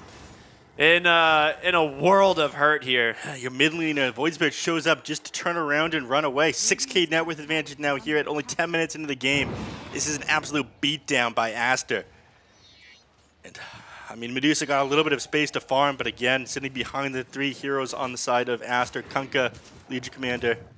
Lina, your counterpart is more than 1,000 net worth ahead of you here at the 10-minute mark, and you need so many items before you can fight into these Aster heroes. Medusa will grab herself the Yasha. It is an item that allows her to farm faster than, say, going for the Dragonlance, but... Vidon is tanky. You don't... I think you're not as strong in the team fight because you don't have that same attack range or split shot isn't hitting as many people. I mean, you just can't. Your whole goal is to never fight at this point. Like, the Medusa has to just farm. So, like, it kind of makes sense as why she would go for the Yasha here. But Ori going to try and force the objective here with an Invis rune. Going to find the Medusa. LSA on the mark. The Laguna Blade comes out. Doesn't have the mana for the Stone Gaze. Well, make it away for the moment. But there's the relocate from XXS. He gets the duel. No escaping the side of Aster. They're going in. Can he take down the Bane? He will zone. Finally finding a kill. Bobica will relocate back out. So he's going to be fine. A 1-for-1 trade. You finally get the Medusa. And, you know, these glimmers of hope that, you know, maybe this Medusa can take it to the late game starting to really dwindle here. Yeah, I mean, you get the Bane. You ended a killing spree. But in this case, the 5 for the position of 1, is it worth it? Maybe. No. Yeah, I can't imagine that it is, man. I mean, any sort of kill is a huge XP boost for your team, but unfortunately, they're controlling up your triangle right now. Yeah. That Medusa death. Shining. He's got Ravage available, but committing this onto the Legion Commander would be a massive waste. They need to use any resources they have so carefully if they want to get back into this game. I mean, XXS has got duel available again. He could just go for the Tidehunter here if he gets help, and he's going to get it from the IO. Yep, he wants to bring him as low as possible. It looks like you wait until the Anchor Smash came out before you press the attack, and there it is. Dude, it is so rough here. You're now up to 30 dual damage on this Legion. The hero that's just snowballs out of control, but he's not your even biggest problem. You've got a Kunkka and a Lina also to worry about. Zone here does have, Dissimulate, will be able to get himself out. Turns his attention maybe to do a little bit of damage onto the IO, and one more Astral Step is still available. There's the heroes looking to dive here behind the tower. Bane's got this Fiend's Grip, trying to get his hands onto somebody, but we'll go ahead and just Nightmare up 1. There's going to be the X pulling back in the Luna. Torrent to follow. Can she leap away? Trying to, but the overwhelming odds plus the auto attack is going to be too much zone. Is he going to play some idle Lord? by. Just watching. He's still got Fiend's Grip. Oh, no. He thought he could play cheeky there, but he's going to regret it. Shining comes in. He's got Ravage, but your whole team is dead. Trying to walk away. Another Torrent comes through. Kraken Shell giving him a little bit of survivability in the Ravage. The tower just doesn't do damage to the Legion Commander, though. She's got too much regen, too much armor. There's the Observer Ward up onto the high ground. They're about to lose Shining as well. It is a disaster. Phoenix, they are crumbling. This is the most one-sided game we've seen so far in the CNDPC. Dude, this might be the most one-sided game in all of the DPCs. I don't like there. It almost is no avenue here for Phoenix back into this one. And I hate being like I always criticize people when I'm like, you know, don't try and call, you know, early, like if you're casting and stuff. But I actually don't see it. Like, what do you do on Phoenix Gaming here? This game is so important for them, though. Maybe you get the Bane, big pog. Over to the Medusa, 243 gold. All right, avenue found. Medusa finding farm. I think at this point, I don't know. You find the position 5. This is like the only hero that you're finding, though, unfortunately. 8K net worth advantage now. I mean, every single team fight, there's this massive outplay coming down to... Like, maybe if you hit the late game, you'd be able to take the fight into Aster, but I just do not see how they get there at this point. I mean, you'd have to land the sickest Ravages into, like, outplays from the Void Spirit. Medusa right now doesn't have a ton of room for outplay herself. You just have to consider that this Legion is still here, right? And still building dual damage, and it's only going to get worse as he's on his way to a Blink Dagger. But they can hope that Aster makes some misplays and capitalize off of each one of them as much as they can. Void Spirit setting up around this tower, hoping maybe someone straggles from the rest of the team and they can catch out somebody by themselves, but they're too solid right now on Aster. Yeah, I mean, they are. They're just not making any mistakes here. Well, Bane has a sentry down, sees one, relocate coming through. He's going to see the second, drops the Fiend's Grip, XXS, going for the duel, Nightmare. A little bit awkward. He can't toggle it off. Will have to end the Fiend's Grip to do so, and LWW. Chase down will fall. 2 more kills going the way of Aster. I mean, they're like, maybe we can find a hero farming in the triangle, but Bane's like the worst hero you could walk into as 2. Yeah, I mean, that's the entire reason, or one of the reasons this hero is so popular right now, is able to catch out people by himself as he's playing around the rest of the map, and if he manages to find anybody, well, it's as simple as TPing your team in. They have plenty of time with how long Nightmare and Fiend Grip last. To make a little bit of a misplay with that duel there, I guess not realizing, oh, right, he's got to end his Fiend's Grip and need to land this one, but Tries to get out of here. Big Ravage in from Shining. They will take down the Bane. Io stone gazed up as well. Okay, 2 nice kills there for Phoenix. Still trying to keep themselves into it, and I do respect it, right? They do have to... I mean, they capitalized off of that one. Mega's kill streak ended on that Io. It's something. I mean, every kill, you claw your way back in this game very slowly. Now setting up around this mid-tier 1 tower. They could try to deny a little bit of the map control that Aster has. I mean, look at the Medusa's net worth, man. She is farming. She is getting there. She is. But now mounting a defense here, and they realize that they've extended a little bit too far forward without Ravage to take this team fight. There's just no way. So they back up. So playing this as careful as possible. And again, X into Bode. He's found the Medusa. Is the damage there? The duel doesn't actually come out quite yet. They didn't have the detection. Will now finally get dropped after Laguna Blade on the backside. You get the Nightmare off onto the Ogre as well. And gonna be 2 quick kills here going the way of the side of Aster potentially. Oh, big stomp actually from the Centaur. The neutral creep helping out the side of Phoenix. You've lost 2. You grab the Bane. YP on the run, able to leap out, but the Void Spirit falls to XXS. This guy is just doing so much damage. And that's going to be a double kill for him now. Looking for more YP. He's got to be careful. Lina so dang fast. LSA on the mark with a Dragon Slave. And there it is, the GG. It's at 17 minutes, an 11K gold lead, and Aster. Absolute beatdown. yeah, just every single lane here. The Legion Commander and the IO, too much for them to deal with. Kunkka and Bane finding those double kills in the bottom, and things never got better for them. They tried to find a couple of pick off some of the supports, but that's basically all they had when they went a little bit too far out. Aster showing off their strength here, and I think PSG LGD, even though they'd already played their matches, I mean, again, if this was the team that took a game off of PSG LGD, otherwise they've just been undefeated. So it makes sense that Phoenix would struggle so much against them. Congratulations to Aster, looking in great form here. I mean, we talked about it a lot this season, how Aster is like typically the team that does very well inside the region. They just destroy a lot of these other teams. And PSG LGD, the game that they did win was pretty convincing for Aster. They did end up losing the series, but all of their other games have been pretty much Aster all the way. Like, they have looked very good in the region so far. It's not that surprising. I think this is pretty much the result a lot of us expected, the quick 2-0 here. I don't know. I feel a little bad for Phoenix. That was such a rough game for them. They had a rough DPC season. I don't know. What do you think? I mean, they've got one game left, right? One game to maybe take a win here and give all the fans of theirs something on their way out. But yeah, Aster, just overwhelming strength. A shame that they had to play them this late in the season. Maybe things would have been a little bit better for them if the season went on a little bit longer. They'd have more time to practice and look at some of their opponents, break down things down. But with this, I believe it is confirmed that they'll be going into the lower division, regardless of the matches coming out next year. Yeah, I believe so. And we'll let our panel break down all of what's going to be coming up. So we'll send it back to Nomad and the friends.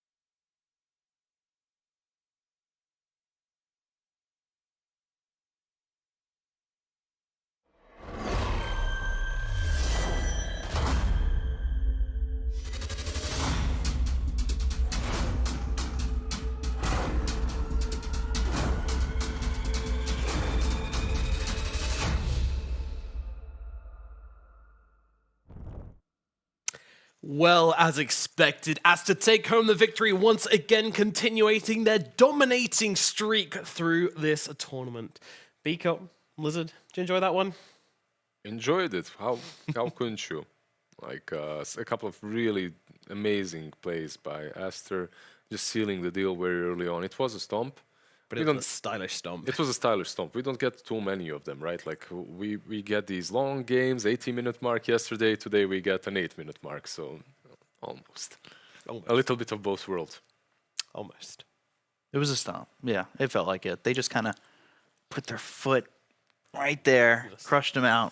Jeez. That was dark, man. Yeah. I know you like UFC and all, you're a little like American over here, but come on. I was talking like a bug. But Bug. I mean, Calling them bugs. Okay.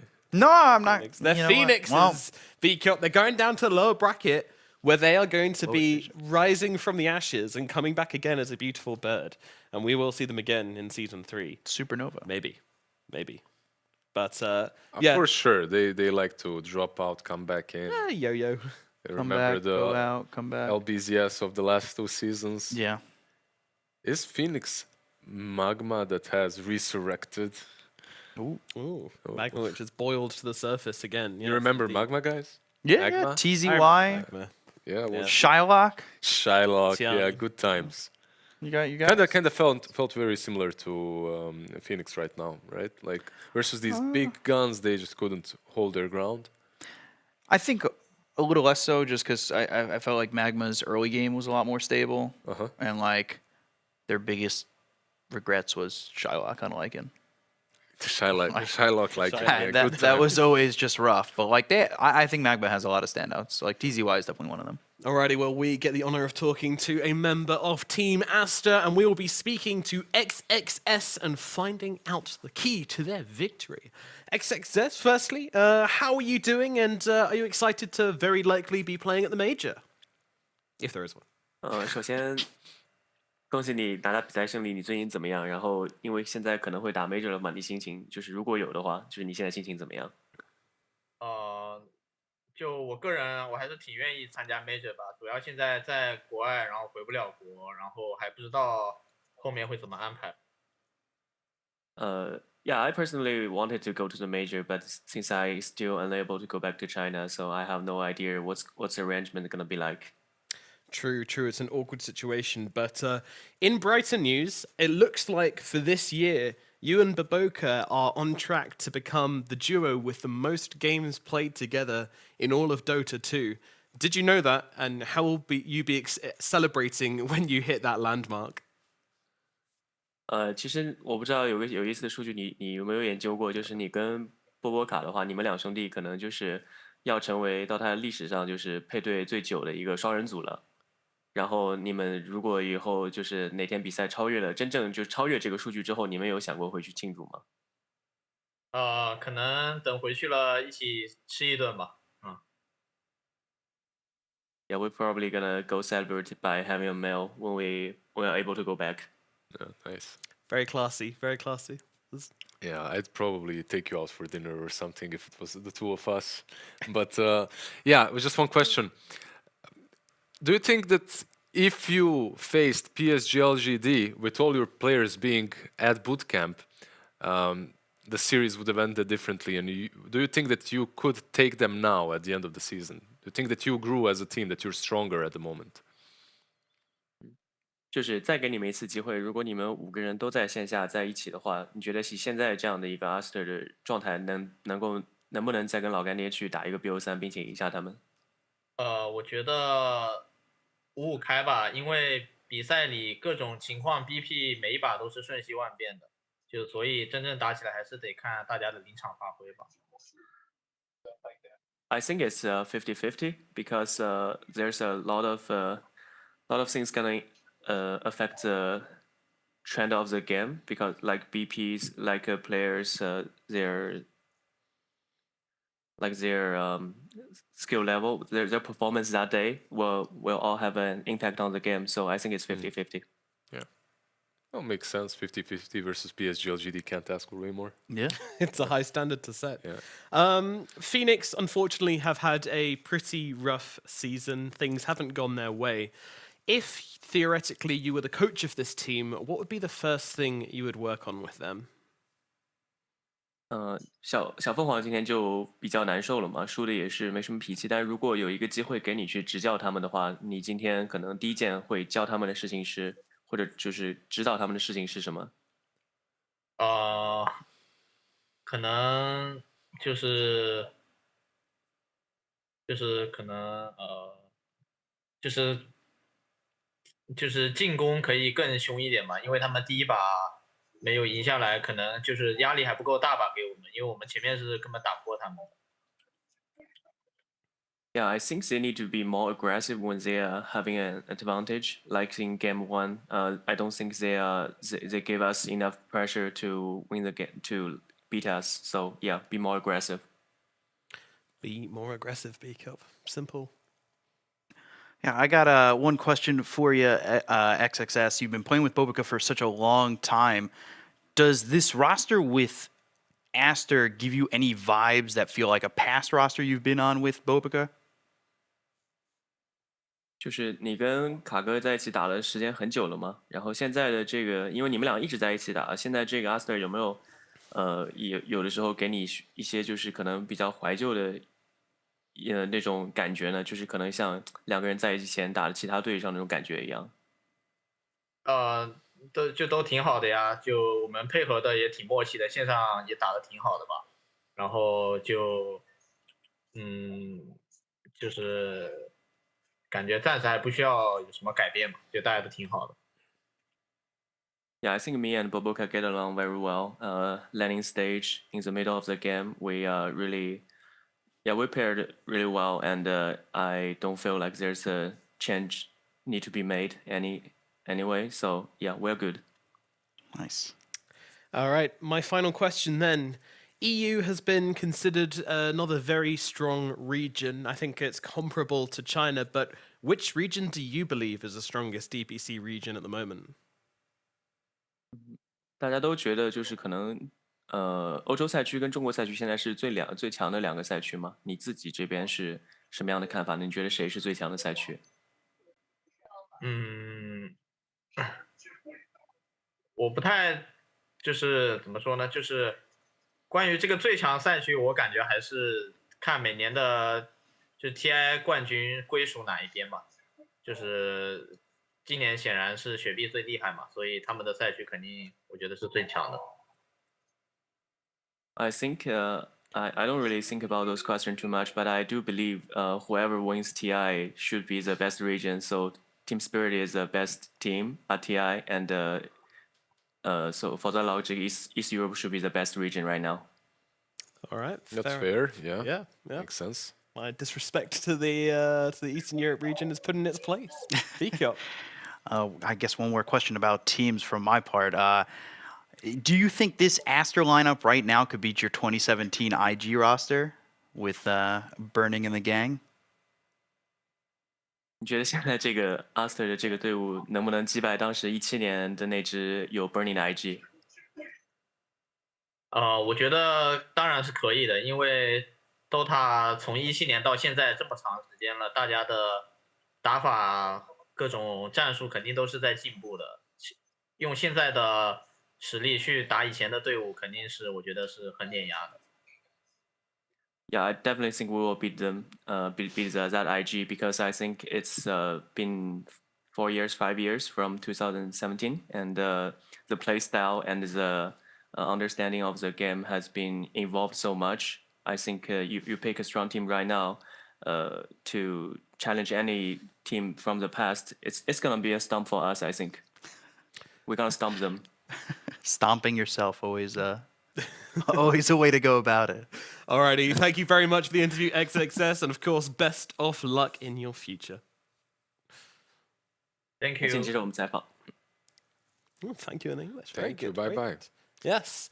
Well, stomping. I mean, I like your both of us attempting to stir the pot there a bit, and he's just like cool, calm, collected, not making any nonsense. There is really nothing to steer because the game has changed so much. The skill level required to play on top is way different than it was in 2017. Like in 2017, I could play pro. Wow. Right Wow. now, What a low Same, standard definitely to same. set. My exactly, God. exactly. Jesus. Like, yeah, no, but for real, the game has changed quite a bit. And if you ask someone like XXS, who was a very young player in 2017, it was one of his first teams as well. I believe he played in Bucharest. He also played in Kyiv. Was it major, minor? I can't remember. I know that he played in Bucharest for sure. Perhaps even won it. But in any case, of course, you're going to improve quite a lot in the next 4 years. And XSS, he's just grown as a player. He just became better and better. There weren't any big slumps or anything like that. He just became better and better. Hell, in the last DPC season, he was even voted the MVP of the Chinese region. And for a big reason, because he was just demolishing everyone. So, yeah, all these new kids, you can see, like he told you about CIS, coming better and better. Yeah, it's really been a growth for him, and you can see that growth in a couple of regions. And XXS, he started his time with like DK, and then he was on IG Vitality, got to that IG squad, and it was that squad kicked butt at DAC. Let me tell you, that made me a Tinker lover when OP was playing that Tinker, XXS on Tidehunter all the time, Bobica playing Tusk, Monkey King, and it just that was them really young in their career, like you said, and now XXS and Bobica, like you said, they're going to be up there in terms of pairing for most games played together, and they've grown a lot together. Played so many different patches, played so well together. They've been super consistent together their entire time. Yeah, like it's so cool to see a duo like that, because you see a lot of support duos go around together, like PYW and DY, like they'll move around together, or Black mentions FY and Fenrir moved around a lot together. This is a 3-4. They're laning together all the time. They're super comfortable with each other. It's a really good patch to have a stable 3 and 4 Yeah. that understand each other, because that's like one lane that needs to do extremely well at the beginning. And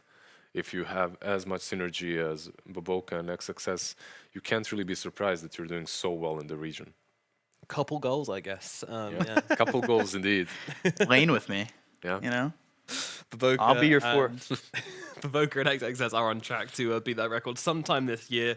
When it is, we'll find out. But from today, we are, of course, all done with the Dota 2 action, which means standing tables are looking a little bit now settled, as we have very likely Aster going to be going to the major. At the very least, they'll play in tiebreakers to get there, but most likely they will just be straight up going to the theoretical major. Meanwhile, Phoenix Gaming, they are guaranteed relegation. Unfortunately for them, they haven't quite made the cut this season, and yeah, it's been a rough one. But hey, at least they got a win, right? Sure. This is pretty much the way I envisioned the season to end, with LBZS and IG switching spots. That's it.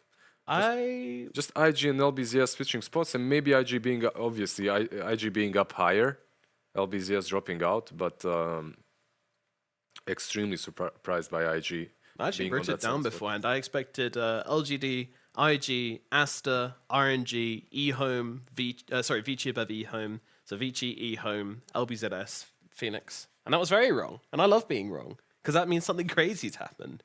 And people have impressed and overperformed. Luckily for you, it's very often as well. Thank you, Lizard. Appreciate that. It's the cock that curse. I was wrong so many times at predicting this season that it's Those fine. in glass houses. Yeah, I lost my glasses, and now I can't really see what the drafts are, and I'm trying to figure out that. That's my excuse. Made my eyes better, lost the glasses, still can't see the draft. Okay. Laser eye surgery missed, unfortunately. Yeah, well, guys, don't forget to join us tomorrow for more Dota 2 action, as we have some great games on the cards. As we start things off with eHome versus PSG LGD, then we move on to Vici Gaming versus RNG, and we end off the day with IG versus Aster. A big redemption series for IG is required there. A lot of spiciness going to be figured out, and of course, we will know by the end of the day a lot more about who is going to be relegated, who's going to be going to the major, and who is going to be staying in this division. Those all important DPC points, and of course, a little bit of cash on the line as well. We're all done for the day, but don't forget, stick around as we have the community corner coming up after this short break.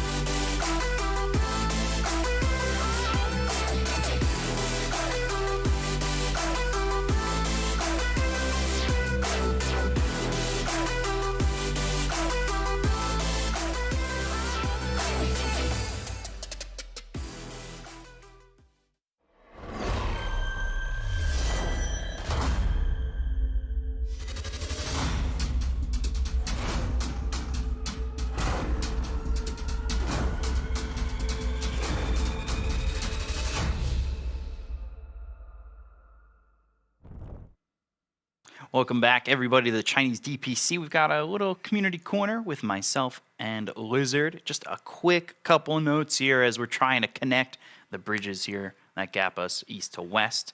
But, right now the community is obviously talking about the RNG LGD matchup that happened yesterday, where RNG just couldn't finish it off. They had a 32,000 net worth lead, and then level 30 Void just wasn't enough. What do you do when you have a Tusk playing against you? A Tusk that's literally a carry. Xingqiu, he is, from that position 4. He does carry a lot. Very different kind of guy. And don't be alarmed. In the Chinese region, position 4 is still a position 4 unless it's PSG LGD and it's Xingqiu playing that Tusk, because some of his plays are just incredible. At one point, in an 80-minute match, he almost solo killed the Faceless Void. Yeah, he was getting the 12% to work for him, 12% or 100%. You guys be the judge. But, God King, not letting it get to him. He's going to what is known in China as Axe Island, where you get nice and strong, like Lizard, not myself. I need Axe Island. But he's going to practice his level 30 Faceless Void. We could show you where the bathroom is again. It's still that way. But I'm not going to flex that it. way? Yeah, there we go. But he's trying to get back in it, realize where his faults were from in that level 30 Void situation, and not lose to a Tusk ever again. Yeah, it's very important in that spot. to be a carry that does not lose to a position 4 Tusk. It just makes you feel a little bit better. Yeah. And that Axe Training Island usually helps out a lot. Yeah, it's a lot of lifting, a lot of spinning that happens as you're carrying an axe. Maybe you put a weight on the end What of it. exactly do you train? Like, how do you train? I don't know. Pull-ups, sit-ups, anything like that? Or maybe some do you train your pull-ups, sit-ups, fingers? some finger movements. No, you put your fingers, put some weights on the fingers. Oh, yeah. And then you lift them. And then you take them off like Piccolo. You just throw the weights off and they slam down right next to the computer. And then you're on it. That's Axe Island for you. I mean, well, for us. Yeah. Which would be pretty cool. We'll have to open up our own Axe Island. That's the name of our gym. I believe there's something there. I should open up a gym for gamers. Ooh.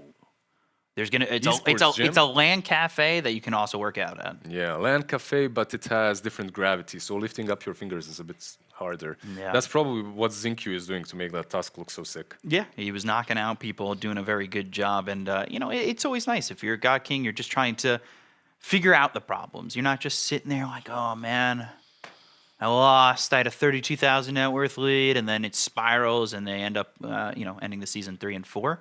Instead, trying to fix his problems, get there, continue to rise up to the theoretical fingers and toes Rise crossed like major. a phoenix. Yeah, well, Maybe next season, or the one afterwards. or Eventually. just get signed by eHome. That's probably a little bit easier. But yeah, and then the last thing was there's been some talks about Kaka and the Curse. When Kaka left Newbie, what'd they do? They disbanded. Mm-hmm. When he left Keen Gaming, what'd they do? They Disbanded. Now he's left IG. Well, they haven't They're disbanded about to yet, get relegated. but they're about to get relegated, like Big Cop just said, and they're sitting in an unfavorable position as they're about to face Aster and PSG LGD as their last 2 series, and they need to win both of those to be able to stay in the upper division, which is extremely unlikely. But it is IG, and whenever you count them out, they come back swinging. They use their keyboards, they write that question mark, and they strike back. Can they come back the same way they did in the Singapore Major? Maybe. We'll see in the next week.